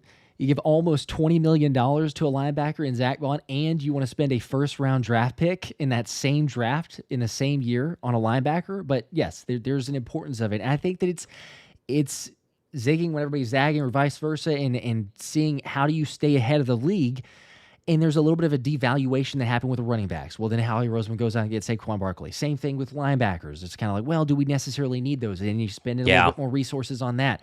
It matters, especially for the defensive productivity, the swag. You want the guys that are going to be able to play the generals of the defense. So I absolutely love the pick there. There were several options you could have gone with, but that makes a ton of sense. Well, there's still an option here in terms of Jihad Campbell being an edge rusher. I mean, he's an off-ball linebacker. He had, some shoulder injury concerns that I think led to him falling a little bit here. But Jeff McClain did mention he thinks there's a possibility that he plays edge rusher, which then you have as kind of a Micah Parsons type scenario where you convert this linebacker who also, of course, has, Russ the Pat, he had 5 sacks this past year, becoming a full-time guy. Maybe that's what happens whenever Nakobe Dean comes back. Could be very, very interesting. Hey, by the way, I was just going to mention this too. For people wondering, so Jihad Campbell, when it comes to like coverage for a linebacker, that's a big thing that we'll bring up, and also missed tackle percentage. So out of the draft class, Jihad Campbell was in the top 10%, or actually the top 10, I should say, not even top 10, was the top 10 of missed tackle percentage, so very good. And then also one of the best coverage grades for an off-ball linebacker. So we've seen that from Zach Bond. You get the same type of consistency there. That's a very, very good pick. I'm hyped about it. I see everybody in the chat. I'm going to get to these super chats as well. As yes. Trying to round out some of the draft here. I believe the Chiefs are probably on the clock at some point here. He's also a South Jersey native, by the way. So he's basically gets to come home after spending his college time in Alabama. So, I mean, there are a lot of reasons why. And yes, I see people in the chat. Can he rush the quarterback? Yes, he 100% can rush the quarterback. So it's very it's long just arms. He's got the prototype to do it. Or if it's just situational blitzing, he did it with Zach Bond all the time. Yeah, versatility for sure. Left hand with the 2 says favorite college team. What is your favorite college team? I mean, Baylor, because we went there, but I'd probably say Georgia's the next closest because of all the Philly dogs. But Robert with the 5, appreciate that, Rob. Guys, I love your shows. This is the first time I'm watching the draft, and I have to tell you both, great job. You're my first source. Go Birds. Thank you, Robert. Thank you very much. We appreciate that. Means a ton. Let's go. Daniel with a 2, Philly becoming an SEC team before our eyes. Continue to just load up with the SEC players. That's all they're going to do. That's all they're going to do. Not a bad strategy, though. You kind of go back to the well. It's worked out for you. You know what to expect from them. A 10 from Jabeezy. Sweet. Love it. Got the pick. Yeah, I do too. I think it's a great pick. I think the only other one that would have gotten people this excited is Emin Worry, just because of the physicality. But they showed you in the Super Bowl the future of the Eagle defense. And I know Milton Williams had a really good game, and Josh Sweat had a very good game, but the future of the Eagle defense is Jalen Carter, Nolan Smith, and Jalix Hunt, and also Zach Bond, Cooper DeJean, Quinyon Mitchell. Yep. They're all highly physical people. I mean, Quinyon obviously is a corner, but boy, Campbell looks pretty pumped to be an Eagle here, running through the tunnel, getting his hat. But they just got another physical, serious beast coming in here who is going to make you pay. I mean, the whole goal of the Eagle defense now is to make you hurt, to make you not want to get up on a Monday after playing the Eagles, because this defense is going to be so physical. And the big smile on Campbell's face as he gives a big, giant hug to the commissioner is he knows he's going to be playing a lot of games in January and a lot of games, hopefully, in February in his career, going to be an Eagle in midnight green. Gotta love it. That's pretty awesome, I gotta say. Let's see, Philly Ed with the Bama Birds. So there's the nickname. So we got the Philly Dogs, and the Bama Birds for there some you go. of the Bama Bama guys. Birds. So, you had to add some of those. I like that. By the way, this is fun. People always find this. Jahad Campbell on April 29th of 2021 tweeted, "That's what we needed," when Devontae Smith was selected 10 overall by the Philadelphia Eagles. So fun little so awesome. Blast from the past there. It's so great. Things coming full circle. Garrett with a 2. Philly Tide. There's another one. Philly Tide, let's ride. There you go. Philly Tide, let's ride. Okay. That's pretty good. All right. That one's fun. That's fun. That's a pretty good one. Love all the creativity with these. Jared, dude, the most Vic Fangio pick of all time. He just said on stage, it's the best team in the nation, and gave us a big E-A-G-L-E-S. I did it there. E-A-G-L-E-S Eagles. Gotta like that. Holy cow. Come on. Jahad Campbell, man. How about that? Jordan with a 5. Why, bro? We got Nakobe. This basically means he's done. Nick was there. We got to trade up in a second. There's still so much talent left. Jordan, I hear you, man. I hope and wish the best for Nakobe, but a patellar tendon injury, and we've heard from a number of different doctors and people speculating. It's all speculation. There's guys that can get better. There's guys that can come back from it again.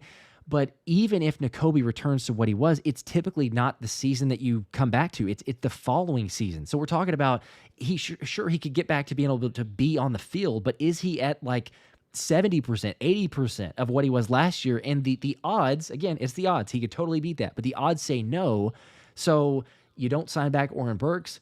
Vic Fangio sees a star in the making in a linebacker in Jahad Campbell. So I'm just telling you, like, I get it. I know Nick Imawari was there. There's other options. You could have traded. You could have gotten someone in the second round. But I see it as that was the guy who is worth a first-round grade. And if you don't get Jahad Campbell, then there's a lot of other linebackers that they're just kind of like, maybe. So you take him here, and who knows? In the second round, you're right. He has firepower to go back. Trey Amos is still on the board, unless I'm totally forgetting about who the Chiefs have picked. But Trey Amos is on the board if you want to go corner.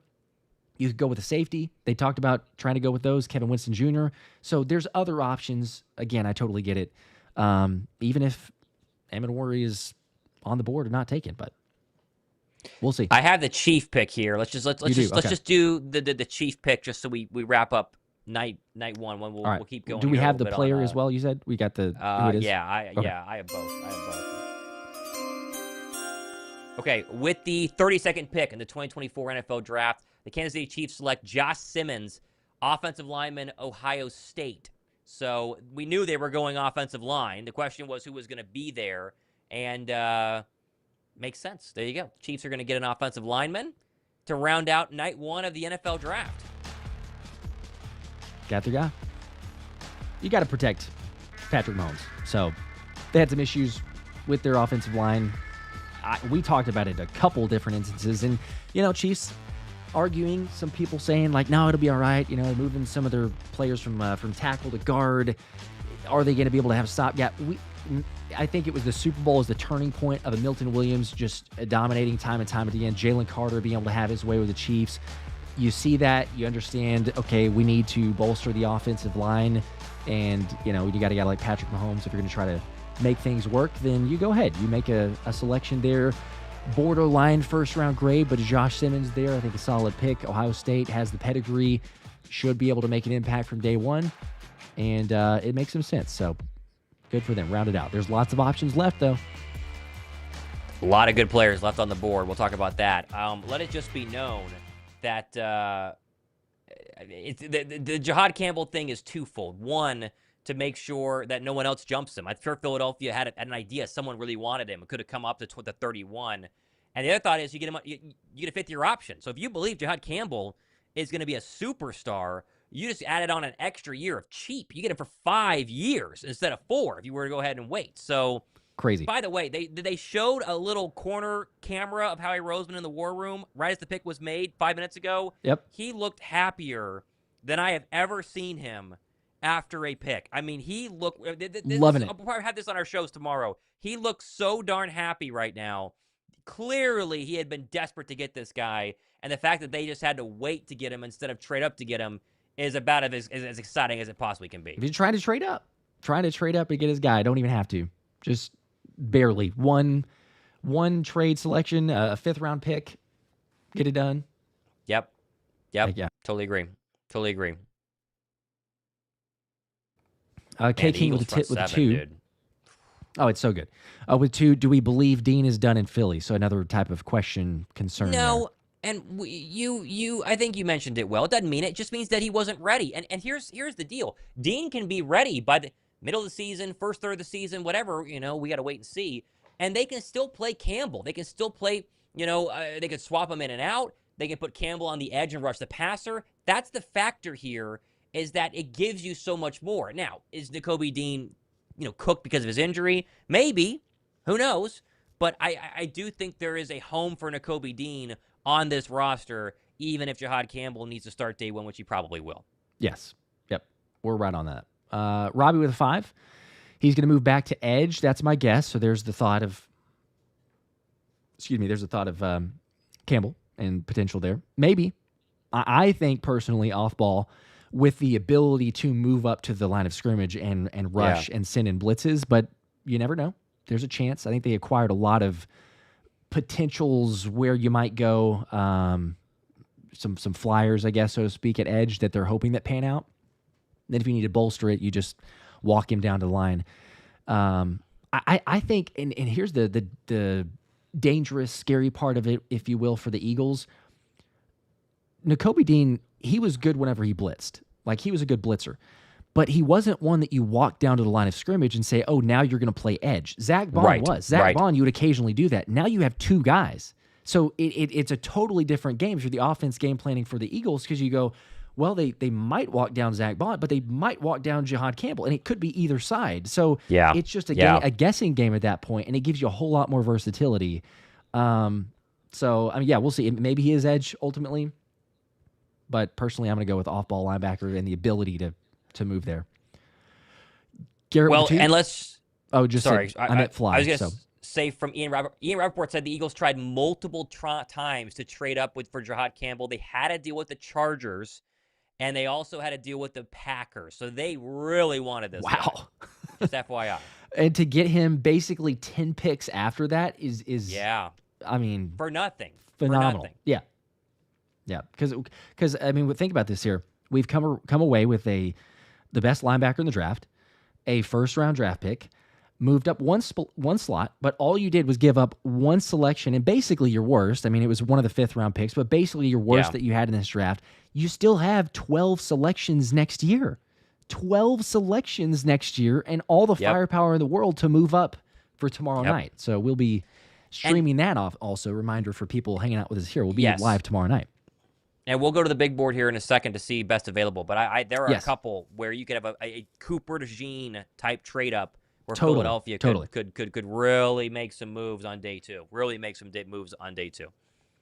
Crazy. There's a couple different safeties out there, like you look at different guys and being available. I'll put that out there in 1 second. Let me hit a couple of these super chats. Yeah, hit the super chats.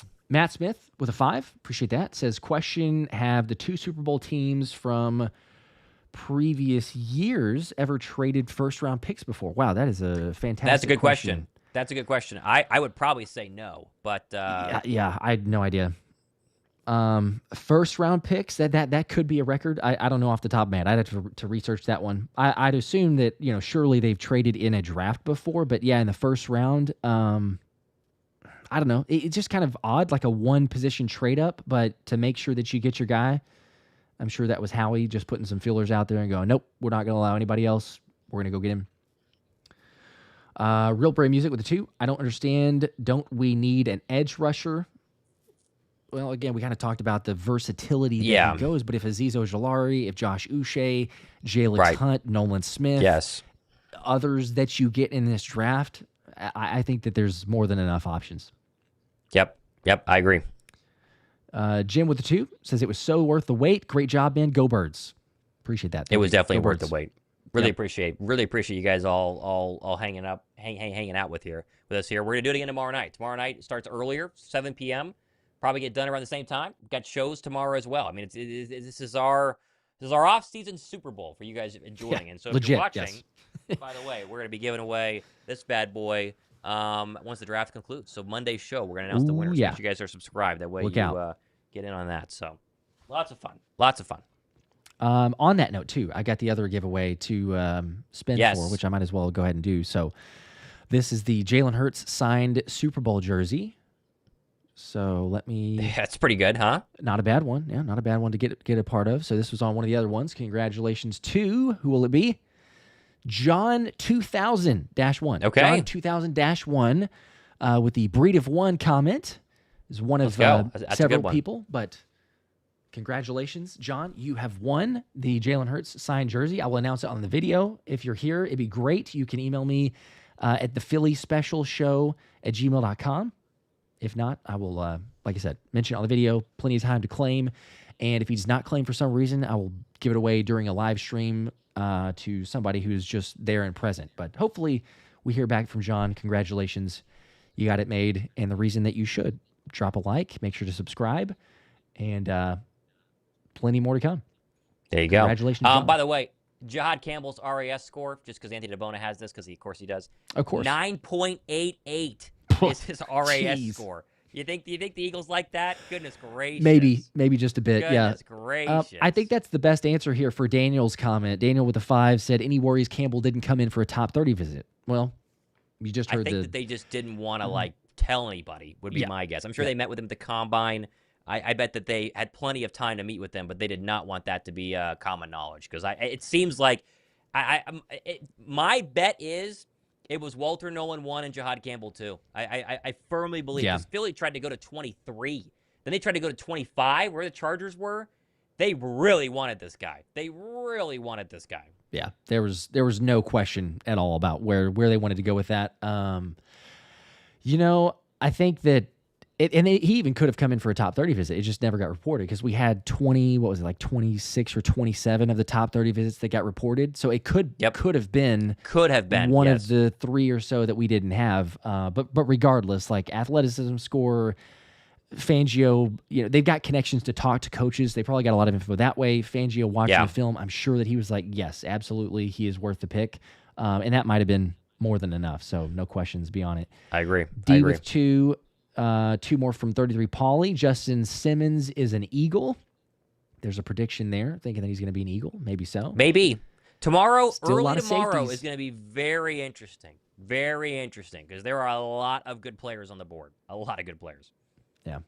JD was asking, what's RAS score? Yes, relative athletic score. I think somebody was answering that, but you take everything with a grain of salt. Some people will be like, yeah, what does that matter? But at least it's a consistent baseline for you to judge something off of, because otherwise we're going, well, this guy is athletic according to this report, and this guy's this much according to this one. So at least you say, here's the relative athletic score. You take their combine or their pro day results, and they put them in there for 40-yard dash, the 3-cone shuttle, the bench press, like anything and everything, compile it together, and then it just compares it to all the draft picks in I think since 2008. It goes back a long way, but since it was recorded, and then it gives it a score comparatively where it falls on that baseline. So a 9.88 is I mean, that's insane. It speaks for itself. Yep. 100%. 48 Wave with a 5 says, remember when I predicted that Howie would trade up and select a player not at the top 30 visits, but Thomas, you didn't believe me. Eagles fan from Texas. Well, you got me. Yeah, I mean, I think Starks was just the name that made the most sense, and maybe they would have still taken him, but we're never gonna know. We're never gonna know exactly what the board looks like. So, but I felt like it was a top 30 visit as well, so I was feeling the same way. But I guess it could have been. We just don't know. Let's see. Where's the other one? Jabeezy with a 10. Okay. A little with the Chiefs line. Or let's see, a little cheap with the Chiefs line, just a little. Oh, yeah, like kind of, I guess, dominated them a little bit. Yeah. Go Birds. Go Birds. Go Birds.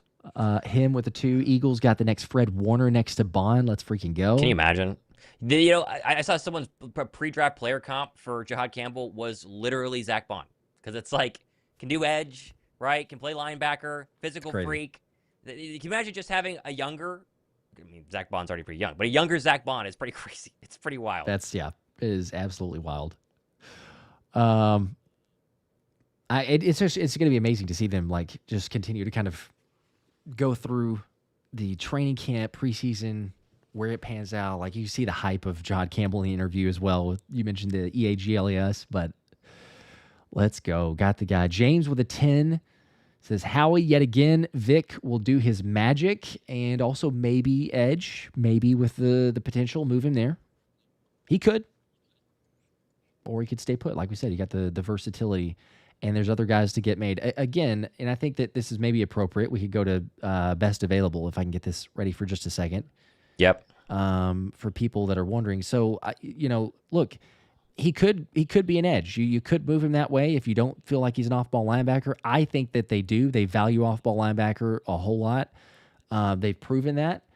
Yep. But also, as we got the board pulled up here now, as we've said, there's plenty of firepower that Howie could trade up if he wanted to. And look, do they want to go safety? If they want to go safety, you could go Nick Emenwari, or you could go with a Kevin Winston Jr. or an Andrew Makuba. Like, there's lots of safeties that are out there. Or if you want to go edge, Mike Green is still available. That's probably unlikely based on the reports that we've heard that Philly not being as interested. But Donovan Ezraku brought in for a top 30 visit. He's still out Easily there. Could One of be the premier edges.